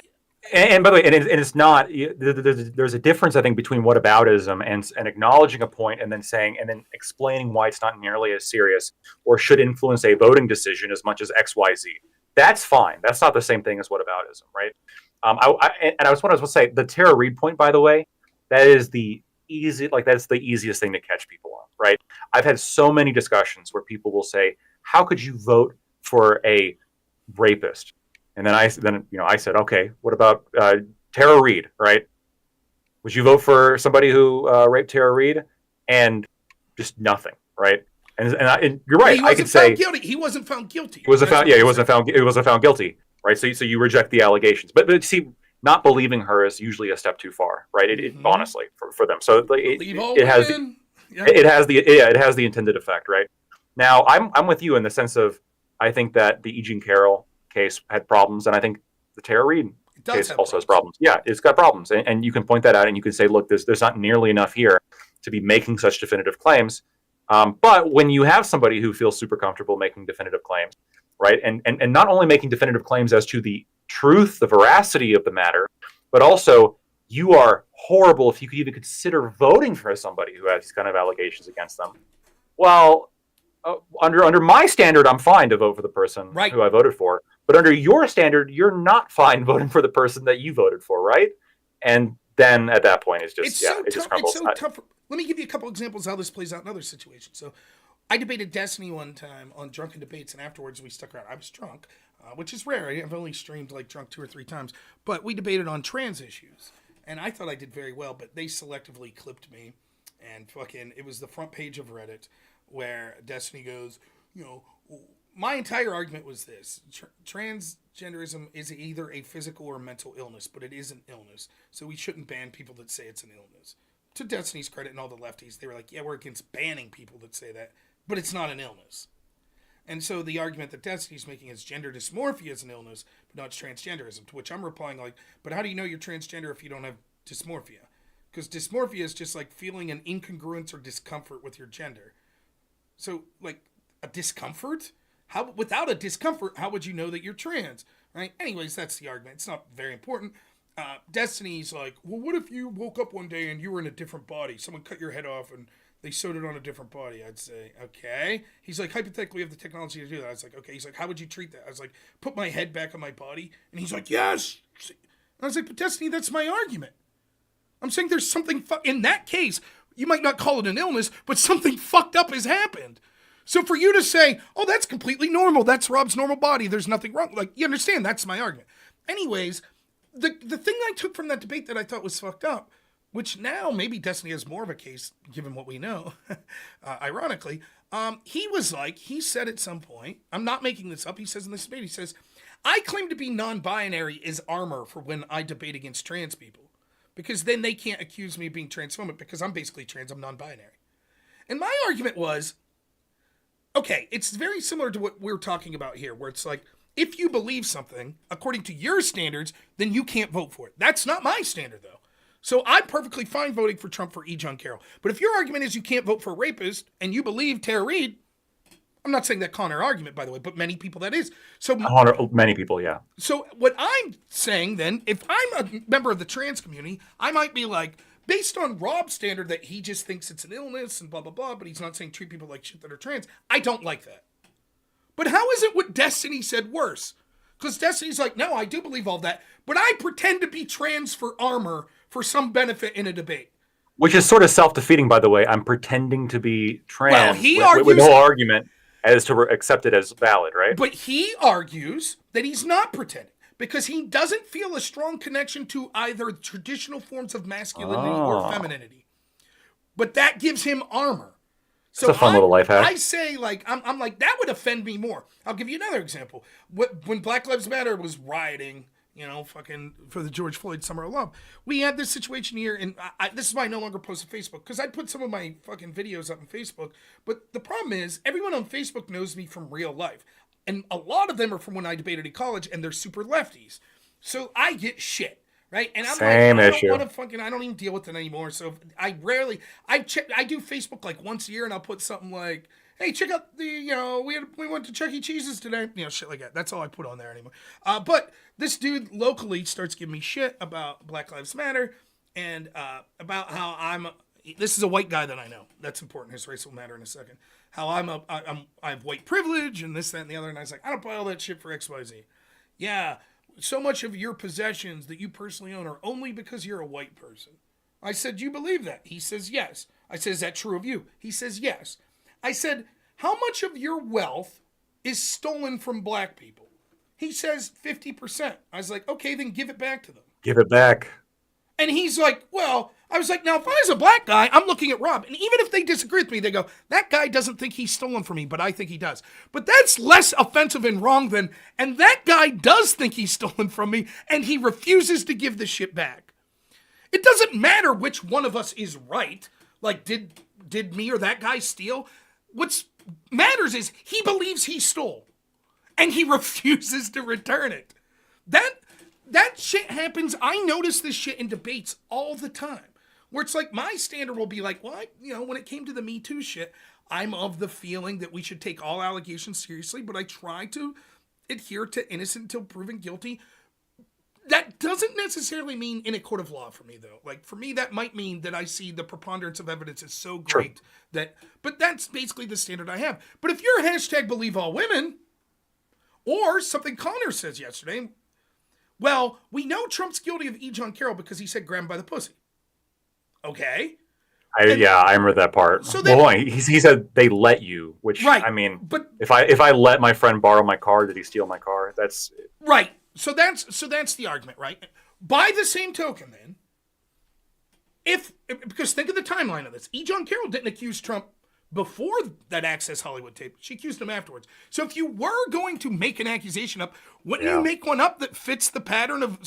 So in that vein, if Connor's on a panel and he says, once in a while I slip a Mickey in a chick's drink, and then 5 years later, he's a politician, and some woman goes, I'm going to say he slipped a Mickey in my drink and took advantage of me. By Connor's rationale, he's guilty. He doesn't get to say, no, that never... No, dude, you said that's it. Because her accusation was in line with the thing that you said that you thought was off camera with buddies, just bullshitting around. But I wasn't being serious. Tough shit. Doesn't matter. And, like, it just amazes me. It's like, you can't see how fucked up this standard will be when it's applied. I look at that shit a lot where it's like, your own standard. I say that all the time. It's not my standard. I'll give you another example. They just 2 days ago in D.C. were having a protest about Trump. They had an effigy of Trump that they were dragging around with the news. They're dragging with the news, right? Well, they also had a sign. What was it? It was a sign that was like to execute both Elon and Trump. Right. Yeah. Now that's a real noose. A real noose, right? Just like the real gallows. Yeah. And it's so funny because as soon as you say that, people are like, come on. Or I said, I think you saw my post. I was like, oh my God, this is worse than Pearl Harbor. How could you believe that? You fuckhead. Because that's what Democrats were saying about January 6th. They don't even, they immediately get the absurdity of it. Oh my God, Chuck Schumer just said fight like hell. That's inciting a riot. Clearly, that's just political rhetoric, normal political rhetoric. Who in their right mind would think that a politician saying fight like hell was a literal call to violence? That's what the Colorado court said, you fuckheads. And that's why I always say, I'm not asking people to apply my standard. Who the fuck am I? Apply the standard that they themselves have set. You think people... I had to be banned off. I had to get strike after January 6th on YouTube because if I said anything that questioned the 2020 election, that was theoretically misinformation that could incite violence. 2020, in terms of censorship, 2020 was awful. And I think that between 2020 and 2022, basically, I mean, it was a nightmare, and I think that a lot of the kind of libertarian support for Trump came just from I think a anger out of that time period. And you're right; it was awful. They would ban you for it. The Facebook thing I empathize with so much. I pissed off so many people talking about Kyle Rittenhouse, right? That case, seriously, that case was such a big deal because you had people just denying fact, and but you can go back and look at this. I mean, I forget what the exact percentage is, but most Democrats after the verdict thought no, he should have gone to prison. To this day, when I have conversations. To this day, when I have conversations with people, they'll say, "Yeah, well, if he had killed white guys, he would be in jail." He killed white guys. That's who he killed. White killed. Guys. You know nothing about you know nothing about what happened, and they're just so angry about it and so uninformed. And so yeah, and of course with Kyle Rittenhouse, there was a bit of an exception made where you could challenge stuff, right? But if you tried to post about it being a lab leak. That's it. Which is now what the CIA Right. and the FBI are saying is the most probably the most likely explanation. You got banned for that, right? Facebook reversed that policy, I think, in 2021. So there was a time period in which you would get banned if you even said the theory that is turning out to be a more accepted theory among agencies in our own government. And that's, the censorship part is fucked up. And when you're saying that you can't talk about January 6th, I mean, you had to be careful even explaining, hey, I don't think it's an insurrection because XYZ. I'm not defending it. When it was happening, I was condemning it. I was saying, look, I condemned the riots. I did it that day. The BLM riots. Yeah, the riots were horrible. You can't have this shit. You can't have people breaking in and destroying stuff. This is not the way you handle this. Come the fuck on. And I was saying that when it was happening, there's people there with me when it was happening, I was saying this. But still, there's some nuance as to, does this meet this certain legal category? And you had to be careful even having that argument for a while, because otherwise they'd come after you. And to this day, I would not be surprised if you watch this live stream tomorrow, if you go to YouTube, and there's a little memo underneath that says facts about January 6th. If you do panels, and they're going to be on YouTube, well, it depends. Twitch has their own set of fucking hurdles you have to jump through, as I found out yesterday.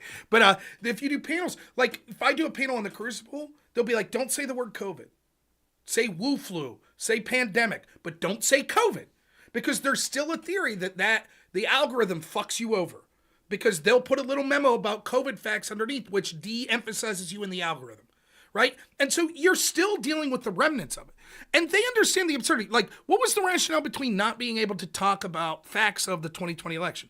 Well, because it led to an insurrection. It is misinformation that led to an insurrection. And I'm like, okay, well, by that, it led to violence, right? Basically is what they're saying. Well, by that tone, right, couldn't I say, well, violence occurred when we talked about George Floyd, so you can't talk about that because it can inspire violence? Well, no, because George Floyd was true, so it's misinformation. Okay, how about hands up, don't shoot? That led to riots. Eric Holder's Justice Department said that was a lie. Mike Brown actually reached for the cop's gun, the physical evidence, yet people still persist saying hands up, don't shoot. Should you be banned off YouTube for saying that because it could inspire someone to violence? That's absurd. What the fuck are you talking about? Or let's say now that all of this, Trump's Hitler, Elon, blah, blah, blah, blah, blah. God forbid there's an attack on Trump. Should everyone be banned that then later says Trump did this, Trump did that, that was bad? Well, Trump was attacked, right? I mean, he was shot. Right. So imagine that they say, well, you can't criticize him about this certain. Now, even in this example, I think it'd be a bridge too far to say you can't criticize him for anything. But let's say, he was shot by a guy and the motivation was that they thought that he was going to completely stop funding Ukraine. And so now you can't talk about how that would be terrible. You can't talk about it online. Yeah. They would go apoplectic. They would be like, this is the most fucking brutal, authoritarian, fascist, and yet they all accepted it. Almost to a T, with very few exceptions. Every Democrat, they might be like, it's a shame you got your channel struck there. But all of them were like, the thesis of that's all right. Sonsol, at one point, have you ever dealt with this character, Sonsol? Maybe a long time ago. I don't think I've had a conversation with him in a very long time. I see him occasionally on I like Twitter, Sonsol. I think he's a likable guy, though. He's becoming less likable. But he at the time, 2021, 2022, he had me on for this big argument. He saw me doing a panel saw me doing a stream on how I thought that COVID most likely came from a lab, and I couldn't confirm it. But I thought that was the most likely scenario. But even if I didn't think it was the most likely scenario, it clearly was a plausible scenario. And so it was absurd to censor even if it was implausible, but certainly is plausible that made it worse. And I actually take a step further and say it's most likely. This is going to get, for anyone listening with kids, I'll give you 5 seconds here because it's going to get very graphic in a minute, right? So Sansel calls me on and we're having a discussion and he's arguing that it's not a lab leak. And I think I'm winning the debate handily. He makes the following claim. The lab leak theory has been debunked. Debunked. And if we find out that it has not been debunked, I will take this dragon dildo on live stream and shove it up my ass. So within like 4 months, we got the initial report that was like 7 intel agencies looked into this. 4 were non-conclusive. 2 said it most likely came from a wet market. But 1 said with the most credibility that it came from FBI. a lab. And I was like, okay, Sansel, fire it up, buddy. And he's like, well, when I said debunked, I meant not most likely. I'm like, that's not. Can you expect him though to like really want to shove it? I didn't want him to do. But the point is, I wanted to acknowledge because it was all in the conversation was all in the context of, dude, there's censor. I can't even fucking say this on Facebook to this day. And then it became, that's not true. They never censored it. Yes, they did. But I just typed it there and I said it. Yes, they've since changed their policy. But when it mattered, you couldn't say it. And now we find out, whoopsie, how many things? The Hunter Biden laptop story. Oldest newspaper in the country, the New York Post, censored. Here's another fucking idiot point they make. Yeah, but only for like 2 days and you heard about it, so clearly it wasn't censored. But the censorship was enough to convince normies that the story was bullshit. Right? That's what happened. So when you heard the story and you're some normie, not people like me or you or terminally online people, it's, oh, well, we have to let this out there. But just so you know, for like the first time ever, we censored it because it's such bullshit. That's the effect that it had. And like, it's surreal. It's like, with everything like that, if you cheer for censorship, you have, it is unethical anyways, but it's unethical even more if you're not 100% sure that you're right, that what's being censored is wrong.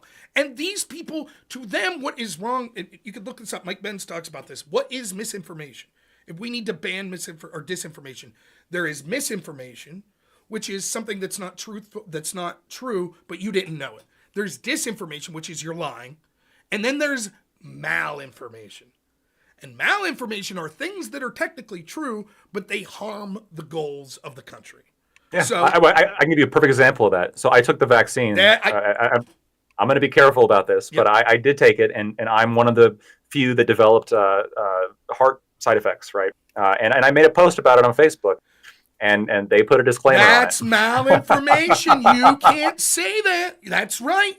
That's exactly the best example. Even though it was my story, like it was my health story, I'm not lying about it. I've got a letter from my cardiologist, like it 100% happened. And I even said that, but no, Facebook wasn't a big fan of that. Well, so one day I did a panel, right?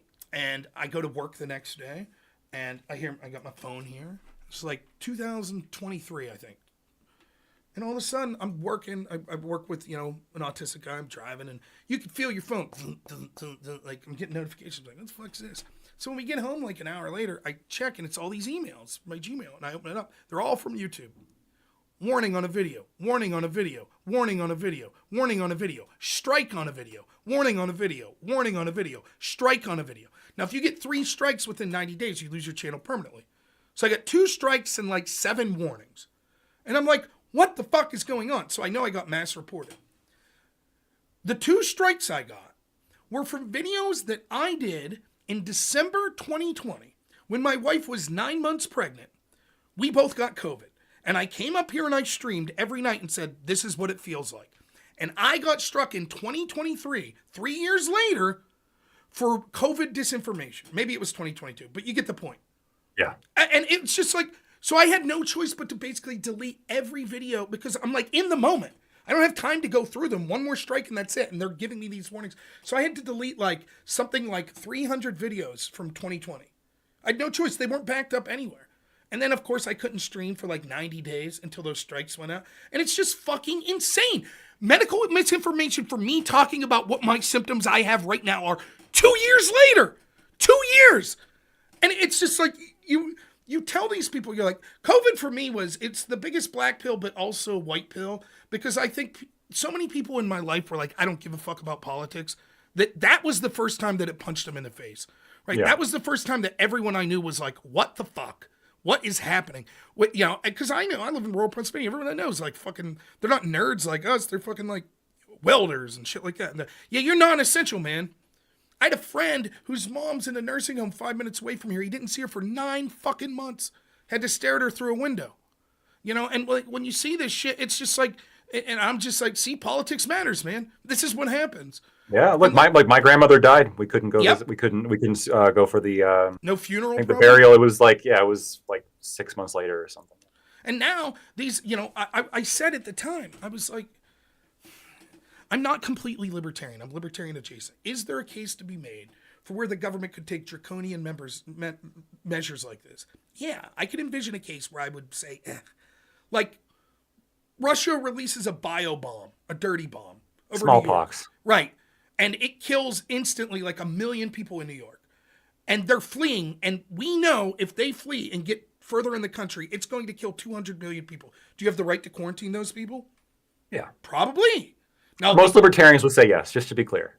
Not the fucking ANCAPs, because I've had this discussion with... Even Scott. But did Scott actually say he wouldn't I quarantine think them? it was Casimir that said he wouldn't. He was like, well, we would find other ways without... We would have... Come on. We'd have to. Yeah, I agree with you. We would have to. In that case, you have to, right? So, oftentimes what you do is, for me, if you're having, like, sort of these things, you think of both extremes, right? You're like, so... Is it that the government, could you think of any absurd example when the government can do this? Yes. Right? And then you say, like, can you think of an example where the government could never tell you anything? Right? So once you say, yes, there is a point where the government could do this, right? Should the government always be able to do it? No. Right? So now it's a sliding scale. That makes things difficult. Right? This is why the ANCAPs that are like, no, you shouldn't be allowed. It's easy for them. It's hard because they have to bite bullets, but it's easy for them in that every question's easy. For me and you, we would say, okay, well, where is that sliding scale? And it's very fucking hard to say, here is exactly where it is. It's extremely hard in anything in life. What should the speed limit be? Should it be 65? Sure, 65 is all right. How about 66? Sure. How about 67? Sure. How about 68? I like 90. 90 is a good... Okay, well, how about 91?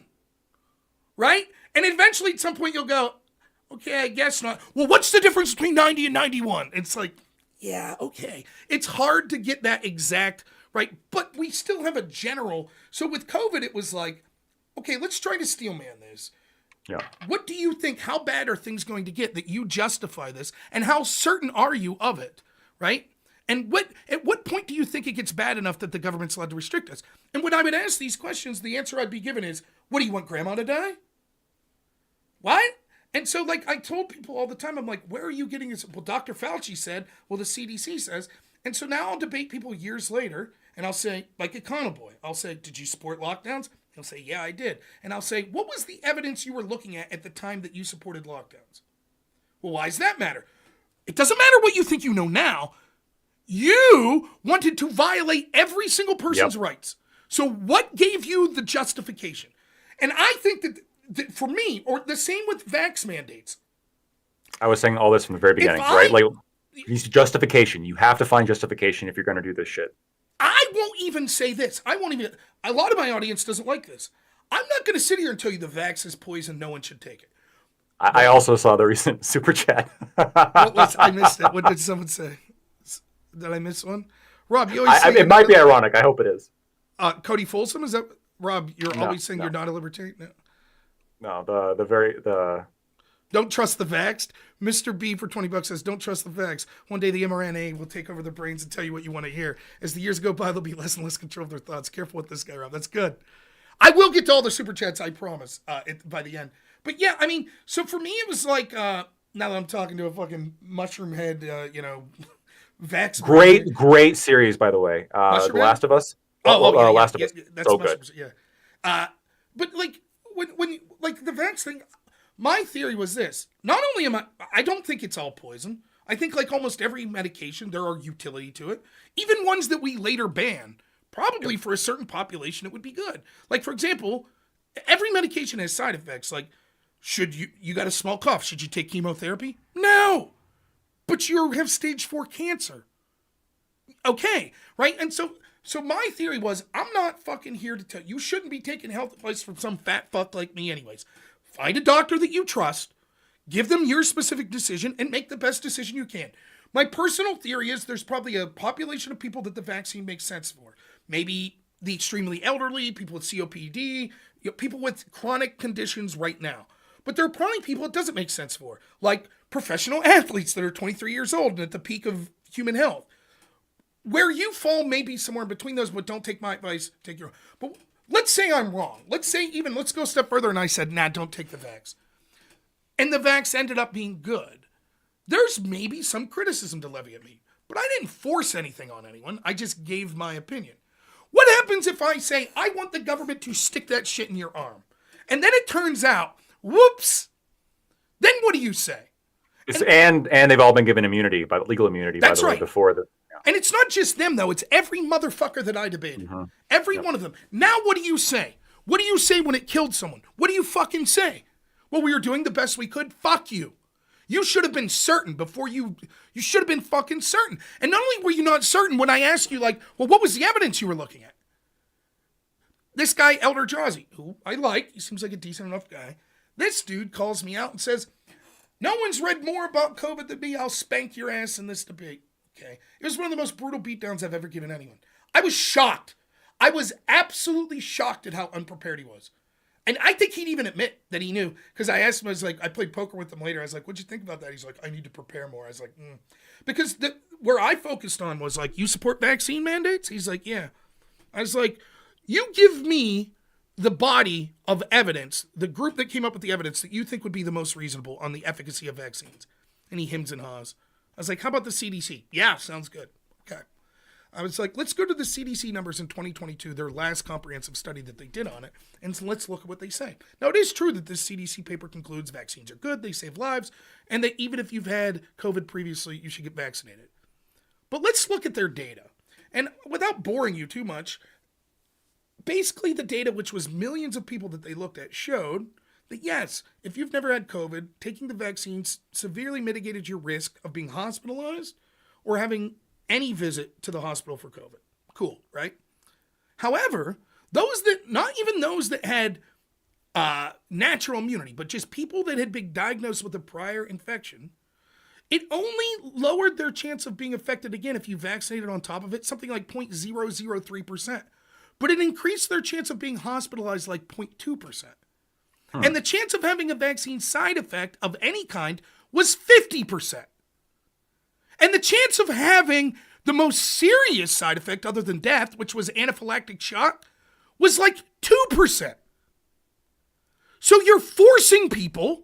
You were for the vaccine mandate, right? Yep. And yet, the data from the very organization you say to trust, at the time that you supported this mandate, said that this group of people that you were about to force, it was overwhelmingly detrimental to force them to take it. But you don't know none of that because you didn't read. You just said vaccine good, vaccine good, vaccine good. And you forced this into people. How many of them have a heart condition like you that will later find out actually you were at very low risk from COVID? Because you're younger, you probably don't have asthma, you probably don't have COPD, so your chance of having a COPD, of course it could always happen. I'm not saying go out there and chill out with dudes you know have COVID, but your risk was probably higher of getting the vaccine and getting a side effect than fucking getting COVID. And nobody. The funniest part, by the way.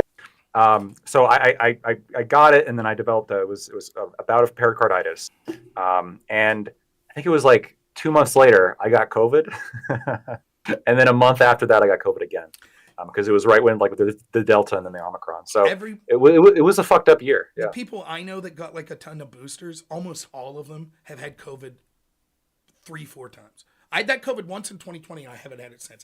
I thought I had it earlier this year, but I took the COVID test. I think it was just the flu. No, I actually just got over it. I had it I had COVID again in the beginning of January. So. It's fucking it still infuriates me. And for me, the biggest black pill of all was I was on this website called Above Top Secret, like back in 2020. It's like a conspiracy theory website, but it's basically became just political. And you get to know characters. Everyone's got avatars. My picture was picture of Bill Hicks. My name was Grambler, Grambler. If anyone's on Above Top Secret, it's me. But I used to post my videos there, so everyone should know it was me. Anyways, there were people there that I knew that, their pseudonym or whatever. They called themselves constitutional conservatives, and they freaked the fuck out on me for being against 15 days to slow the spread. Come on, Rob. And I'm like, wait, what? Like, where's your proof that this is necessary? I was like, you don't think that this will turn in more than 15 days? Where's your proof? At what point is I'm not saying the government's never allowed to do this, but what is that threshold? And where's the evidence that we're anywhere near that threshold? And they're just like, come on, man, be reasonable. Every single one of those people 2 years later I went on there was like, so what's up now, motherfuckers? Yeah, you were right. And I was like, that's the black pill. Of course I expect the big government commie lefties to be like, yes, the government should tell you all to stay in your house. It's the same guys with the goddamn Gadsden flag. They're telling me, yeah, stay in your house, dude. Like, you got to listen to the government. It's like, what is happening? What is happening to people? And hopefully it woke people up. I'm skeptical. I think that people have a short memory, and 6 years from now, we could have fucking bird flu, COVID, whatever, and we'd be right back to where we started. That's how the bodily autonomy argument, I think, also was something that I don't think was given enough credit, because surprisingly, by the people who claim that they really care about my this. body, my choice, right? My body, my choice, right? And so I think that that there's hurdles that you have to get over if you're going to mandate stuff like that. And this was, I think, one of the biggest criticisms of Biden, which was pushing for OSHA to mandate the vaccine. And just I want to tie this in before we lose track of it. I don't know how much longer we're going to go, but tying back in, when Biden did that, it was illegal, right? And so when you were talking about, well, like when Trump violating the TRO, like this is bad or whatever, there is, and this is something that I was trying to explain. There is a huge difference between defying the Supreme Court, right, and running afoul of a law and a court pointing that out, right? One is not the same as the other. One is not a challenge of the separation of powers. One is you fucked up and the court has to correct you. With the OSHA situation, I would apply the same standard, right? I mean, that was struck down, and that was not implemented. But like the attempt there, right? The attempt at pushing OSHA, the attempt at pushing OSHA there, like the argument for that being a good faith interpretation of law, I think, is much less than anything that you can point to here, right? And when it comes to like freezing certain funding under the Impoundment Control Act, right? Using OSHA this way is wild, right? But you're right. It wasn't a constitutional crisis because when the Supreme Court slapped that down, that was the end of it. I would even go as far as to say that the student loan stuff wasn't a constitutional crisis either, despite the fact there was a little bit of worminess that happened, trying to get around it and everything. Well, the problem there that the left runs. Trump did the same. Trump also did kind of the same thing when it came to the Muslim ban. But the problem for the Democrats, though, is, and this, I haven't got a chance to point this out to anyone yet, right? So this breaking argument here. You ready? The problem is that Biden, through his tweets, said the Supreme Court tried to stop me, but we're still finding ways. Now, if you're going to say that these tweets matter, I agree that technically Biden went through a different avenue, so it wasn't a direct fuck you to the court. But his tweet said it was, right? And so if the argument's, the intent matters of what you're saying, right? Okay. And you know what their argument's going to be. Yeah, but all we should do is look at the actions. Who cares what he tweeted out? Right. But it's different with Trump, right? With Trump, it's all about what might he do based on his rhetoric, right? So I haven't had a chance to see. I know they'll say it doesn't matter because they're fucking, they don't care. But yeah, I mean, you're absolutely right. One of my favorite debates I had on this was, you've maybe seen this clip. It's with me and Dylan Burns. It takes 2 hours. And this is one of the things I hate. You have to set these people up, right? Like I was debating tomfoolery the other day, right? And I was like, Paul Combetta, worked, he deleted subpoenaed evidence after it was subpoenaed. Why wasn't he charged? And so I have to walk step by step by step by step by step. And finally at the end, I'm like, Tom, you know why I have to do it that way? Because if I said this, well, Paul Combetta wasn't charged because the FBI said they heavily suspected he was lying, but they were sort of in a rush, and they didn't really care about getting him, and they thought that he would claim up and plead the fifth. So instead, they just gave him immunity, and then once they found out it was just him, and he couldn't remember who he talked to, they said, well, there's nothing we could do. Tom would go, oh, yeah. Yeah, that's reasonable. Right? So instead you have to be like, would you give someone immunity? Or would you aggressively go after them? How would you normally do that? Oh, I would go after them, right? And that's what they did with Trump, right? Yeah. And when they arrested Nada, you were like, yes, maybe he'll flip on Trump. Yes, exactly. Why'd they do it different with Paul Gambetta, right? So you have to take steps. Well, this is what happened with Dylan Burns, right? Because Dylan's arguing. This is so funny. Dylan argued for the vaccine mandate. He was supporting it, right? With one condition, right? This is right. Already you're fucking entering a pile of shit. Except he was even for the vaccine passports in New York. Even to go to the grocery store for a vaccine passport. The only exception being if you were going to a Black Lives Matter protest. Because the government shouldn't have access to who was at that protest. So you shouldn't have to have ID. Coincidentally, Dylan was going all around the country to these protests filming. Just saying. Anyways, he's going off on this fucking, yeah, for safety. My axiom is for safety. Do as much as possible. So even those that have a prior infection, the OSHA mandate should apply to them. They should have to get tested every week or get the vaccine. I said, okay. So I have to walk through. I was like, who's more protected from COVID? People with natural immunity or people with the vaccine? So it takes forever. He concedes finally. Yes, those with natural immunity. I said, okay. I was like, so let me get this straight. Because you think we should do as much as possible, even though they're protected, you think they should get tested every week or get vaccinated? Yes, that's what I think. I said, okay. I said, are you vaccinated? He says, yes. I said, should you have to get tested every week? He says, no. I said, why not? You're more at risk than the person with natural immunity. And you said we should do as much as possible. And he goes, well then, no, I guess not. I guess that, and I was like, do you fucking see? As soon as it's an imposition on you, yeah. well, actually, now that and that was it's the same argument I have with the socialists. Bernie Sanders thinks everyone with $1 more than him's immoral. The amount of money he has is exactly right. Bill Burr said it the other day. These fucking billionaires, we should take them all down. It's like, dude, you're worth like $20 million. I could say the same thing to you that you could say to the billionaire, right? And you would say, yeah, but their money's so above the mean, so above the standard, that's different. It's like, well, according to who? Because according to someone who's starving in sub-Saharan Africa, their life's more disparate to Bill Burr's than Bill Burr's is to Elon Musk, right? So when they say you're too greedy, their lives are more disparate to just your average American. That's right. So they could say the average American's too greedy, right? They could. Like so it's like who draws these bright lines for what's moral and what's not? It was the same with COVID. I can't tell you how many times I would debate someone and they would be like, well, you're fucking selfish, man. You're selfish. You went out. You fucking went out. You did this. You did that. You're not wearing a mask. That's fucking selfish. We all need to sacrifice for the greater good. Then you start asking them about their life.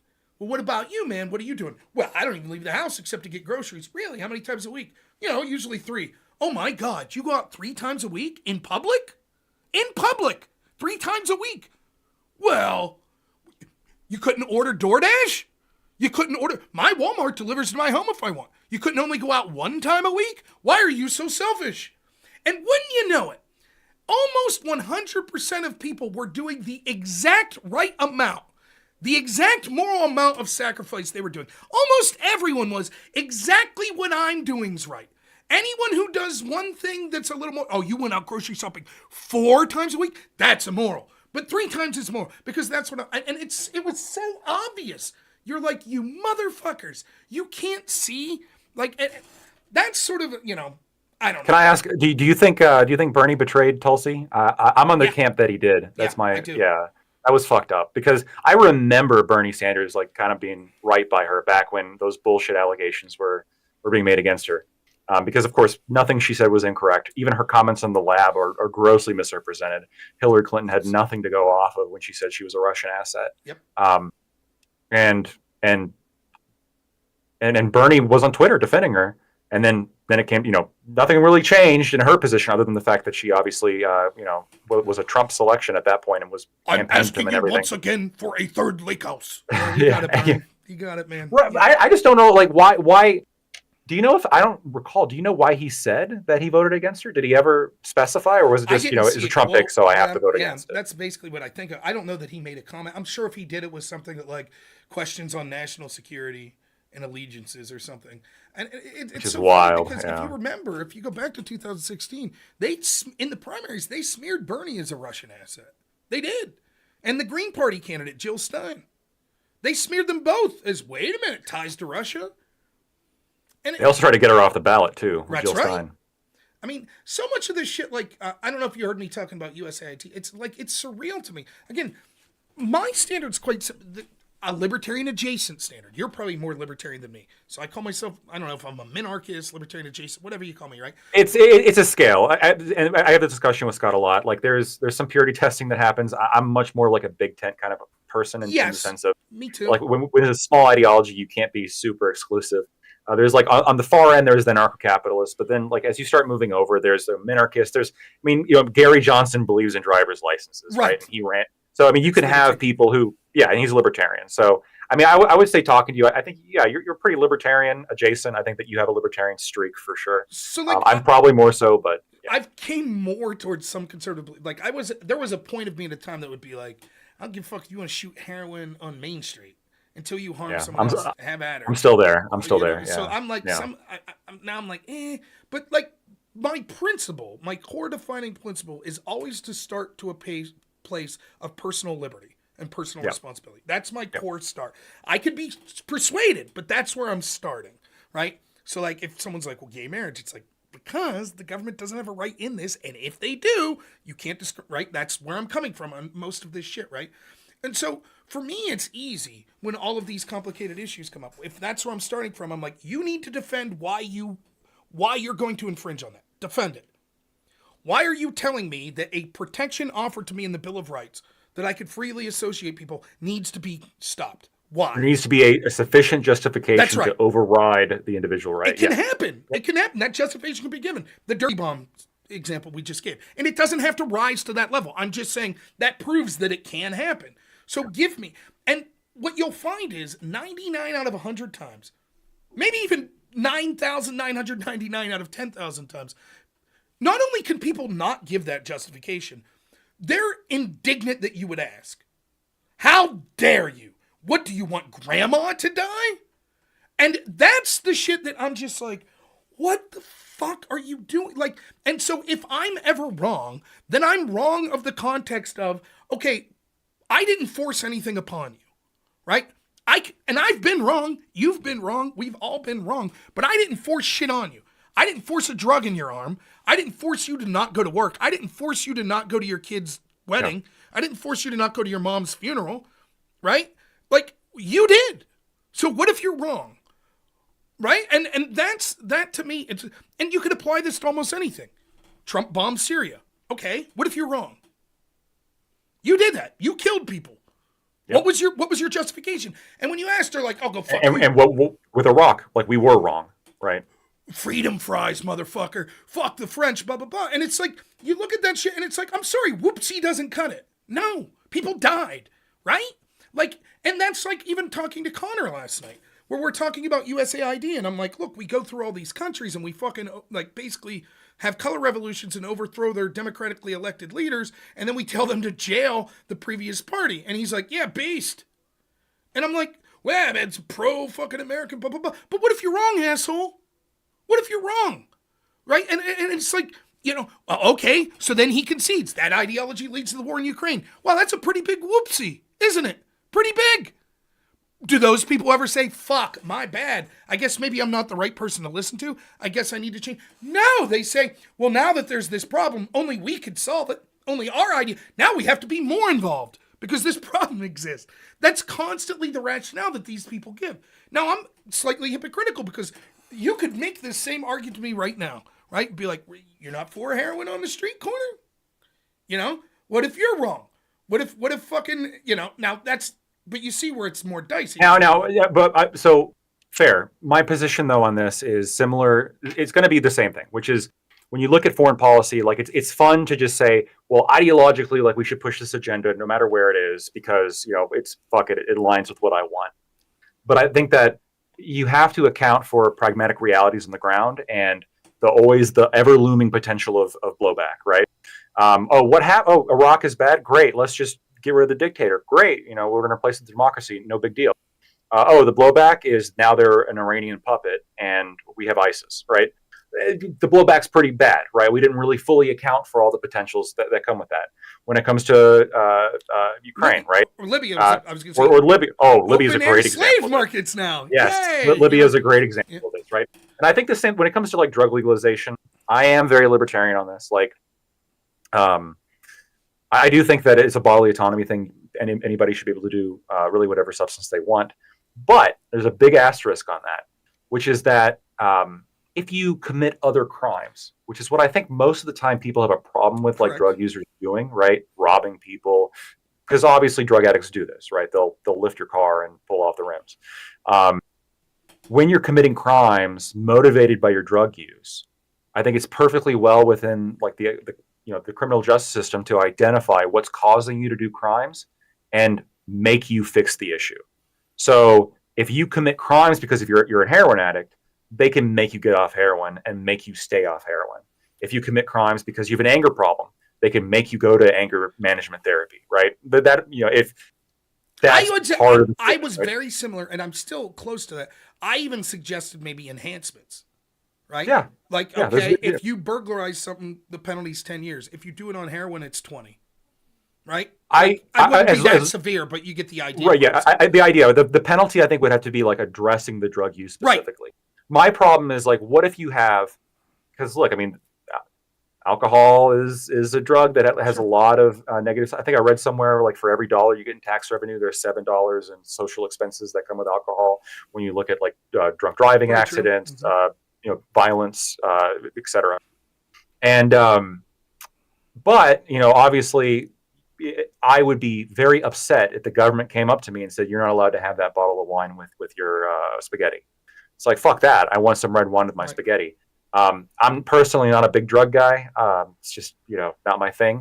But some people are. And I know people, especially in the industry that I'm in, who are occasionally do drugs and are high performers. Sure. And it doesn't actually affect it affects their life because obviously you shouldn't be doing substances or any kind of vice at all.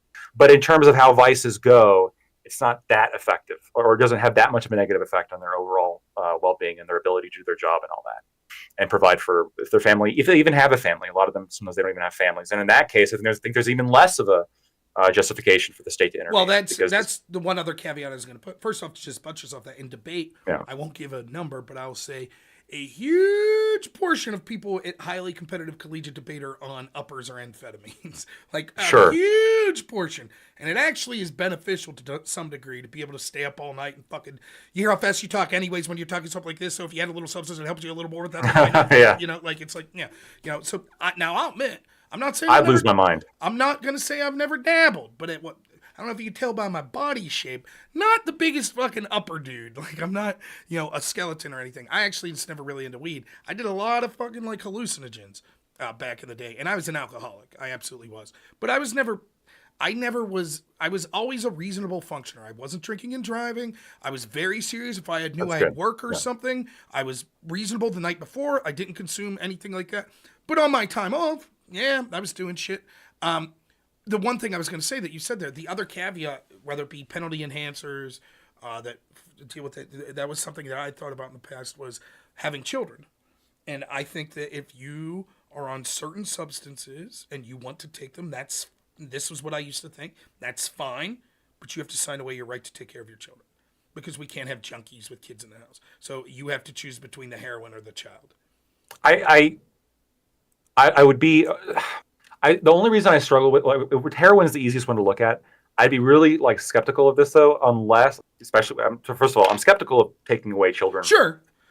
Early, right? Maybe let me rephrase. If it became like you get busted with heroin with the child, it's like, listen, technically you didn't harm someone else. Like if you harmed the child because of it, fine. But even if you didn't, we're like at this point, the child's being neglected, and so either you will get off the heroin, or you will. Look, we could talk about some allegations of a different YouTube lawyer, a much bigger one than me. Who? Hey man, he's made in the shade now, right? Yeah, I think if there's allegations of like the children testing positive, that's a big deal. If there's situations like that, I think generally speaking, I'm going to be very hesitant to take away somebody's kids I away, agree. It's kids away, unless you can show that it's been like a major issue. And I still like have some kind of punishment if their drug use caused them to neglect their children or to commit some other crime.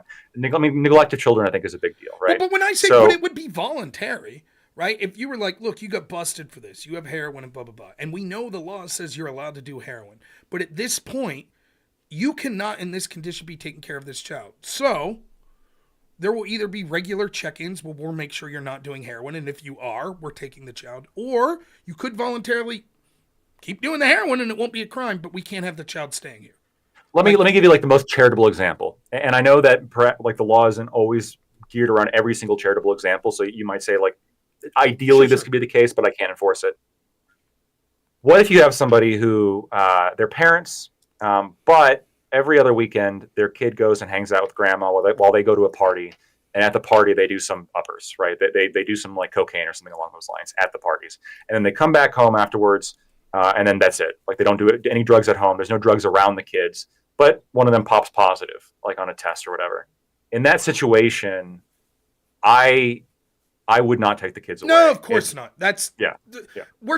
I'm more focusing on it's a chronic problem, right? Like Yeah. you go Okay, in, the kid's fair enough. malnourished, or like shit like that. Because technically, that's neglect, which is a crime in some like there's criminal neglect. I get that, but I would offer them the option of like the crime wouldn't be a crime less that child being here, right? Like if the child's not there and you want to shoot up, have at it, right? But we're now going to say you can't shoot up at all because it's gotten to the point of neglect unless you sign the children over. Now, I will say now, though, that my stance is more harsh than that because Sure. I think that one thing that I would go further from you is it's not enough that you're not just committing a crime. There are things that occur with some sorts of chronic drug use that fall into the category of displeasing me and Sure. the public. I don't want my kid to go to the school bus and see the dude juicing up in his arm. I don't want to. Fuck you. That should be illegal. That's how I feel. I don't want the fucking, junkie strolling through public property of the public playground and fucking falling all over my kids. I don't want that. And it's difficult. It's maybe having a kid is changed me on that some because it's difficult. Where do you draw the line? Is the drunk okay? Do we outlaw booze?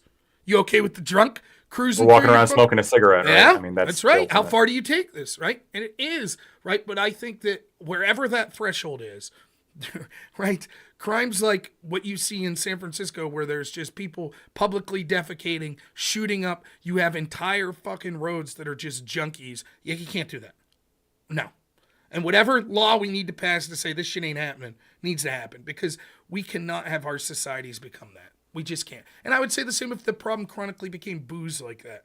Now, it's one thing if there's fucking, what do they call it? There's always a name for this, something alley, right? It's just like, the seedy back alley, wherever. That's one thing. But it's Main Street. You got the seedy bar in the middle of nowhere and people were fucking smashing beer bottles on the wall. Don't get me wrong. There's possible crimes associated with that anyways. But generally speaking, I said that's one thing. But if it's at the fucking Applebee's on Main Street, right? It's like where kids are eating and shit. It's like, keep your fucking shady drug shit to your shady fucking areas, right? Yeah. I don't want it, and I'm tired. I don't want to make it illegal. I don't want to make pot illegal, but I'm fucking tired of that everywhere. I'm walking around Chuck E. Cheese's and I smell fucking marijuana. It's absurd. It's like this is, and I don't know what the solution is. I'm not saying ban weed. That's not what I'm saying. But I understand why that shit happens now. Because at some point you're like, you know what? Fuck it. Yeah, that guy didn't rob me, but I'm tired of seeing this fucking guy shitting his pants on the street because he's a junkie in front of my house every day. I'm trying to have a business here, and this fucking asshole, I got all these tent cities popping up around me and shit like that. We'll just ban the tent city. That's not working. They're still standing around because the problem's the drugs. And yeah, weed is tough. The smell of weed is tough. I hear the complaint a lot, and the reason it's tough for me when I think about that is I understand the argument of like, well, I don't want to smell it, and it's fucking everywhere, and everyone's walking around high, right? That's the best criticism, right? But specifically like the smell, that the reason I struggle with that is it's easy to say, well, just do the drug in your own home. Like that's like I would agree that when it comes to things like heroin, that could be the rule, where we're just not going to, don't be doing this in public, or especially around kids, because the threshold of harm is so high with this particular substance. We don't want kids being around it. We don't want kids seeing it. This needs to be kind of sanctioned off from public eye. I get that. When it comes to the difference, though, because I walk by a lot of cigarette smokers and I smell, would this be sufficient justification for me to ban smoking in public? Like anything, if I don't like the smell? It's an interesting question. I don't think so, right? I think there's a higher level to it, which is that a higher level, Rob. That's exactly what I'm getting. I'm glad you get the point. There is a possibility of intoxication from the detriment from secondhand smoke casually. Like secondhand smoke, if you live with a smoker, okay, right? I get it. But you just walk down the park one day and someone's smoking a cigarette, probably not a big risk to you. But there is a potential risk from getting high, albeit low. I'll give you an example. I was... if you're hotboxing, maybe, but then in the open air, that's going to be hard. But it would be hard open air, but I'll give you an example. This isn't going to be a good example because you just said open air, but we'll take it to that example. I was at a hotel for debate, and there was some really cool like military ball going on. So you saw these guys in just these immaculate, like awesome Marine outfits, not like the grunts are wearing the camo, like the really fucking awesome like colors, you know. And there's gorgeous dresses that these women are wearing, and you know you could intuit what's going on, like, oh, it's some sort of military ball. And some of these people from this debate school and me and my partner get on an elevator, and one of these military men come on, and they're going up the elevator, and one of these two dudes starts lighting up a joint, and that military guy went fucking berserk. Because he's like, if I pop on a piss test, motherfucker, because you're hotboxing this elevator, I'll fucking kill you. You know, and I was like, hey, get him. Get him. You're like, you're right, man. Now, let's say we get off the elevator, and we're standing in the front door, and he's waiting for his luggage, and they're 3 feet away from him, they're smoking, and it's blowing in his face. Could he theoretically pop? It would probably take a lot. Probably. I don't know the science behind that, but I could see that dude being pissed nonetheless. Be like, I deserve to not have this fucking in my face. Oh, 100%. But you would agree with like a cigarette as well. Like if I'm in a tight elevator with somebody and like they light up a cigarette like right there next to me, like, look, I like cigars. It probably wouldn't bother me to the point where I would like do anything about it personally. The smell is fine for me. But if I was like a lot of people I know, they get nauseated, like physically nauseated just simply smelling it. And if I was that kind of person in a tight elevator with somebody lighting up a cigarette, I'd be incredibly upset for a lot of the same reasons. That's true, but I do think that it is mostly comparable, but I think it is slightly worse with the marijuana because you still have all the secondhand soak, you still have the annoyance, you still have the potential nausea, but there is a chance that there could be the piss test or that it could make you I don't know, I'd be interested in seeing that. Like, if you're 2 feet away from someone and you're standing next to them for 3 minutes, outdoors, right? What are the chances that could give you even the slightest level of intoxication? I don't know, but theoretically exists where it doesn't with the cigarette.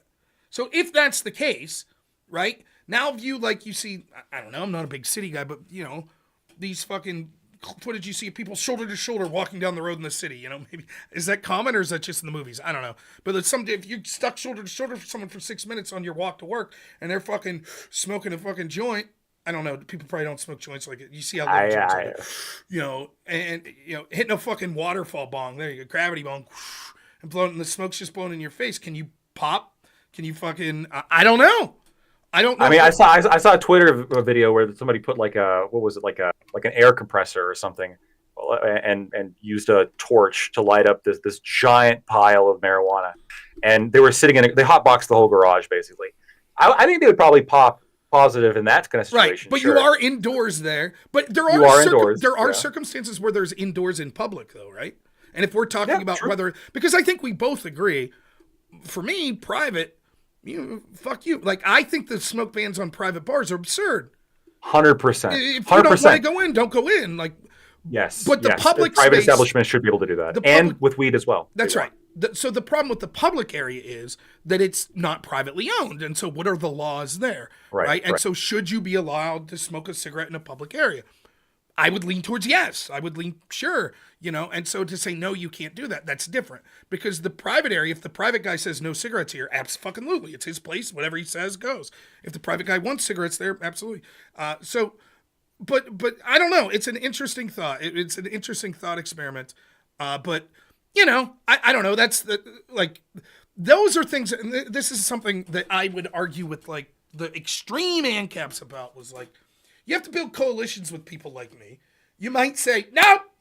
That's against the fucking non-aggression principle for you to say that I can't smoke the joint in the public elevator. Fuck you. That violates the non-aggression principle. Yeah, but there's levels of it, right? There's levels to this shit, right? And so I think that's one of the problems sometimes that I have with the NCAPs where they'll be so ideological that it's like they can't break from that. And it's like, well, even though Rob would be considered like 85% agree with everything we say, fuck him. And so now we end up with the guy that's like, yeah, let's ban free speech online, you know?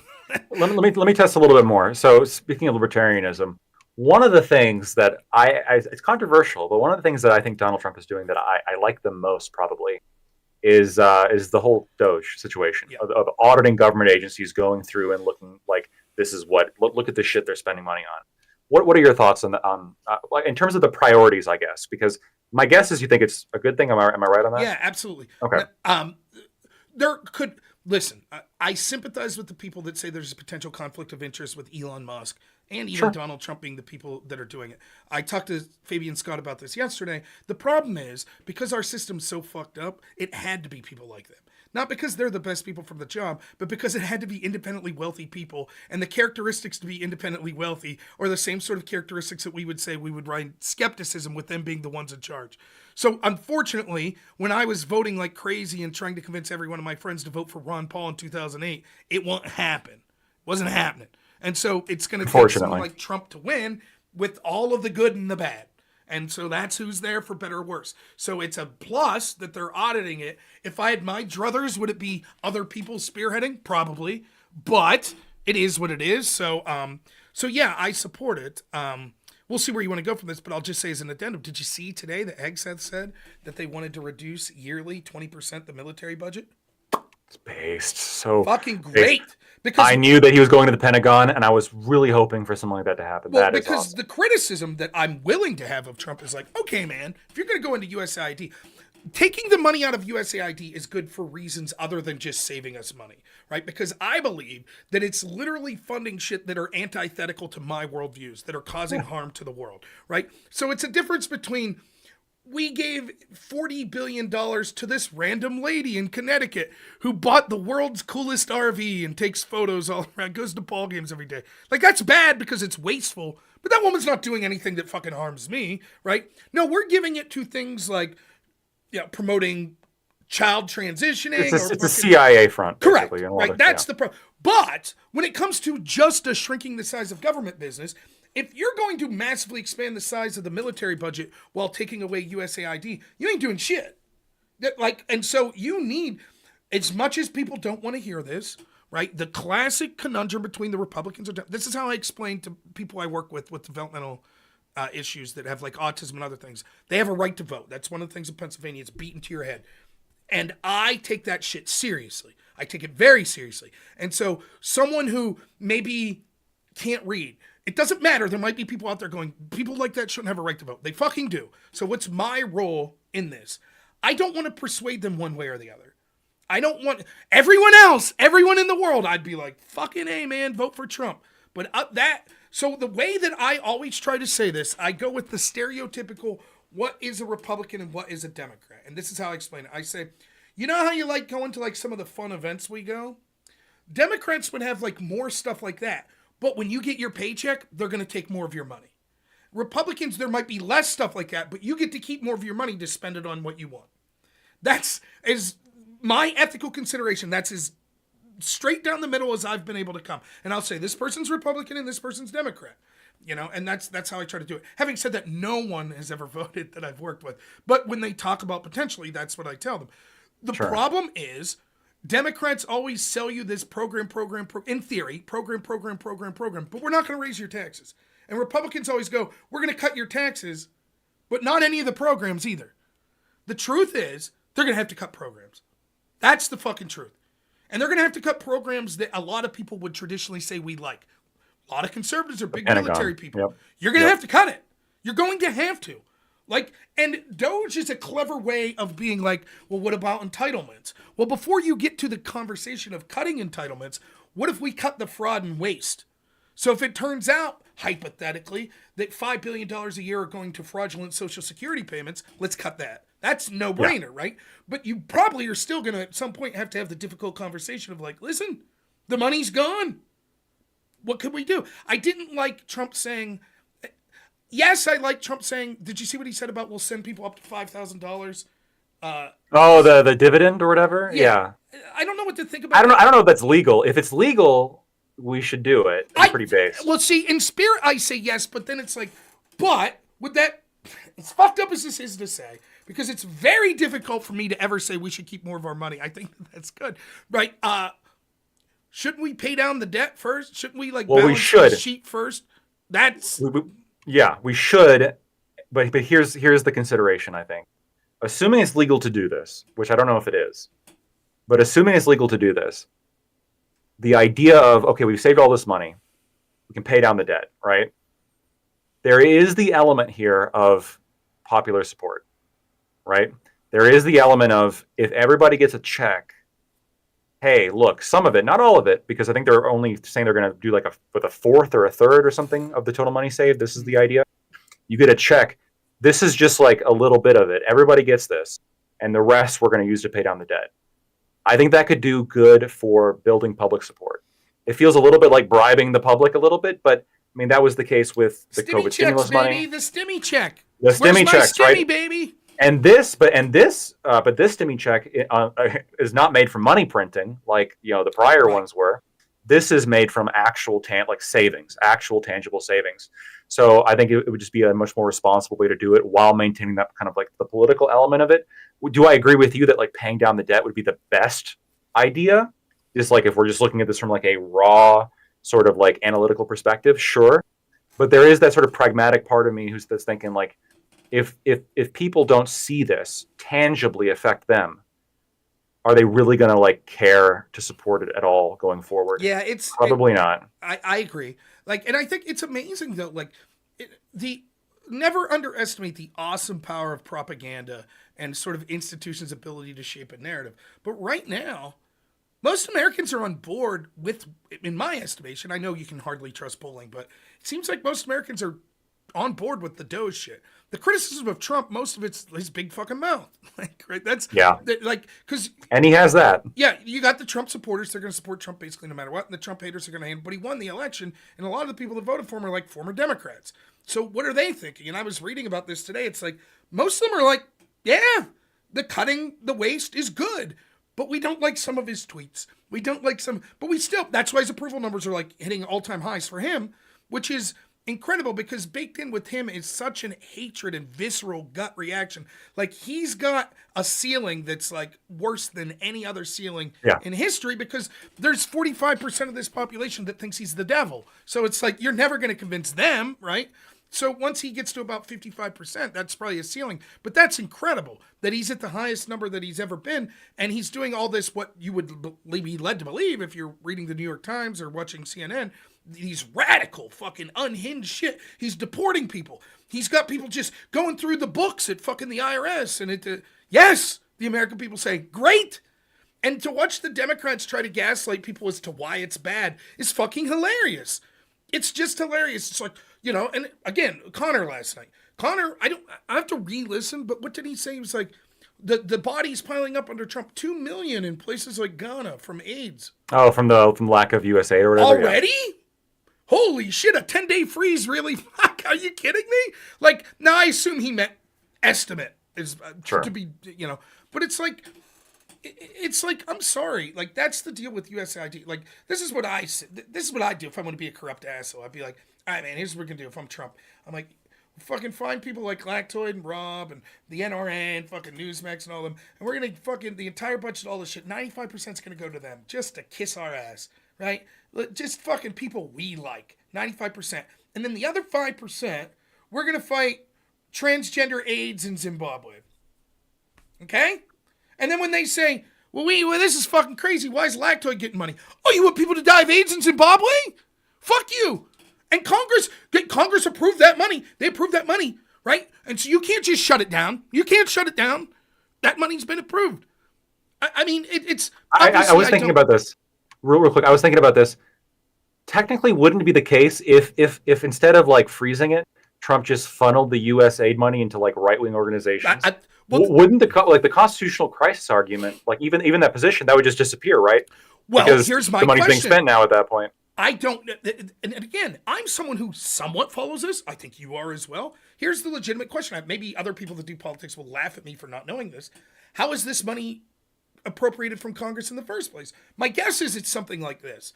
You got these huge omnibus bills or these emergency resolutions or whatever, right? That are 1,400 pages that no one fucking reads, that everyone signs off on because it's like, oh, I got my little pork project. That's all I give a fuck about. Sign off on it. My guess is the way it reads would be something like this. $30 million for agencies to fight AIDS in Africa.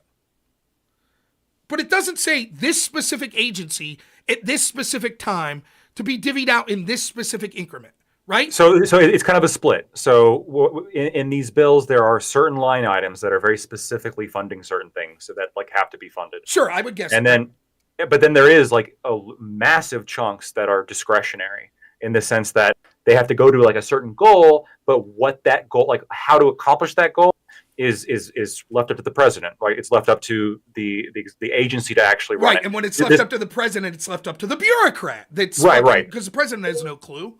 A good example of this is those Politico Plus subscriptions that were being paid for by the FDA. Correct. That was coming out of like a miscellaneous fund, right? The idea of like entirely like up to the discretion of the agency, essentially. And so that I would assume that's a lot of this money. And I use that exact example. So I was like, okay, if Trump's not allowed to freeze that money, then give it to Newsmax. Problem solved. Yeah. Right? That's it. I was give thinking it to about the NRA. that. Like, and then watch and see if the you Democrats say, could. well, you could freeze it. That's what I would just be like, here's the ultimatum, right? We're going to take that money from Politico. It's fucking gone. And it's either that's going to fucking Ben Shapiro or that's, there's money going to fucking streamers. That's going to fucking The Crucible. That's going to Rob Noor. That's going to Lactoid and Fabian. That's where that money's going. Or we could freeze it. Your call. Right? Did you see like all the, what was it? Like there was, I don't remember the number, but it was like 60 something or like somewhere like decent amount of like quote independent news agencies around the world that were upset and they were protesting the cutting of USA because without it they couldn't function. Right. And when that happens, it's like independent news agencies cease to be able to function if they're not getting funded by the U.S. government. Yeah, independent from what? Independent from what? That is non-governmental organization that can't operate without government funding. Non-governmental? Yeah. Right. That's exactly. It's all word game. USAID itself is a word game. It's not aid. What is it, like Assistance for International Democracy? Isn't that what it stands for? Yeah. It's something like, but we just, people hear that. They're like, oh, aid. We're aiding people. We're sending money to fight AIDS. We're sending money to fight poverty. That's good. We're feeding people. Yeah, I mean, it's easy to say. And like, so let's say you keep those items. Yeah, we keep sending by the way, even if once you start to get into the details, it gets even more fucked up. Because even if you take the things that we could all, first off, if you're someone like me, you say, the government shouldn't be sending money to any aid group outside the fucking country anyways. I already am skeptical of programs that we would say, like, I don't like poverty. I don't like starvation, but I'm still skeptical of government programs in our country to fight starvation. It becomes incredibly worse when it's outside the country because one, until everyone is taken care of comfortably in our country, our government has no right stealing money from us, the tax-paying citizen, to fucking help people around the world. Fuck that. Take care of your own first, right? Secondly, though, once you start to dig in, it's fucking insane. So, like, the averages of this are crazy. This is sort of, I was reading, maybe I'm full of shit, but this is what I was reading, and I checked it with like 2 or 3 sources. This is how something will work. You're in D.C., right? And you contact some of your fucking lawyer buddies or, you draw up paperwork. And the paperwork is you come up with an idea. You're like, what is a project that we could work on? Oh, transgender people in the country of Chad. Okay? Then you go to the country of Chad and you find a couple of English speakers there. And you say, here's the deal. You're going to start an organization to push transgender issues here. And we're going to write a paper that says, yeah, transgender people are abused here and we need to open this up and blah, blah, blah, blah, blah.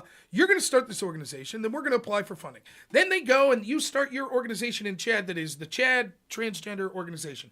In D.C., you start the Organization for Providing Support to the Chad Transgender. Then you write the paper, right? It gets put in a fucking miscellaneous fund after it's accepted as something like USAID. They send you $10 million. the DC people keep 9 million. They send 1 million to the fucking country of Chad. And then the company that just got created in Chad keeps 90% of that 1 million that got sent there and spends 100,000 on fighting for transgender issues. That's basically how it works. And that's before you even get to, are there government entities in the country of Chad that say, we're going to get our figures in that pie too. So it's like,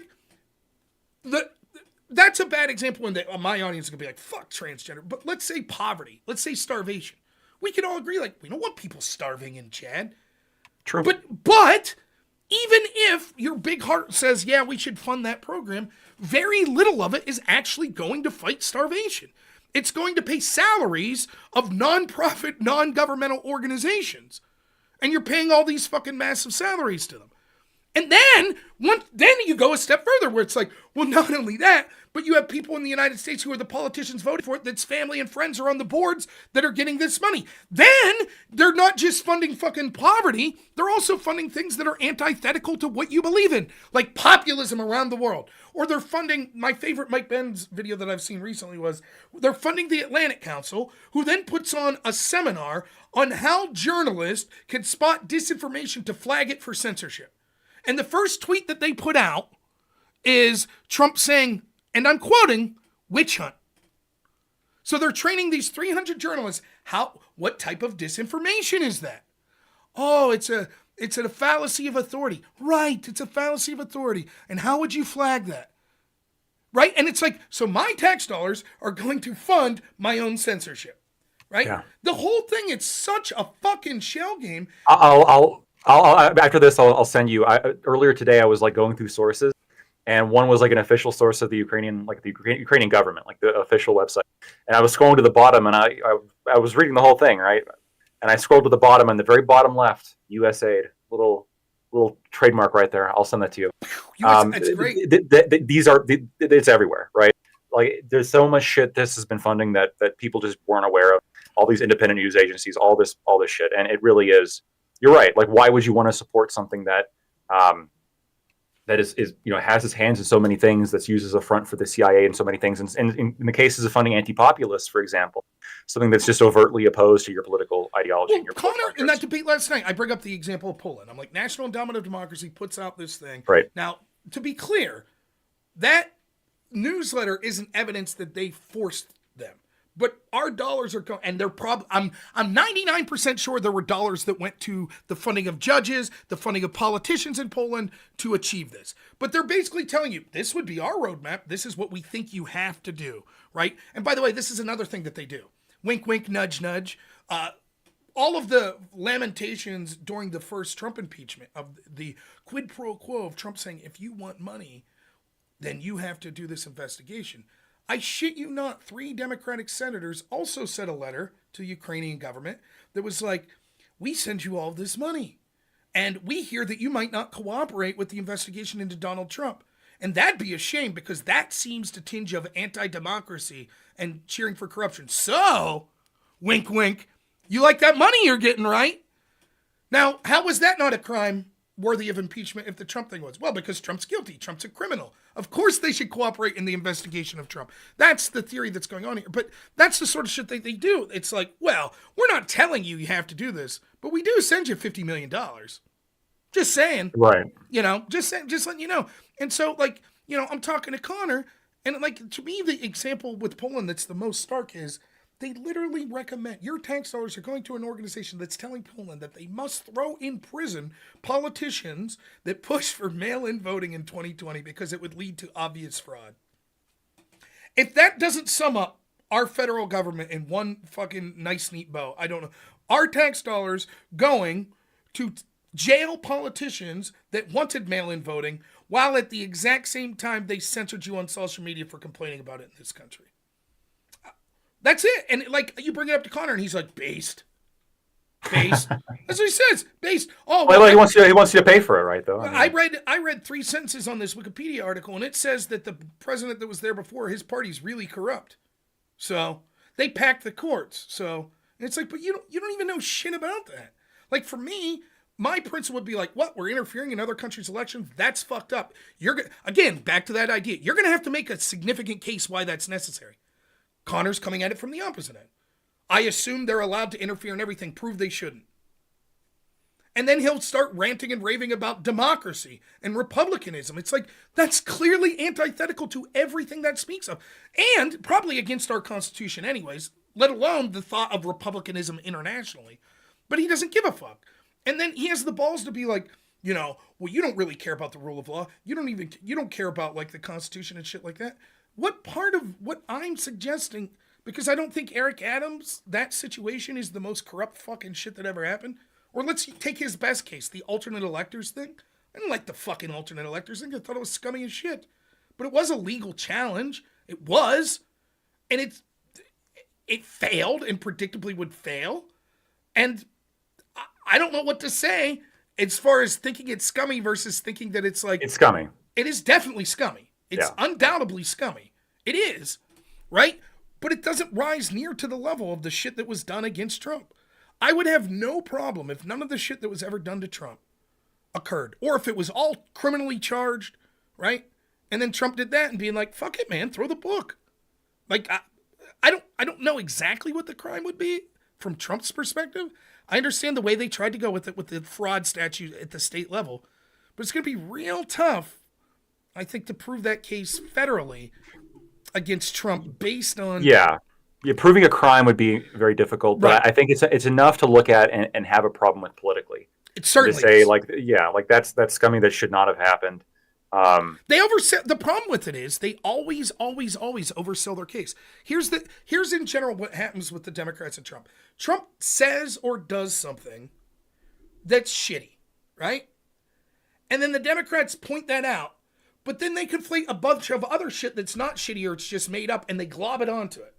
And so then basically what happens is people are like, oh, now they've cried wolf so many times legally about Trump, the Bragg case, the Letitia James case, the Russia collusion investigation, all this shit. It's just, it would be really hard if Trump does something fucked up. It would be really hard to get people to give a shit because it's like, you've cried wolf 5,000 times, right? But this time, trust us, this isn't like that bullshit Alvin Bragg case.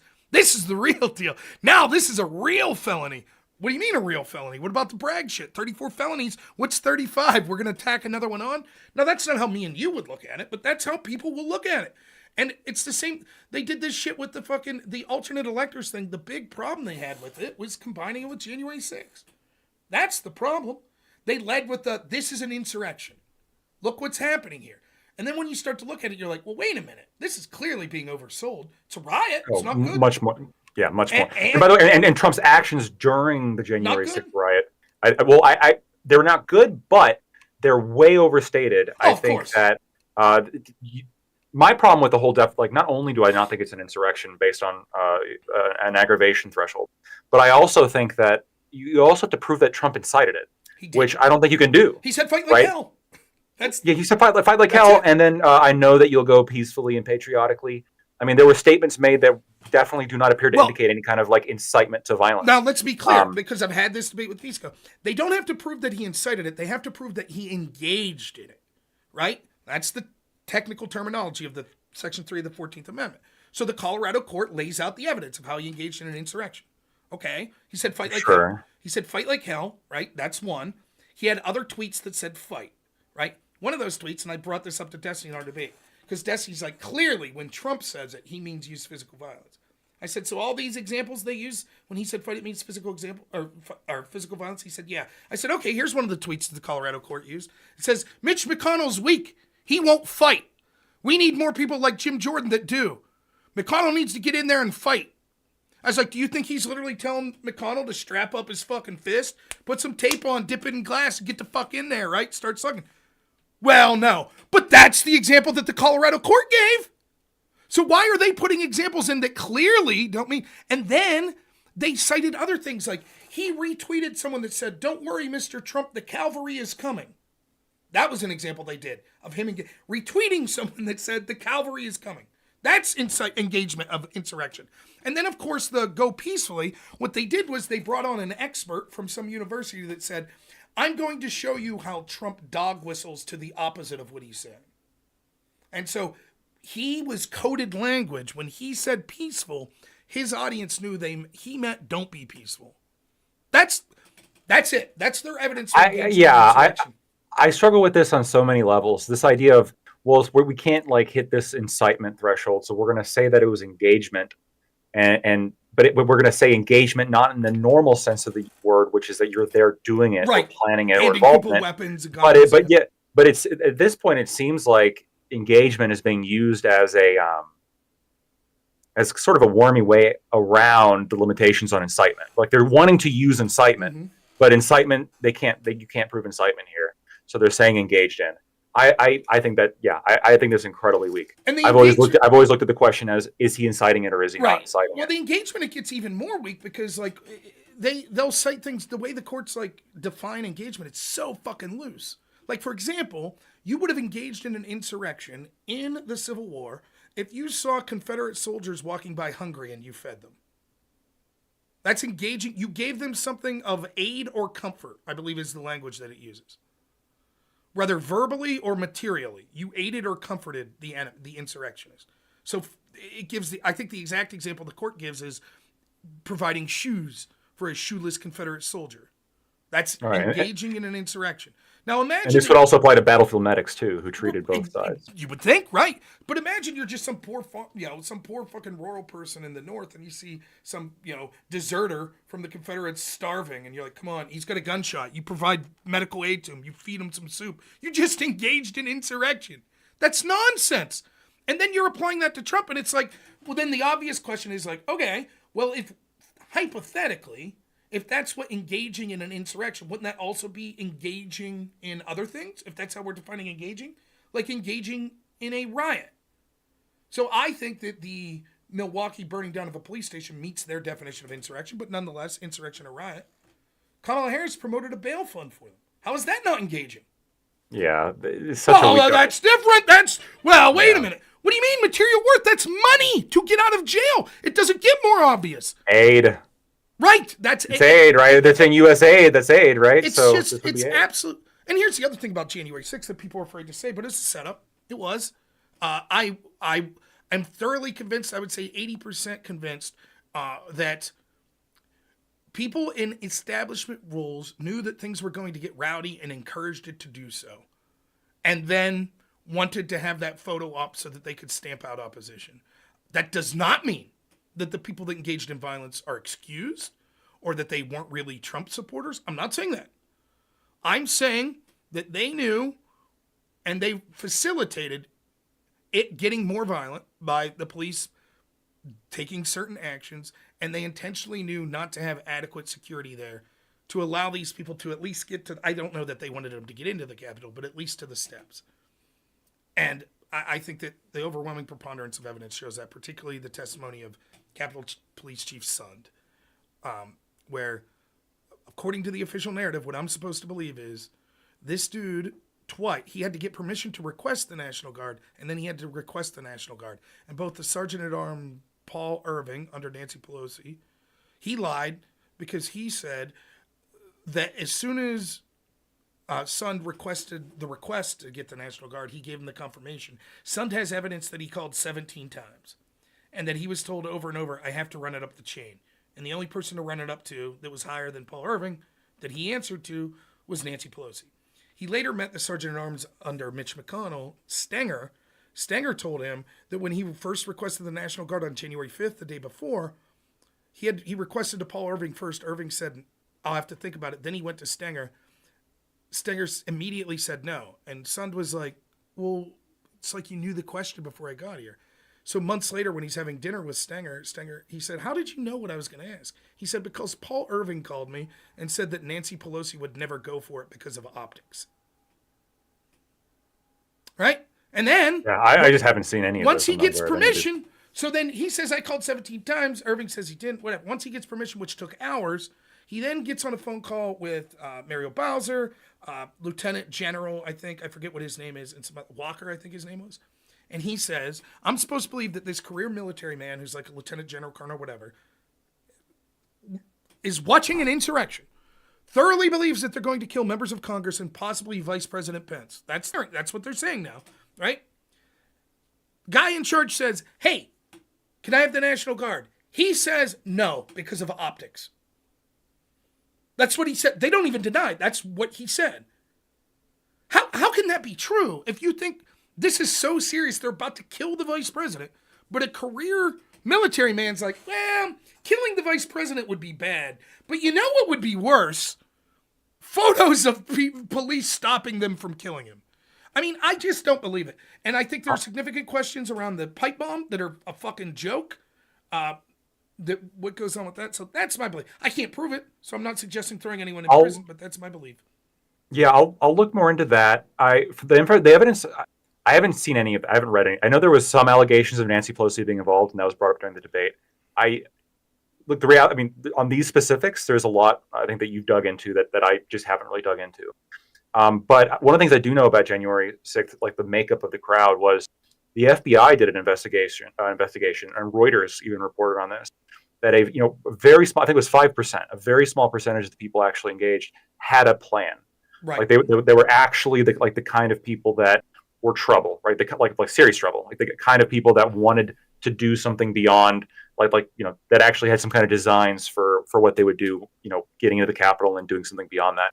For 95% of people, I mean, they were caught up in what you normally see in a riot, which is what you saw during the BLM riots. Can I stop you just for a second? Was that Sure. 5% of all the people, or just 5% of the people that were rioting?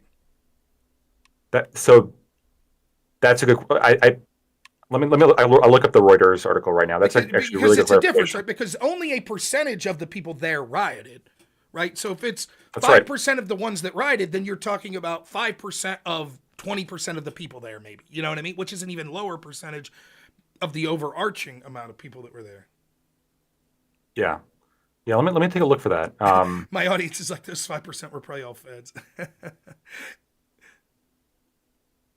Yeah, right here. Reuters, this is from August 2021. The FBI finds scant evidence U.S. Capitol attack was coordinated.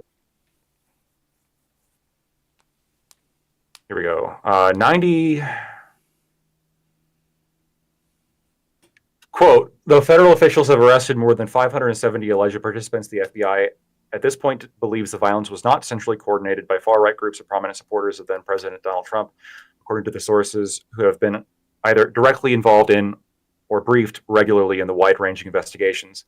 90 to 95% of these are one-off cases, said a former senior law enforcement official. Yes, yeah, so that's of knowledge investigation. Yeah, these are the ones that are going to be arrested. So these are the ones who were in there, right? These are the ones who were rioting. So then you have 5%. Yeah, even if you take the 10% number, the high number, that's of the 5,000 that were arrested. So that puts the number at 500 of the 100,000 that were there, 80,000, whatever. Very small. And then right here he goes on, and then you have 5% maybe of these militia groups that were more closely organized. But there was no grand scheme with Roger Stone or Alex Jones and all these people to storm the Capitol and take hostages. Yeah, and this is according to the according to the FBI from Reuters. Like, I don't believe that. It doesn't matter if you believe it, if that's what their official narrative is. And this is another thing that's like difficult sometimes for people to understand. Oftentimes, what you do is you steelman the other side as best as possible. You say this is what they believe, but even that's fucked up, right? Which is why, when I would cite CDC numbers on vax, they'd be like, why don't you use VAERS? Yeah, well, because your opponent's going to say, I don't trust VAERS. But they will trust the CDC. So if you could say even their numbers are fucked. So even if the FBI's numbers are this incredibly low, even if you don't trust them, you could still see a problem, right? Well, I don't know if "problem" is the right word, but it illustrates. Well, here's let's assume the FBI let's assume the FBI's numbers here are correct and the Reuters is reporting accurately, right? I have a lot of faith in Reuters. I think it's a good news agency personally. They're saying that 5% were like the kind of like scheming bad guys, right? That everyone was like very concerned about. 95% of people were caught up in a riot. Right? Taking their numbers. 95% of people were caught up in a riot. Getting caught up in a riot is still your fault. It's still a problem, right? I think there still should be some punishment associated with that. Same thing for the BLM rioters and et cetera. But this concept of this was a centrally planned, coordinated attack. This is the worst thing since 9/11. Again, the catastrophic language that's being used here to paint this as some kind of organized insurrection. And the reason why they really want to do that, by the way, is because insurrection has a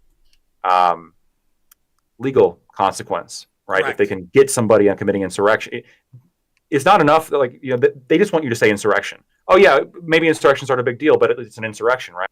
Well, what's the point of that? Well, the point of that is because if there is an insurrection, and Trump, let's say, engaged in it, even though again I think that argument's weak for the reasons I stated before. Now you can say he's not eligible. He's not eligible That's to be exactly run for office, and that's really what they want. It's motivated reasoning. Well, listen, this is my contextualization of the Jabal Bowman thing. Because one of the things they did to claim insurrection, right, even if they didn't use that word legally, they charged a lot of people with delaying an official proceeding, right? And they try to make that synonymous with insurrection. So what do you need to do to commit an insurrection? Well, they delayed the proceeding. They delayed the counting of the electoral votes, delaying an official. Well, how long? Well, an hour or so. That's a big deal. Well, what did Jamal Bowman do? Well, he delayed an official proceeding. He pulled a fire alarm, right? Now, you can see in that situation, it may have only delayed it. By the way, it doesn't have to actually delay. It only has to be the intent to, right? Oh, so true. If he pulls the alarm with we need 5 more minutes, right? That's delaying an official proceeding. So why didn't they charge him with that? Well, because people would say, wait a minute, isn't that the same shit you charged January 6th people with? So instead they charged him with falsely pulling a fire alarm, which carries like a $1,000 fine. But they didn't charge him with delaying an official proceeding. Now you might say, but did they have the evidence? I don't know, but that's how I was able to accurately predict there's zero fucking chance he gets that charge. Zero.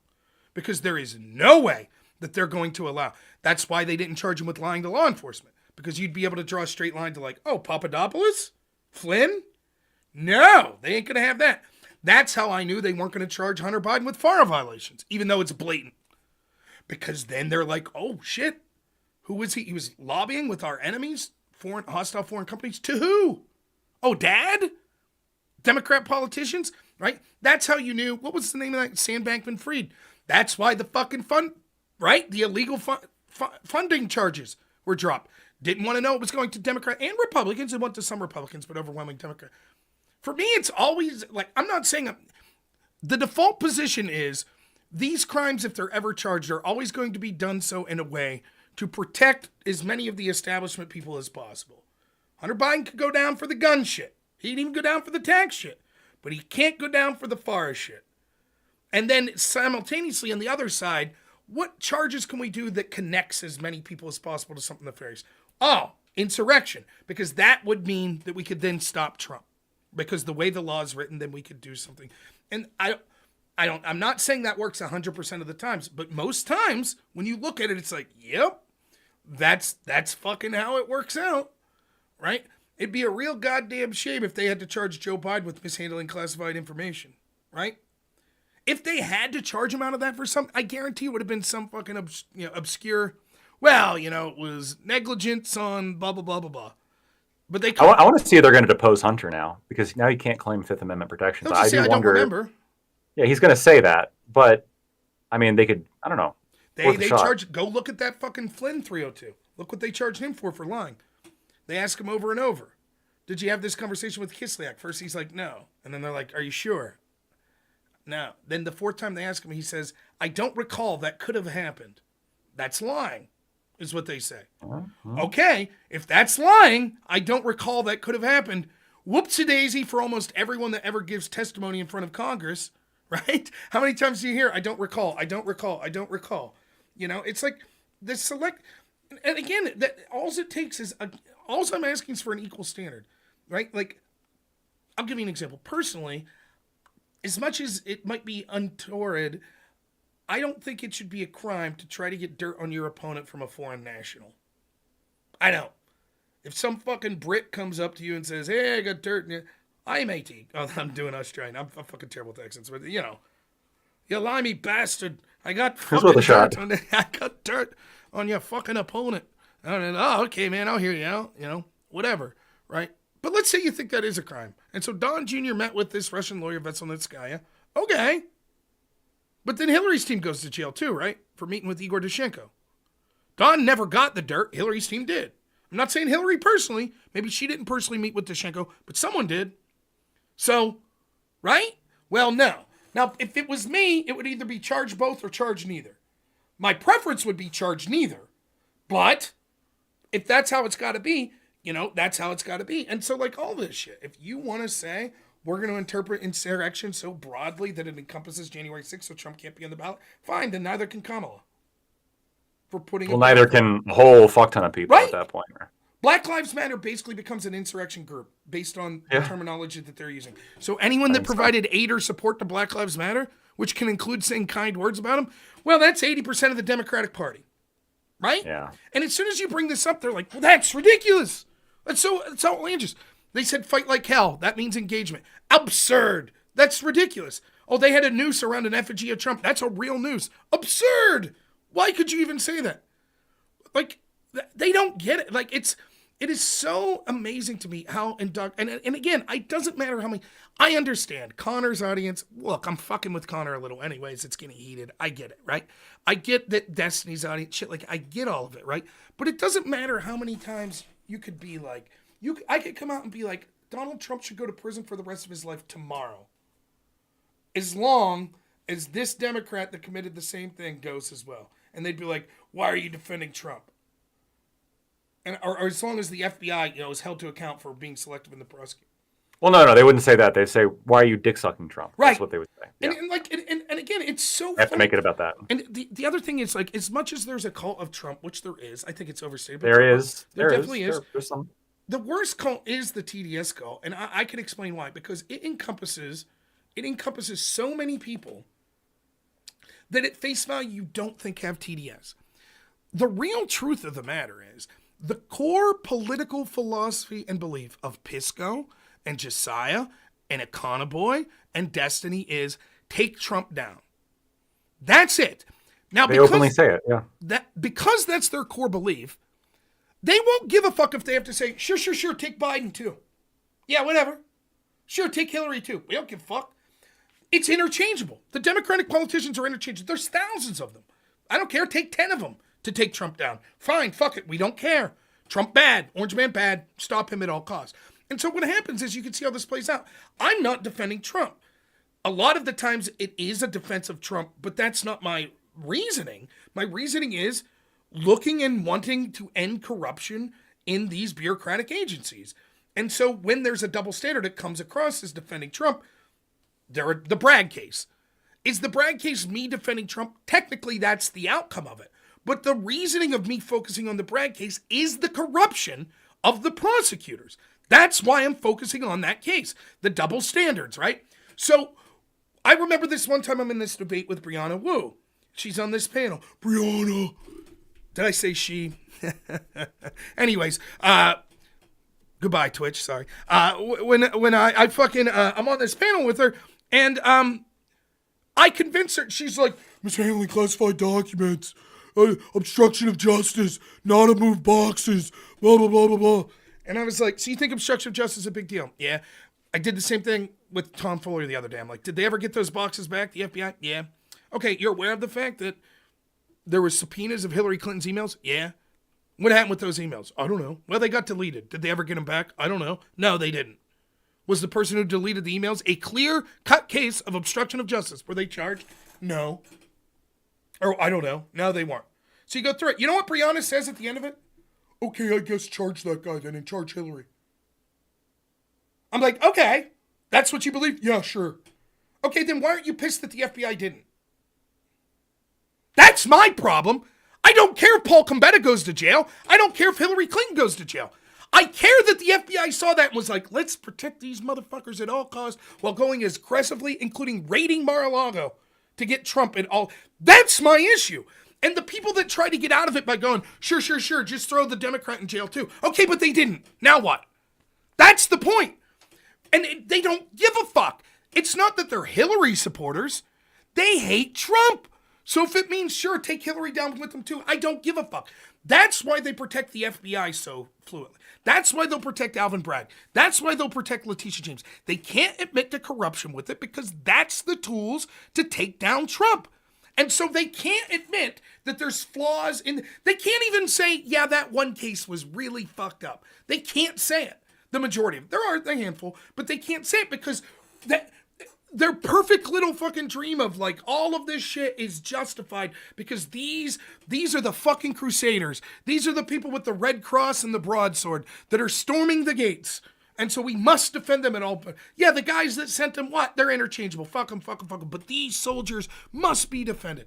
And that's what the evidence of it is. And they will outlive their usefulness at some point, That's right? And then you might see the condemnation start coming at that point, for sure. Well, that's just it. It's always that way, right? It's always a bullshit conspiracy theory until it's not, and then it's, well, that's a long time ago. That same debate with Brianna, that's what I got. That's what's Destiny's excuse. So what? It was a long time ago. What can we do? Right? While it was happening and I was screaming my fucking head off. Same with COVID. It's a long time ago. Time to forgive.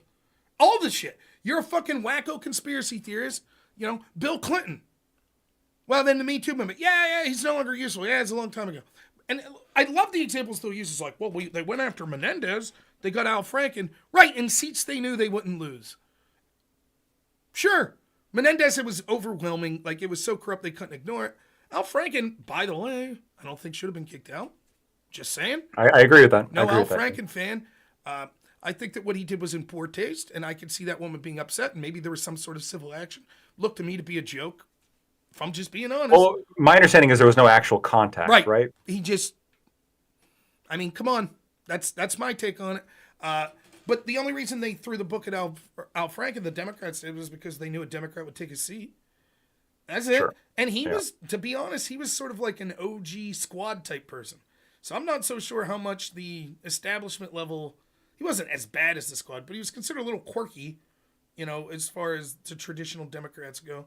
But yeah, it's always the same shit. It's a conspiracy theory. And it's like, dude, I had it beaten in my head that Russia collusion was the most serious thing in the world for 4 years. And then we found out it happened with Hillary's team. And they're just like, who gives a fuck?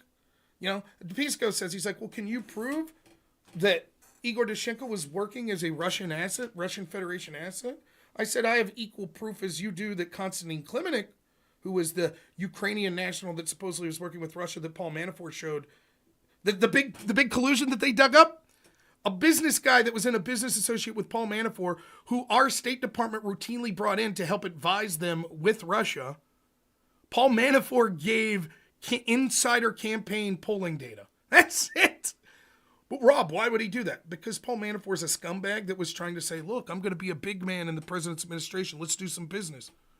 Now, that may be a crime, but that ain't colluding with Russia, right? And so when he asked Pisco's like, well, how did you know he was Russian? I was like, Igor Dushenko was suspected of being a Russian spy by the FBI and an investigation was never closed. Well, that doesn't prove he was a Russian Federation asset. That's true, it doesn't. Why didn't the FBI investigate him? If they were so worried about Russian interference in 2016, so much so that they started investigating Trump, and they knew that Igor Dushenko was a suspected Russian spy by their own admission, why didn't they investigate him and his ties to the people he was talking to? Well, they did 3 years later, right? When Durham came in. Why didn't the FBI do it? Right? And that's the sort of shit that I'm talking about. It's like, I just want an equal standard. I don't want the FBI looking at presidential campaigns. But if they're going to, under the auspices of, connections to Russians are shady, they're trying to interfere, and they're going to say, we suspect that Trump got dirt on Hillary from Russians, and the way we're going to prove that is by Hillary getting dirt on Trump from Russians. Basically, it's the equivalent of, I think Lactoid stole from me, so I break into his house and steal from him in hopes of proving that he stole from me. And then it turns out Lactoid didn't, and I go, whoopsie. And everyone's like, no problem, Rob. That's what happened. And I don't know how much I could shout about it anymore. If you want to say that, you know, Manafort should go to jail or Don Jr. should go to jail, I don't give a fuck. I'll be honest, I'll let you in a little secret.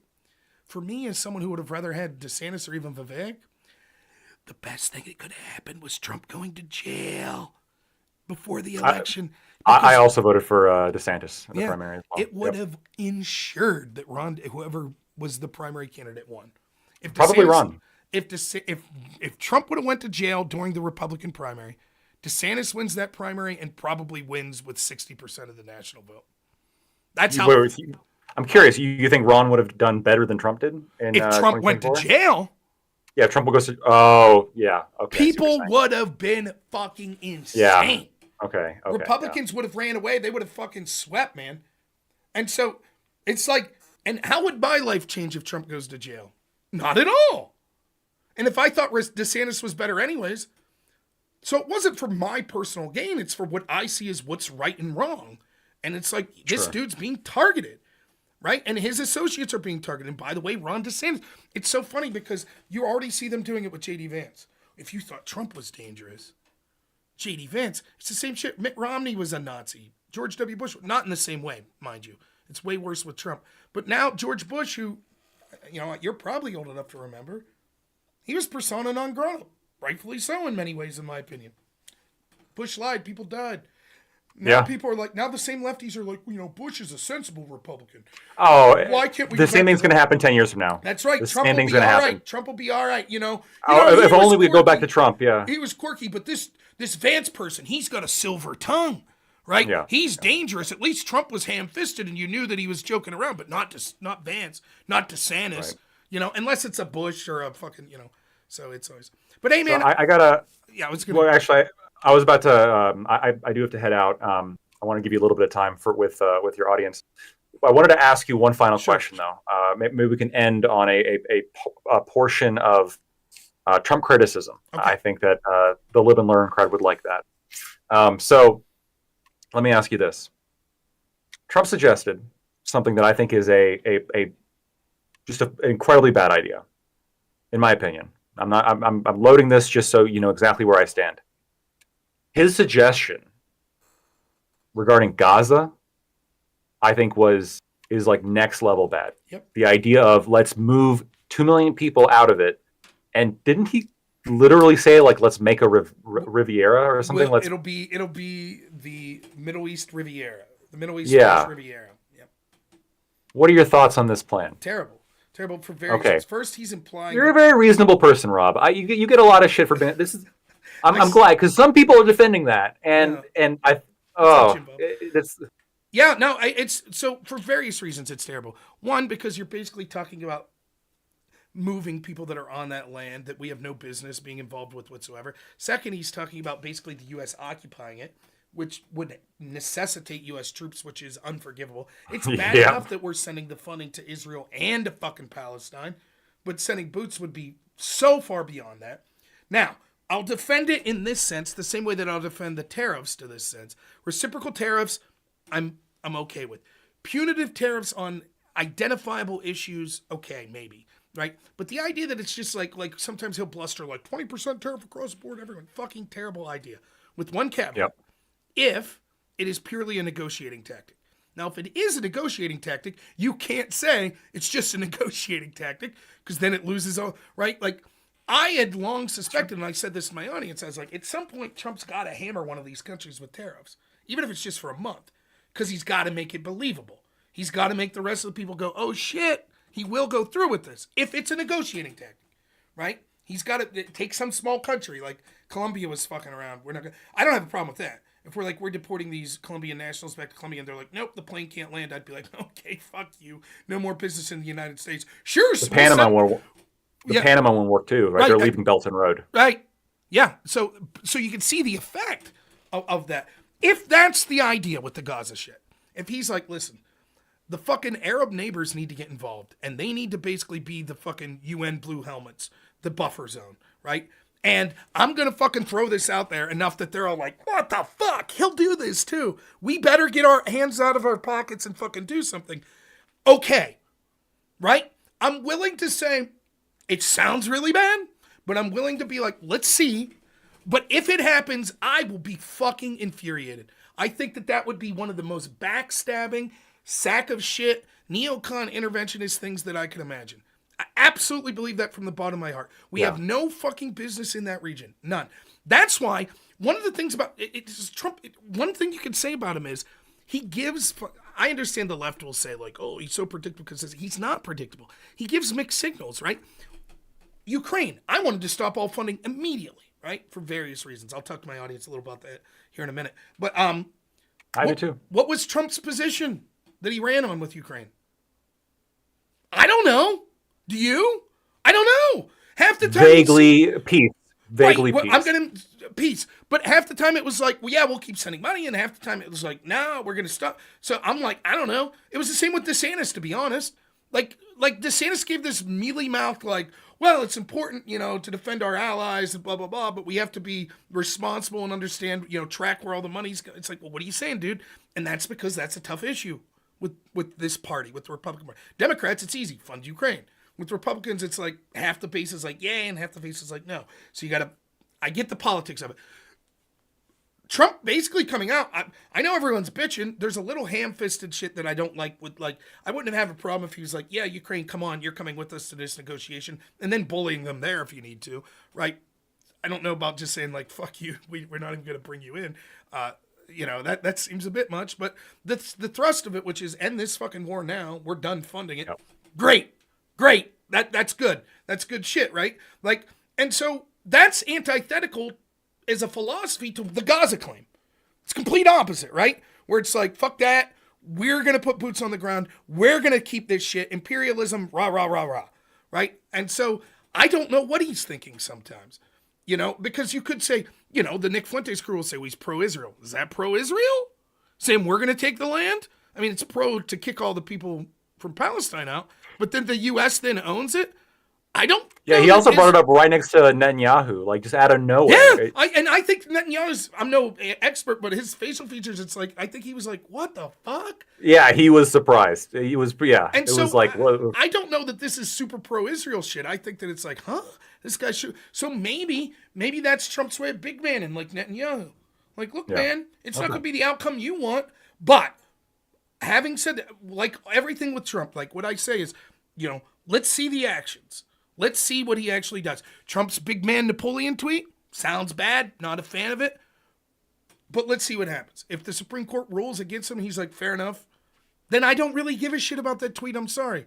If he decides to say, fuck you, Supreme Court, I'm disbanding you, I'm going rogue, I heavily give a shit, right? Like, that is code red, massive alert. Yeah. And it's 100%. Always, it's always been that, one of the things I say all the time, it's like, the left is always freaked out about the things Trump says and makes excuses for the things they actually did, right? Pisco one time screamed and gnashed his teeth. By the way, my position of not talking to people that don't condemn corruption on issues of corruption, this started with Pisco a long time ago because as we're talking about FISA warrants and this shit, he keeps asking me what I think they deserve or what Trump should do. And I said, may you all get exactly what you cheered for others to get. And he's like, you're saying you want Trump to get illegal FISA warrants? That's what you're saying? I demand you condemn that right now. And I said, fuck you. I'm not condemning this shit for you. And then as soon as it's off the air, I told my audience, I was like, I'd be livid if Trump got illegal FISA warrants. Yeah, that's ridiculous. So, yeah. But I'm not going to leave Pisco demand that I fucking respond to that. After this guy's fucking... You see what I mean? So it's been been this way for a long time. Maybe that's why I'm jaded, because I have these fuckers say, you must condemn this, you must condemn this. Fuck you. You people were more than happy when it benefited your side. So, yes, I'm glad you asked that question. It is something I have talked about on my channel, but it is worth it. I mean, it's sort of tough right now, because part of me just, I don't know if you saw my tweet today. I thought it was hilarious. I don't know how many people got the humor in it, but I was like, I've had an interesting couple of days. I had a dude Photoshop a tweet so that I would talk to him. I saw that, yeah. Then I had the moderator chime in, blah, blah, blah. And then I had a Trump hater, get me banned on Twitch. Week's going great. Trump 2028. That's what I put. Right? Which is kind of my way of being like, fuck you. There's part of you right now that just wants to ride the wave. Doge shit looking good. Ukraine shit sounds pretty good overarching. Oh, if peace happens there, and the Doge shit is like goes smoothly, I mean, he will have done... Like it'll be so good. Like libertarians really need to like take a look at that and realize like there is results here that you can get by collaborating and working within a party. Yeah, which I know that and Ross. He did give them Ross, which I'm a fan of as well. And one area I think a possible concern that you didn't raise, I've mixed feelings on. It's going to be another devil's in the detail. What about declaring the cartels terrorist? He just signed an executive order because I don't think the American people are ready for what that might mean. That probably means that there are going to be cities that are attacked by the cartel in the United States. There's going to be like mass shootings. They're not going to go down quietly. I mean, it's going to happen. And when that happens, do the American people have the stomach for it? Do they have the stomach for, this is what happens when you aggressively go after people that have tendrils already in our country so significantly? Do you want our government treating our neighbor like harboring terrorists? Now, maybe Mexico cooperates with us, and so that portion of it doesn't become a big deal. But it's an interesting question. I think that that's something that you'll have to play out. I have to look into this, by the way, the National Aerospace Database, or I forget what it's called. I saw this today. I couldn't believe it. I should have known to look into this. Trump, all these plane wrecks under Trump, right? According to this database I saw people posting today, there's like half as many as there were in Biden's first 2 months. Oh, the plane stuff, like, it's a joke anyways, but I know, like, the fact that people, I don't even want to give it like air. The fact that people are, first of all, the one that everyone has been posting about recently, that happened in Canada. Toronto! It didn't even happen in the US. But also, like, what? Trump shooting them down? What are you alleging is occurring here? They're trying to say that, like, he fired air traffic controllers, which isn't true, right? That's what they're trying to say. A dude from Delta today, like the chair of Delta, was just on CNN and was like, he hasn't affected us in any way whatsoever. Nothing he has done. They basically looked at administrators and they did a hiring freeze and they got rid of some administrators and that's it. But the idea that this would have an immediate effect, like it's because it was like a week after or whatever that, like, they started making this claim after he came into office. Now, I will say, here's another thing to criticize Trump for. Him, like, just balls to walls, and the other people in his administration initially coming out after that first one and being like, DEI pilot. Yeah, that was pretty bad. You don't know that. It might be. I criticized that, by the way, before as well. He shouldn't be doing that. Right. Now, he could be right, but there's no fucking way you know this soon. You don't know. If an investigation happens, it was the day of, and it's like, oh, well, she failed 7 of her tests and then passed 2. Okay, maybe we have an argument. Yeah, and I think that you could say, listen, we could expect to see more stuff like this because we're not hiring on merit. That's fair too. But let's assume this wasn't because of DI. Let's assume this woman actually could have passed the test or whatever. Dude, you're slandering a fucking dead person. If I'm her family, I'm furious, right? Like, come on, fuck you, man. Like, I thought that was a bit much. Again, in the grand scheme of things, the problem is with Trump, I like someone that's just going to be so openly transparent that they're just saying what comes to their mind. But every one of us, if we said everything that comes to our mind, are going to say some shit that pisses people off. And that's the problem with Trump. Like, he's a faucet. And it's just like, it's just 80% of the time he's saying shit that I'm like, yes, fucking yes. And then the other 20%, it's like, could have did without that. Like, you didn't need to fucking say that out loud, And he's just like, I don't think he puts a lot of thought into like that Napoleon tweet. Like you said, I think he's just like, the courts, fuck the courts, they're rolled against this. We need to cut this funding. And someone was like, hey, did you see this Napoleon movie? He's like, what a base quote. Put that up. Type that up, son. Okay, he puts it up. Well, that'll get them. They'll fucking know. We're trying to save the country. Exactly. Like, that's it. And if the Supreme Court came in, I'm 95% sure that he would be like, okay, we got to reevaluate. Maybe that means he calls me and you and we say, Mr. President, just redirect that money to fucking right-wingers. And then watch how fast they scream, right? Which would be like, because isn't that the same vein of... That'd be wild. But I'm thinking about it. Potentially could be, and it's the same vein as the excuse for Biden with the student loans, which is he didn't defy the court. He just tried another avenue. Yeah. Right? Yeah. So Trump could try different avenues then. Okay, if we can't get rid of the money, we'll redirect it and then let them do the court challenges there. Right? And then if that doesn't work, potentially there's other things you could do, right? Like, well, we've declared I wouldn't be a fan of this, but like, we've declared some sort of national emergency, which gives me some sort of powers, blah, blah, blah. Again, let me stress, I'm not saying I'm a fan of that. But if it's at least within the technical possibility of a legal scope, as opposed to being like, fuck you, Supreme Court, I'm above the law, right? Like, there's a couple ways. I think the best alternative way to do something like this would be, there's a law, I forget what the actual law is called. I think it's like the Economy, I think it's the Economy Act or something along those lines. It allows agencies to borrow funds from other agencies as long as they have a shared goal. So you can have the State Department, for example, borrow funds from USAID to accomplish its own goals as long as the goals of the State Department and USAID are aligned, which they almost always are, because both of them have like very broad goals. And there's a reason why Trump put Marco Rubio in charge of both USAID and the State Department, right? And as much as that's another way to do it. As much as the Democrats would freak out about that, that is not the same as Trump saying I'm above the law. It's legal. And again, I don't know how I could stress this more. I already talked about how scummy I thought the alternate electors thing was. I disagree with the people that think Mike Pence. I think Mike Pence is dog shit for other reasons, but I don't think he did the wrong thing in this situation. I don't. at all. I agree. I've defended that since day one. I don't like Mike Pence, but I don't think he did the wrong thing. But that still, to me, falls in the bounds of a disgusting legal attempt, a disgusting legal strategy, as opposed to a fuck you, grab the torches, we're taking this bitch over. Right? Sure. And it does make a difference. It does, like, right? And I think that's what you're getting to with Trump's tweet, where it's like, if he's just like, the Supreme Court says no, and he goes, yeah, fuck you, yes. That's really, really, really, really now bad. you have defiance. Now you actually have defiance. Really bad. But if he says, okay, I'll technically comply, but we're going to enact this act over here that allows us to move these pools of money, even if you don't like it, it's like he's at least operating with, it's the equivalent of like you're playing chess, right? And you're fucking breaking all the rules. Look, what's that over there? Blah, blah, blah. But it's not until you start literally removing pieces from the board that weren't taken off. Once that happens, it's like the game is over. You can't have that.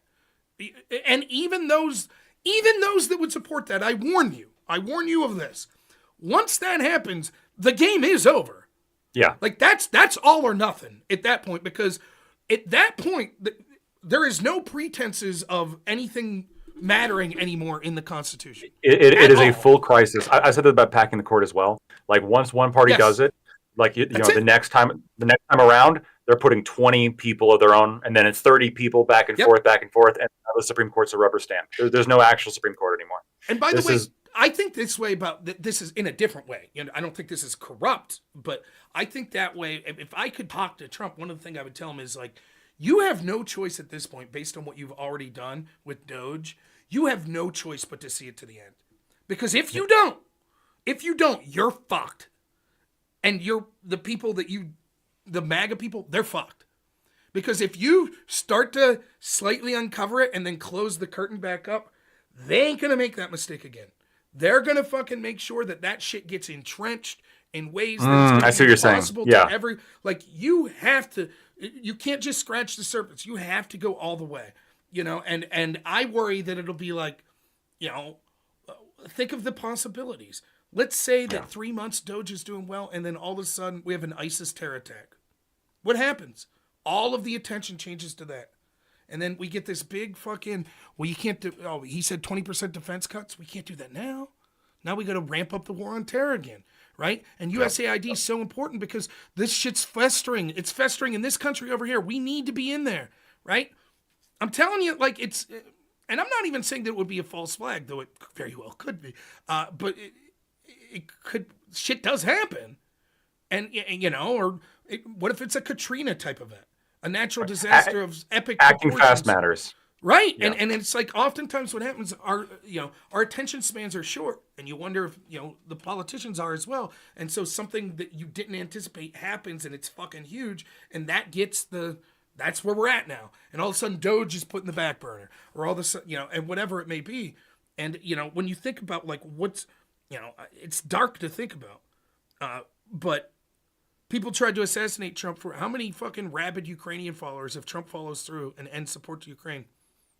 Right? Oh, yeah. Or if you truly believe these people are as corrupt as I believe, and people will be looking at significant prison time, what would they be willing to do to stop that? And so it's like things could get very dark very quick. So I'm all for rah-rah celebrating the good things while we can. Maybe that's why I'm like, fuck you people, I'm not talking to you. Because I know that the bad times are likely to come, even if it's not of Trump's fault, but it very well could be of Trump's fault as well, too. So I think we're also sitting on a fucking ticking time bomb with inflation, that we're going to hit a fucking huge recession or depression.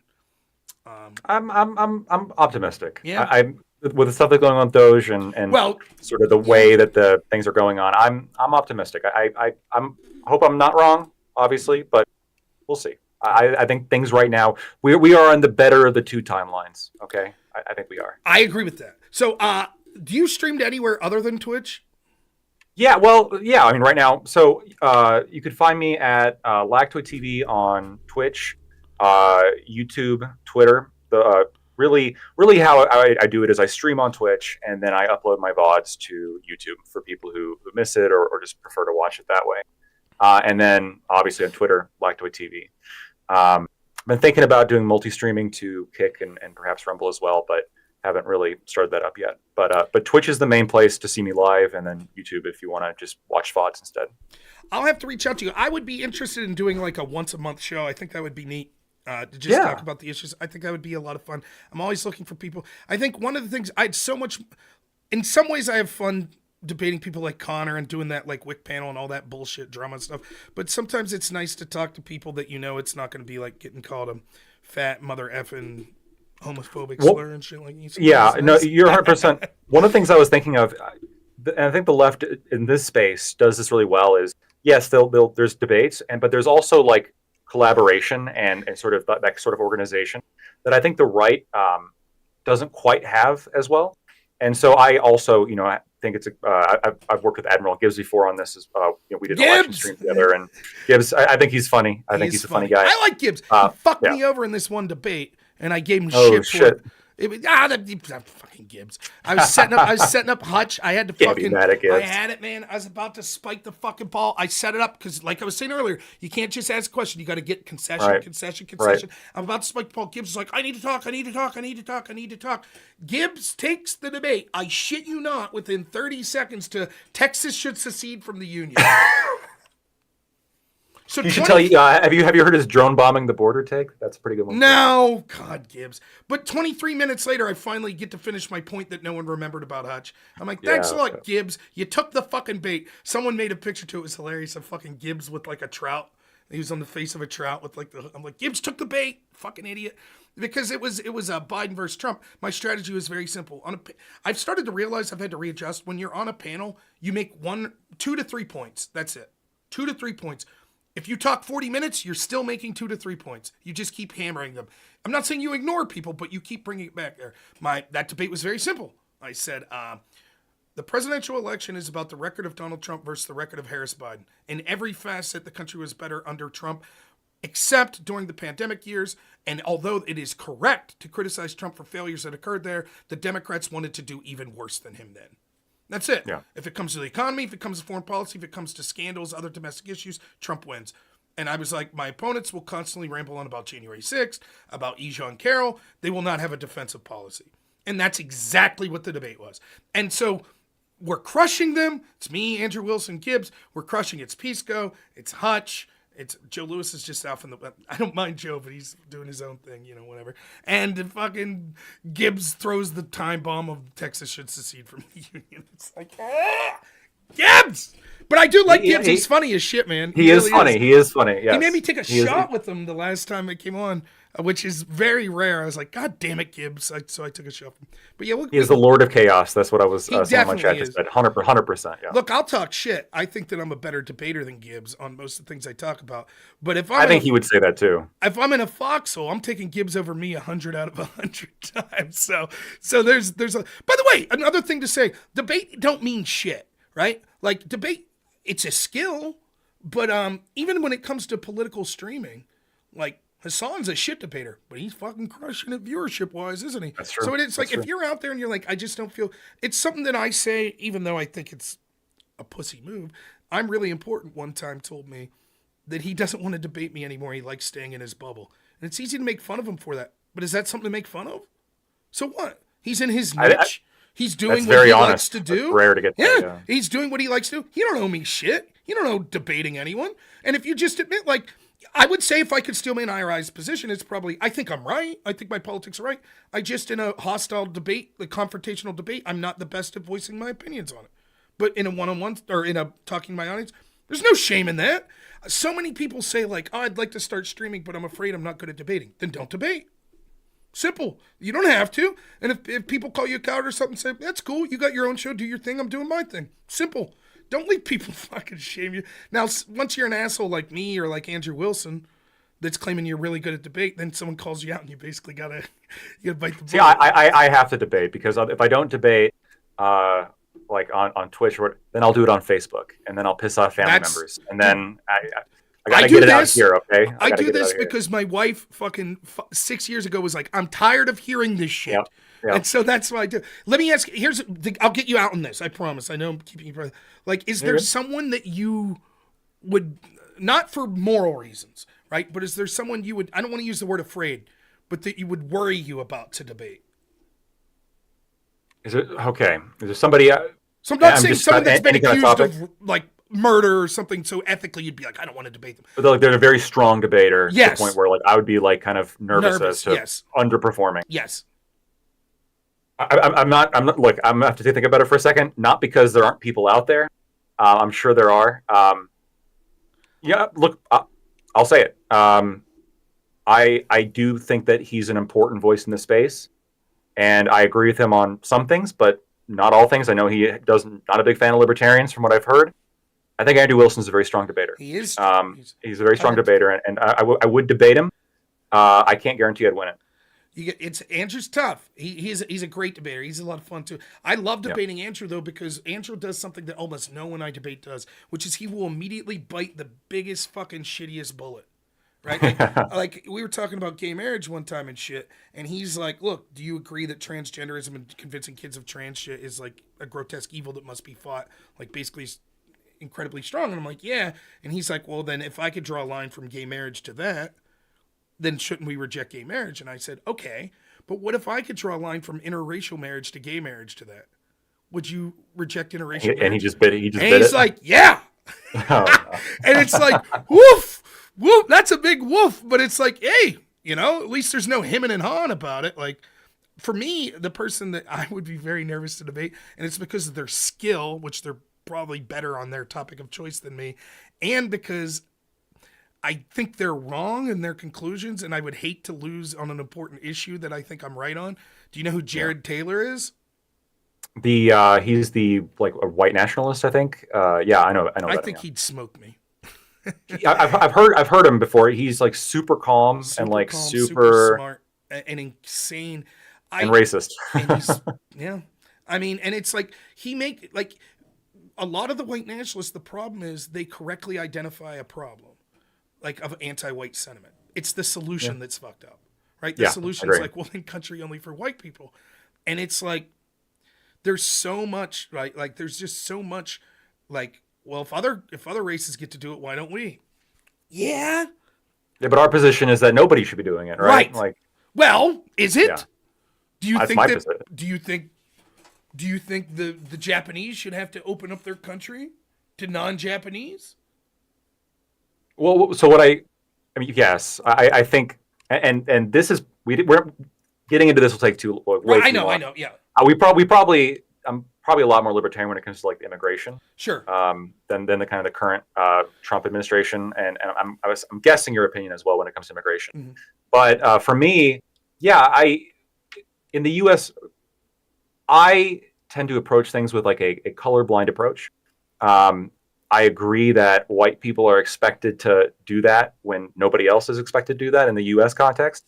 My principle is, well, I think everybody should be expected to do that, not okay. Well, let's be racist too. Like that's like the direction I want to go with things. Well, I so think that I look at it this way, right? Where it's like like I said, I'm probably less libertarian than you on a lot of the immigration issues, but I don't have a problem. I think the government exists for the benefit of the people that are here, and so if that government decides those people here don't want anyone else to come into our country, at least with permanent residency or citizenship. Our immigration system should be geared expressly towards the benefit of our people.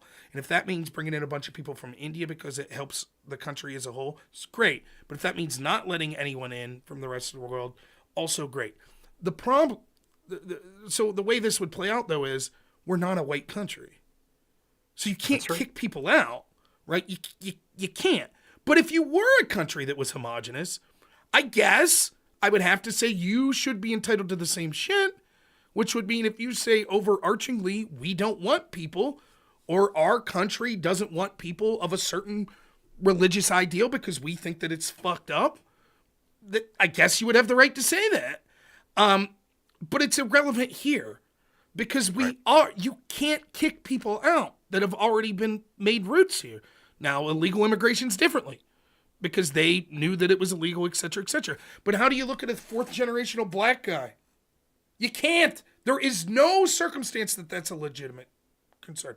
Well, There's also there's one, and what this is what Jared Taylor says. He says that we basically enclave, right? So that whites, his people would be like, we will agree to have these 3 states. and only the people we want will be here, and blacks will do the same, and the people that want to mix will do the same. Now, the problem is you, as a libertarian, you're probably aware of this. The problem immediately is the practicality of that. Yeah, it would require that's deportations yes. from one state to another, basically. My neighbor, who's a black guy, now has to be kicked out of his home because Pennsylvania Yeah. went to the Latinos, and I'm in some shitty Portland or some shit. You know what I mean? Like instantly, it's fucking unworkable and bullshit. But the general principle, I get where the white nationalists are coming from in the sense of they have a valid criticism. They have a fucked up solution. That's the problem. And I don't treat them like monsters because I feel the same about a black nationalist.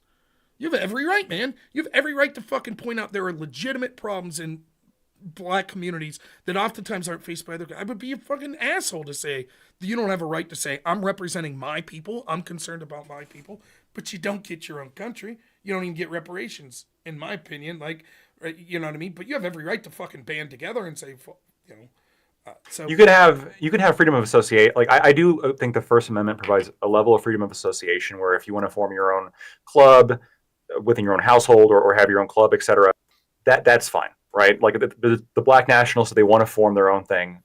Like I'm under First Amendment protections. I think that the government would be wrong to go in and break up the Black Hebrew Israelites and the Klan, right? You can't do that. You can't go in and say you're not allowed to associate with each other anymore. That's and if you want to buy a bunch of land and put up a bunch of houses with you and your community, fine. The problem is on the public property. Which is what Jared Taylor kind of wants, yeah. Right. You can't fucking say that people can't be there based on race. Yeah. So if there's public 100%. Roads going through your community, tough shit. Yes, you could buy the whole city block, but you can't do shit about the public areas, right? And it's like, and the other problem is obviously, I promised a lesson. The other problem is obviously, I don't give a fuck if someone looks like me. I give a fuck more if they are compatible with me socially and culturally. So I would happily live next to a black guy who thinks like me more than a white guy that wants fucking trans education for my children, blah, blah, blah. What's the skin color matter? You say, well, the generalities show that black people are less likely to have that. Fine, but that's the problem with stereotypes. Stereotypes are good and useful. But when you make things based on general knowledge, which is in effect what a stereotype is, when you get more specific knowledge, you dispense with the general knowledge. So if you think all tall people are good at basketball, but then you see a tall guy who's absolute dog shit, you don't say, no, he must be good because he's tall. You say, oh, now I know he's not tall. If you think that all black people are crazy liberals, the LGBT, blah, blah, blah, blah, and then you meet a guy who's just like you, taking his family to church, fucking hardworking son of a bitch, whatever. Why do I have a problem with that guy? Now, I don't have a problem with black people, but you see my point. That's what I said to the white nationalists. It's ideology, right? The question is one of ideology. Like, there's other things that, like, sometimes people will use race as a proxy for, but the reality is, like, you and I are concerned about the actual things that matter, I think, right? Which is how much are you contributing? Like, are your value sets going to be aligned with the kind of future that I want to create, which is, one that emphasizes personal liberty and et cetera. I think Jared Taylor, though, his ideas like that, I think I remember I did see a clip one time where I think he specifically said, like, I wouldn't care if it led to like a decline of like GDP or like an increased crime rate or whatever along the lines. Like, this is the thing that's important to me. Like, I just want to have an ethno state. And it's like, I just can't wrap my head around that. Like the things that all these things that matter, I think for very, very, for reasons that make so much sense, right? Like, you want to live in a good area. Like, why is race the thing now that you, I don't know. But it's got there are preferences, I guess, but I just don't share them. It's kind of iffy for you though, right? Because like, I don't know about you personally, but I've listened to sort of Fabian Scott talk about like what his society would look like. And in that society, right, couldn't theoretically a bunch of people come together and say, this is it's like a HOA. It's all white people, whites only. We're the governing body here. My position on this is that the state has no basis to discriminate based on race. But if a bunch of people under the First Amendment, freedom of association, if they want to go like band together and form some, building or group or compound somewhere where they live the life that they want to live, as long as they're following, they're not infringing upon other people. I disagree with them. I'm not going to join that compound, right? But they should have the right to exist without the force of the state being applied to them. That's my opinion. I would love to hear like Liquid Zulu or someone talk with Jared Taylor, because I think weirdly enough, for completely opposite reasons, there'd be a lot of overlap, right? I don't Maybe. think Fabian Scott or Liquid Zulu would be like, yay, white country, right? But they'd probably be like, yeah, you have the right to freedom of association, and we want to disband the government. And once that government, the state's disbanded, if you choose to band together and as property owners, you have the right to say what happens on that property and fuck off. And by the way, everybody agrees with this concept on like a lower unit level, right? Of course. So like everybody would agree, even though we wouldn't agree like on with the racist opinions, right? Who says I don't want, let's say I don't want white people into my house, right? I'm not going to force white people into his house, and I don't think anybody wants that, right? Right. It's but that's why I don't want to debate him. Do you understand? Like, because even the libertarian tendencies in me, I'm like I'm against it. Don't get me wrong. Before this gets clipped, it was like, Rob's a Jared Taylor fan. I'm not saying it. I think that he's incredibly cordial and polite, and I would debate him. I would. But I'll tell you what, I'd be biting my fingernail. I would. Well, I don't think so. I think that debating him might be actually kind of easy, because you would start with the premises of like, look, like what's this debate purpose? It's not about like you're like a monster, or that I think that you should be allowed to do what you do. It's from a place of confusion. Like, why is this the value system here when there's all these other things that are so much more important? Here's how I can show that they're important, and maybe run through some hypotheticals. What I would do. But he would be like, well, as long as you think I have the right, that's all I give a shit about. But I don't. But I'm not an ANCAP, so I'm not calling for the dissolution of the United States government. So I'm like, you don't have the right. You don't. But the ANCAP would say, yeah. The ANCAP would say potentially, but I'm not advocating for the dissolution of the U.S. government either. And the U.S. government, again, should approach everything in a colorblind manner. So it's easier for me. But that's why I would do the debate. I would do just fine. I assure you I would. I debated Richard Spencer, who was not, I don't think he's a bad debater, but I don't think he's as good as Jared. I don't know what his belief said. Like, he seems to change it every other year. Like I think I don't think he's up front. I think he's an accelerationist, is what I think. Okay. I could be wrong. Okay. But I remember, I remember there's a small town where I'm from, right, called Brookville. And I remember when I was like 11 years old, or a little older than that, maybe 14, my grandpa was in a nursing home there. It was like 20 minutes from where I grew up. And we drove through one day, and there's a big traffic jam. Very small town, very small. And I was like, what's going on? And my dad's like, oh, look at this. And there's the KKK. They're on the court steps. And there's like 6 of them. And there's a bunch of people booing them on the sidewalk or whatever, like dozens booing them and whatever. And as you're stopped at the light, they're like trying to hand you literature. Fuck them, moving on. And I remember seeing all those people booing them. And it was the first time I ever really thought about that. And within 3 minutes, it took me to get this thought. It was like, whatever those people really believe, they should just pretend the opposite. Because most people would say, fuck those guys no matter what. So if they really wanted Trump to win, they'd be like, yay, Kamala.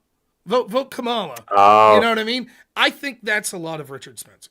Because I could be wrong though, because Richard Spencer's like, yay Democrats, yay Biden, right? And so, but I don't think that he truly is saying I'm taking the opposite side on purpose. I think that's part of it, but I think he's like, let's get this shit kicked off.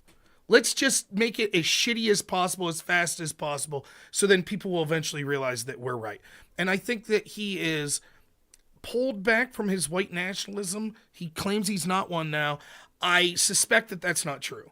I suspect that he realizes the utility in claiming that he's not. When I talked to him, he was celebrating his new philosophy based on Apollo, the Roman god called Apolloism. I did not understand it. I took that debate with one purpose, and that was to get him as many times as possible to say, yep, the Democratic Party aligns with my values more. Thank you very much. I got him to say clip, put it on Twitter. That's it, man. That was it. I was like, sounds good to me. I was willing to talk about other shit, but it was like 2 shifts passing and there was a lot of audience questions, and the majority of the audience were his supporters, and they were like, well, what would Apolloism say about this? And I'm just like, what the fuck is this? But he was pleasant to debate. I'll just say it was not. And that's one of the things a lot of those people have, and I think it probably leads to more people supporting them than otherwise would have, because they seem charming. So, all right. Especially when they're against somebody who seems so vitriolic too. Correct. But I appreciate you having me on, Rob. I appreciate the conversation. We'll keep in touch. We'll talk soon, man. I would love to do something like every month. So, yeah, absolutely. All right. Take it easy. Let me find out how to end this. All right. I'm tired. So just to give people an update, my wife just texted me for some reason my son's still up. And he just said that he wants to buy a new toy car and name it Bruce Lee, which is pretty cool because we went and saw this Dogman movie earlier today, and one of the previews for it's the new Karate Kid movie, and he was super into it, just like they were doing the Wing Chun, like hitting the, what do you call that thing? You know what I'm talking about? Like the one thing, like, and Hank was all into it. He's like, karate. I'm getting a little dumb. I'm looking slim. Don't tell Connor that. All right, what we're going to do is read through the Super Chats real fast, and I'm going to give you 10 minutes of my take on sort of the things I said that I was going to talk about. Black Jaden for $5 says, I'm having a back and forth with Connor on X. He's such a bad faith scumbag. He acts like he's the model conservative. Yeah, Connor sucks. He's not the model conservative. John Cal for $20 says, Groomer, Coomer, Gremlin, Degen, Destiny. Thank you so much, John. Mr. B for 20 says, don't trust the vaxxed. One day the mRNA will take over their brains and tell you what you want to hear. As the years go by, their thoughts will be less and less in their control of their thoughts. Careful with this guy, Rob. Yeah, Lactoid's slippery, that vaccinated bastard. Cody Folsom for $5 says, Rob, you always say you're not libertarian and then give a take that's 95% of libertarians, including many ANCAPs, would agree with this evidence of that. Yeah, I know. It's because I'm trying to be respectful to like some of the ANCAPs that have told me that I'm not a real libertarian. The label doesn't mean shit to me, so I always say, I guess I'm not technically a libertarian. But like Andrew Wilson will say that I'm the libertarian conservative. I come from the libertarian branch. So Mr. B for $10 says, when we win, don't forget that these people want you broke, dead, your kids sexually assaulted in the most graphic of ways and brainwashed. And they think it's funny. Sam Hyde, the ghost of Kiev. Yeah, it's a great quote. And the thrust of it is true, even if not the specifics. Sorry, my cursor is frozen here. John Kell for $20, thank you so much, says, so should we allow people to unalive themselves because they have bodily autonomy? No talk about the duties, just my rights. I don't know, it's tough. The libertarian perspective should say it should not be a crime to want to kill yourself or to kill yourself. Mr. B for $10 says, step 1, invade Canada. Step 2, send Canadians to California.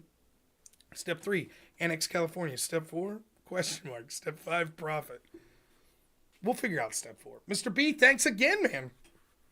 $5. If you die in Canada, do you die in real life? I don't know. And lastly, Jim Bob, friend of the show. I hope you're doing great, Jim Bob. Sorry I didn't get to it while you were there. But when I'm doing an interview or conversation, most of the time I wait for Super Chat till the end. Says, sup, Rob? I hope you're doing well. Of course, Jim Bob. If you're still here, thank you, man. Always appreciate it. I think Jim Bob's fucking underratedly funny. He fucking cracks me up. I love Jim Bob's sense of humor. I always like talking to him. All right, let's break down what I was talking about. The Ukraine stuff. Let's talk about that very quickly. I think that it's great that Trump's, like I said, maybe I would have him bring Ukraine to the table. Look, here's the thing. Like or hate Trump, I think one of the things we could say is he's a little bit conceited. He's probably a little bit of a narcissist. I remember in my state of Pennsylvania where Zelensky came and was palling around with Josh Shapiro, our governor, basically campaigning for Democrats right before the election. Sorry, dude. I remember when Zelensky had the ability to out the obvious corruption from the Democrats with the Burisma scandal with Biden issuing a quid pro quo, and how involved the Obama administration was in the governance of Ukraine. He had to pick a side. He chose the side that was trying to throw Trump in prison. Sorry. You might say that's fucked up. It is fucked up. In many ways, I feel very bad for Ukraine and Zelensky. I do. They're a vassal state. Are they going to be a vassal state of Russia or a vassal state of the United States? And the United States is tough, particularly now, because once they start playing the game of we're going to weaponize lawfare against our opponent, how do you decide which side to butter up? Because if you butter up one side, the other side's playing for keeps. But you got to butter up one. So I sympathize with Zelensky. To be honest, I do. In that sense. He chose poorly. Sorry. But I don't sympathize with Zelensky in this sense. Gonzalo Lira's dead. Fuck you. That's what I said. Fuck you, Ukraine. Go fuck yourself.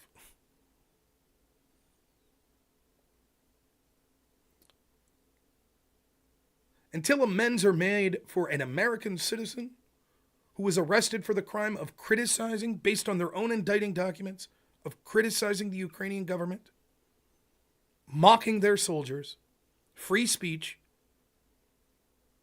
who then was merely trying to flee the country, which would have solved the problem. If the problem was, we don't want him here saying propaganda and shit. Okay, he's leaving. Maybe if he then comes back in. But you get him as he's fleeing, throw him in jail to where he dies. Fuck you. Not $1 more. I didn't know Coach Red Pill. I never saw one of his streams. Irrelevant. If I defended the Biden administration giving up the Merchant of Death to bring back Brittany Griner, who I do not like at all, because I feel it's that important for our government to protect the citizens of our country, I'll be damned if I'm going to not criticize a country that its existence solely relies on us continuing to fund it. Imprison and kill one of our citizens.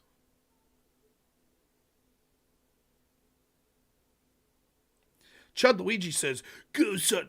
Did you hear Lactoid say this, by the way? Did you notice that they're obsessed? These deviant fucking losers on the left. Everything immediately is, suck someone's dick. Suck their dick. What are people like Chud Luigi doing? Constantly gooning to fucking dudes blowing each other? I believe you're looking for Destiny's channel. Dinosaur Princess Party for $10 says, watch the debate with Connor's channel. Before it started, he said multiple times that he was planning on dropping the slur. Is that true?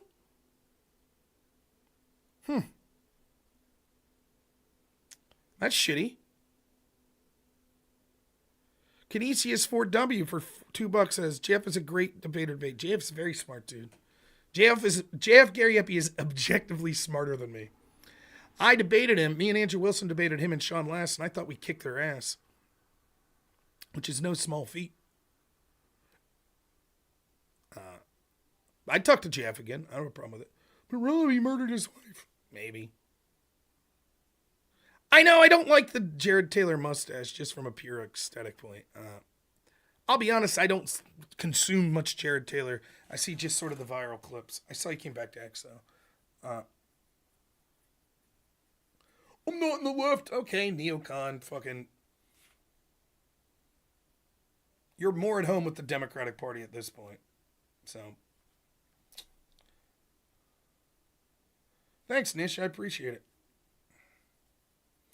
You're a paleocon. You're a paleocon. What do you think Pat Buchanan would say about funding Ukraine? How would I minimize racism? Stop talking about it. I think the first thing you need to do is get rid of things like DEI. Having laws and cultures that prioritize certain races. I would get rid of the cultural Marxism that prioritizes victimhood.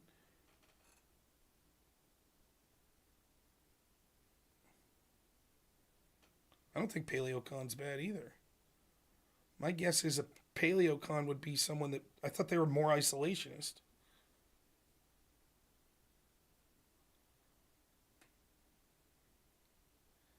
Like Pat Buchanan's considered like the quintessential paleocon. Yeah, you think Buchanan would have supported funding Ukraine to this extent? Wasn't he more isolationist? John Ward's great.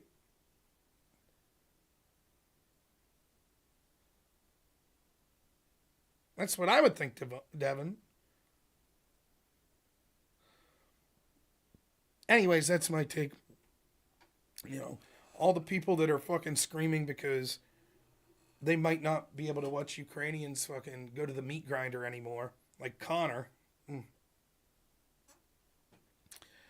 right, to talk about the debates, I talked about them a little there. Quickly to get on to the WIC debate, I already talked about the soy pill guy. Like, it's not a big deal that he faked that thing, but The real crime of what he did was trying to big man me in the beginning of the debate by going, haha, I faked something under the auspices of getting you to fucking give this concessions. I put a Photoshop.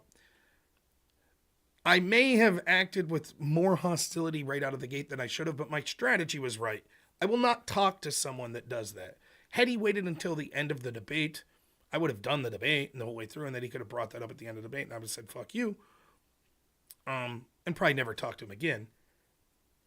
But what am I supposed to do? Look like a bitch? Like this dude bitched me out there? Yeah, fuck that. Wick had every right to kick me or to tell me, yeah, I'm not going to kick that guy. What he didn't have the right to do is not give me a chance to explain myself and jump in and say that I'm a coward and I'm a traitor to the country and all that shit. Wick's fucking dog shit.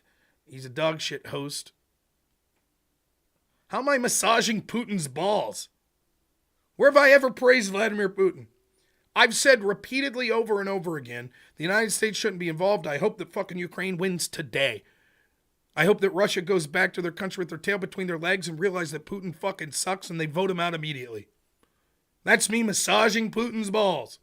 So you admit that fucking paleocons would be against the interventionism, but you're just pissed because I'm saying fuck Ukraine for what they did to Gonzalo Lira. And a bunch of other things, by the way, which I don't have time to get into. What an ass. What an idiot.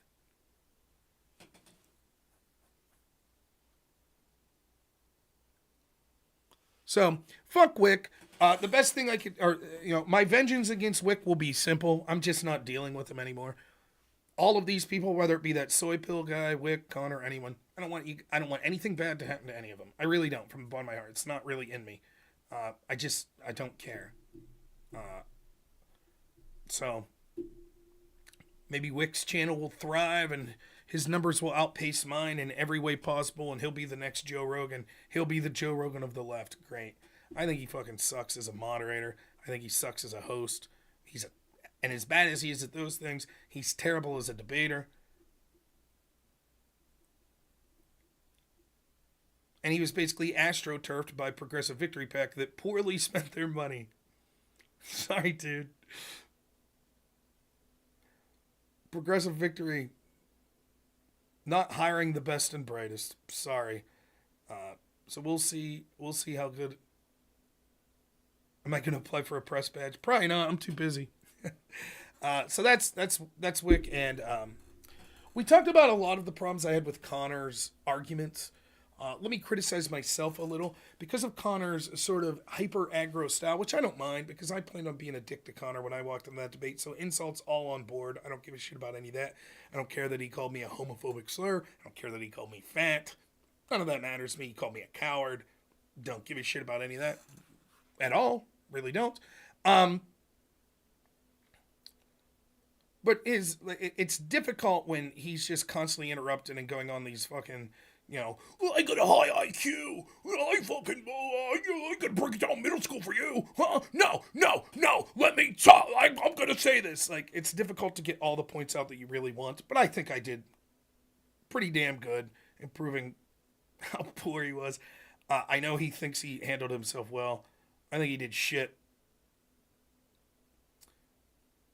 I think he comes off looking like a big asshole that basically couldn't defend any of his positions. That's my opinion, but I'll leave you be the judge of it. Where he talked about the specific positions on there that I thought was shit, including saying that he doesn't think that we should drop cases that were only started for political reasons to go after your opponent. He's for our tax dollars being used to stamp out populism abroad and at home, which is fucking insane. His ideology led to the war in Ukraine, but he has, even though he condemns lolicon, for those that don't know what lolicon is, it's jerking off to animated child pornography. Even though he condemns it, it was still okay to canvass with Vosh because canvassing for Democrats was more important because of lives in Ukraine, which Trump didn't kill when no one invaded Ukraine when Trump was there. They did it when Biden was there, who he supported. And Connor's admitting that it was his policies that he wanted that led to the Ukraine war happening in the first place. Yeah, I assure you my IQ is probably not higher than 133. So I don't know what Connor's would be. I don't know. I guess I've never really checked mine, and nor do I care to fucking throw around what it is. Lovely Con's the cartoons, not the action. There you go. Okay. Yeah, I've never had my IQ tested, so. I played this game on PlayStation 1 called IQ. It was these blocks that would rotate, and you had to, like, put different colored tiles on the ground to get them, and it claimed that it would give you your IQ afterwards. And I remember, like, I played it one time at my friend's house and did poorly because I didn't understand the game, so I had, like, an IQ of, like, 70 or some shit. And then my friend played it, who was a fucking objective moron, and did really good because he'd been playing it all week, and he got, like, a 230 or something. I was like, I'm pretty sure my friend doesn't have a 230 IQ, you know?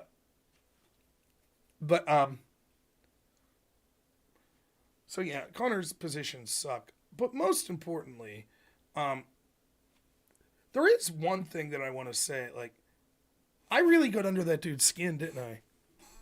Didn't I? Got his own channel banned on Twitch. Got my channel banned on Twitch. Which I don't care. I already explained. I'm not blaming him for that, to be honest. 160, yeah, sure. Send me my Mensa check. Yeah, I'm an idiot too. I don't need an IQ test to show me. I wasn't gifted classes, but whatever.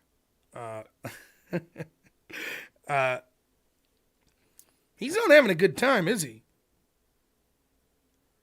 And I notice he's like, everyone thinks I won the debate. Everyone, almost all the comments think I won the debate. You did it, bud. The people on your channel think you won the debate. Nice. Nailed it. He's a little fragile, isn't he? Started getting that Progressive Victory Pack money, hanging out with Brianna Wu. And all of a sudden, that masculinity. Now, I defended Connor on two occasions, on two topics at the beginning of my video before Lactoid came on. The first of which was, I will not denigrate his military service at all. I have nothing negative to say about that. Thank you for serving your country. Doesn't mean you're not an asshole or wrong, but thanks. Secondly, I'm not blaming him for my Twitch channel being... I don't think he got my channel banned intentionally, unless more evidence comes to light. And I'm not going to challenge the ban because I misgendered, or you may say correctly gendered, Brianna Wu, which I guess is a fucking ban, so... I don't know if he deletes comments and disagree with them. That I don't know.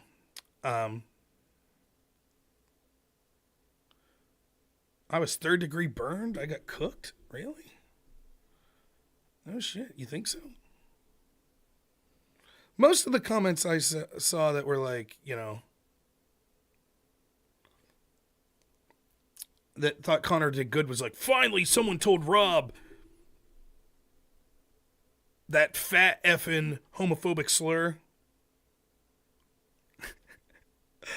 You got me. Whoa, sick burn. I thought it was funny. I saw one person say, you know, here's the I watched Rob's channel afterwards, and he was like fucking upset about Connor making fun of him. What? I couldn't help but be a little interested and go to see what Connor said after, for a reason I'll tell you in a second. See what Connor said after fucking the debate, because he left in such a huff. And he was like, oh, so, you know, these slurs, you know, maybe I shouldn't have used them, but, you know, the dude's rattled.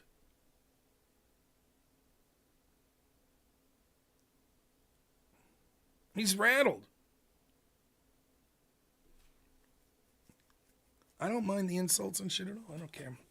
So the last thing I'll say is, the one bitch move that he did was fucking the big man, I'm going to give the last closing statement, and then as soon as he's done, fucking and go out on a high note. And then what he did in his closing statement was bring up his military service, which he didn't the whole way through the debate. Almost like he knew that it was a bullshit point, which would have been easily dispensed with. Super tough guy, big man shit. I served and you didn't, you fat fuck. Got me. I guess that's cool then that you're a fucking coward that admits that you adapted policies that ensured hundreds of thousands of Ukrainians died, and you would be furious if we don't keep that war going. You're not willing to fight in it, but as long as you could sit in your fucking couch doing videos with Brianna Wu, then you're happy for them to continue dying. Fuck you. Wow, the Connor that served in the military sounds like a cool guy. What the fuck happened to him? All it take was a little Progressive Victory Pack money? That's it?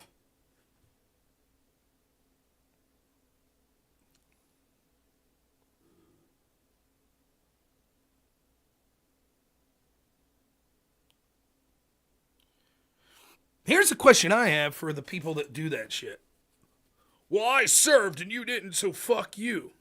I don't know shit, and I'm not denigrating Connor's service at all. I've made that clear earlier. I'm doing it here. I'm not. For real. I mean this. Fuck Connor, but his service I won't mock. Nor will I mock him as a father or a husband. Well, that's not true. I will mock him as a husband a little, but I'll get to that in a second. What if it turns out that Connor's service didn't involve fighting on the front lines? And what if my friend down the street, who was blown up by an IED, comes and sits in this chair next to me and says, fuck you, Connor, you're a coward. You didn't sign up for the jobs you knew were actually going to be frontline conflict, bitch. What if he was to say that? Then what? How do we do that? Does Connor then bring on a person that served in a more dangerous zone than my friend?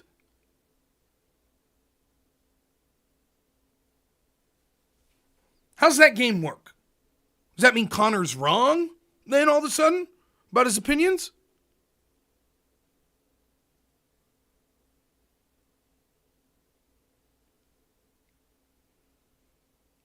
Now, I'm saying right now, I don't give a fuck if you signed up for the military just to be the GI Bill, and you did so in a way that you knew that you weren't going to leave the United States, let alone ever be in a conflict zone. I don't give a shit you did more than me. I will not denigrate that service. I do not know, nor do I care, the extent of what Connor's military service was when it comes to the effect of how much of a patriot that makes him. He served. That's more than I did. Period.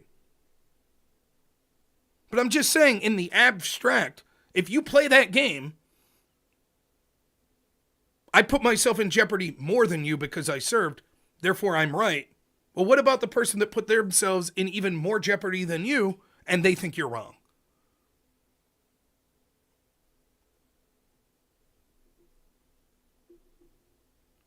Just saying.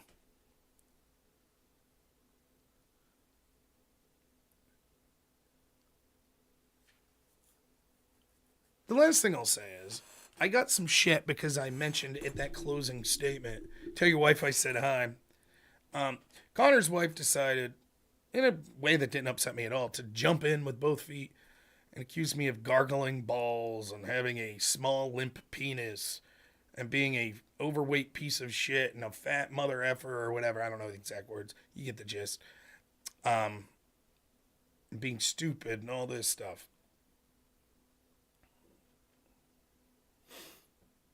Now, I don't mind it. The one thing that was, she asked if I had a wife and kid. And I was like, you sure you want to go there? I do. But you sure you want to go there? Because I never brought you up or any of your kids until you started insulting me. And it wasn't like comments like, I think Rob's wrong about this. Or Rob's too aggressive. It was right in with the Rob gargling balls bullshit. Dick joke right out of the gate as soon as you push back. Based, says the Connor DGG crowd. Based. Tell him. She's a strong woman. She telling me. I don't mind. It's fine. It's all fun to me. It's a fucking game. She didn't seem too bright, so let her throw out the insults. Hopefully it makes her feel better. My guess is she's not getting much satisfaction at home, so if it gives her a little tingle to make weight jokes at my expense, no problem. Happy to help. Now, as with most lefties, like Connor and her, she seems to be obsessed with my genitals and the idea of fellatio. I think what's happening is she's finally seeing how someone, I don't even consider myself super masculine, but just someone who's more of a man than Connor and Brianna Wu. I don't know, maybe Brianna's got me on that, but see them debate and starting to get a little randy. And I just want to let Connor know, from the bottom of my heart, I'm in a happy monogamous marriage, so I wouldn't do anything like that. I don't have to worry. But if I were going to, I assure you, we would get you the most comfortable cuck chair that you can imagine. It would be a very pleasant experience for you. And I know, as a DGG orbiter, you would love that. You've learned from the best. Unfortunately for you, there will be no filleting me, although I know, based on the fact that you can't help but bring that up and talk about I'm a homo this and that and that and that over and over again. I know that it's on your mind, but I'm sorry. It's not a possibility whatsoever. Sorry. And for those that are upset that I would mention Connor's wife in this, she had multiple chances in multiple days and continued to make multiple insults at me, which I don't mind at all. I hope they take these insults in the same spirit that I'm taking the ones that they're giving me. I do. But if not, and they decide to be upset about it, then I would like to apologize for them being more of a woman than Brianna Wu and getting butthurt about this. Lastly, the one thing that possibly I could be accused of is going over the line with my correct gendering of Brianna. The reason Brianna was brought up, and you could look at the title of Connor's video, talking to Rob about Destiny and Trump or something to that effect. I did a video on Brianna and Connor sweeping for Destiny, which they did. You can watch that whole video. I'll sum it up for you if you like. This is Connor's voice. This is Brianna's voice. Hey, thanks for being here, Brianna. I don't want to talk about this, really, but let's go. Destiny's really talented. He's really talented. And, he's a very charming guy. Yeah, he's charming. And, he a lot of trauma growing up. Trauma? Yeah, a lot of trauma. He had a lot of trauma growing up. And, he had a lot of dogs. And his parents left him in the yard one time. It's kind of crazy. My Brianna voice is ruining my throat.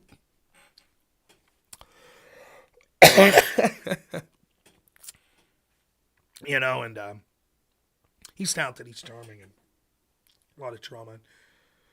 Mr. Girl sucks! Mr. Girl's terrible, he's a terrible person to Lav! What? Lav's terrible! He's terrible! And the President Sunday, he's so bad, President Sunday's bad! Yeah, and I guess what Destiny did wasn't good. I guess. Okay, let's take some calls. I don't want to talk about this. See you later. Now, in case you missed the hour and a half, Brianna Wu, Connor business, that's what went on.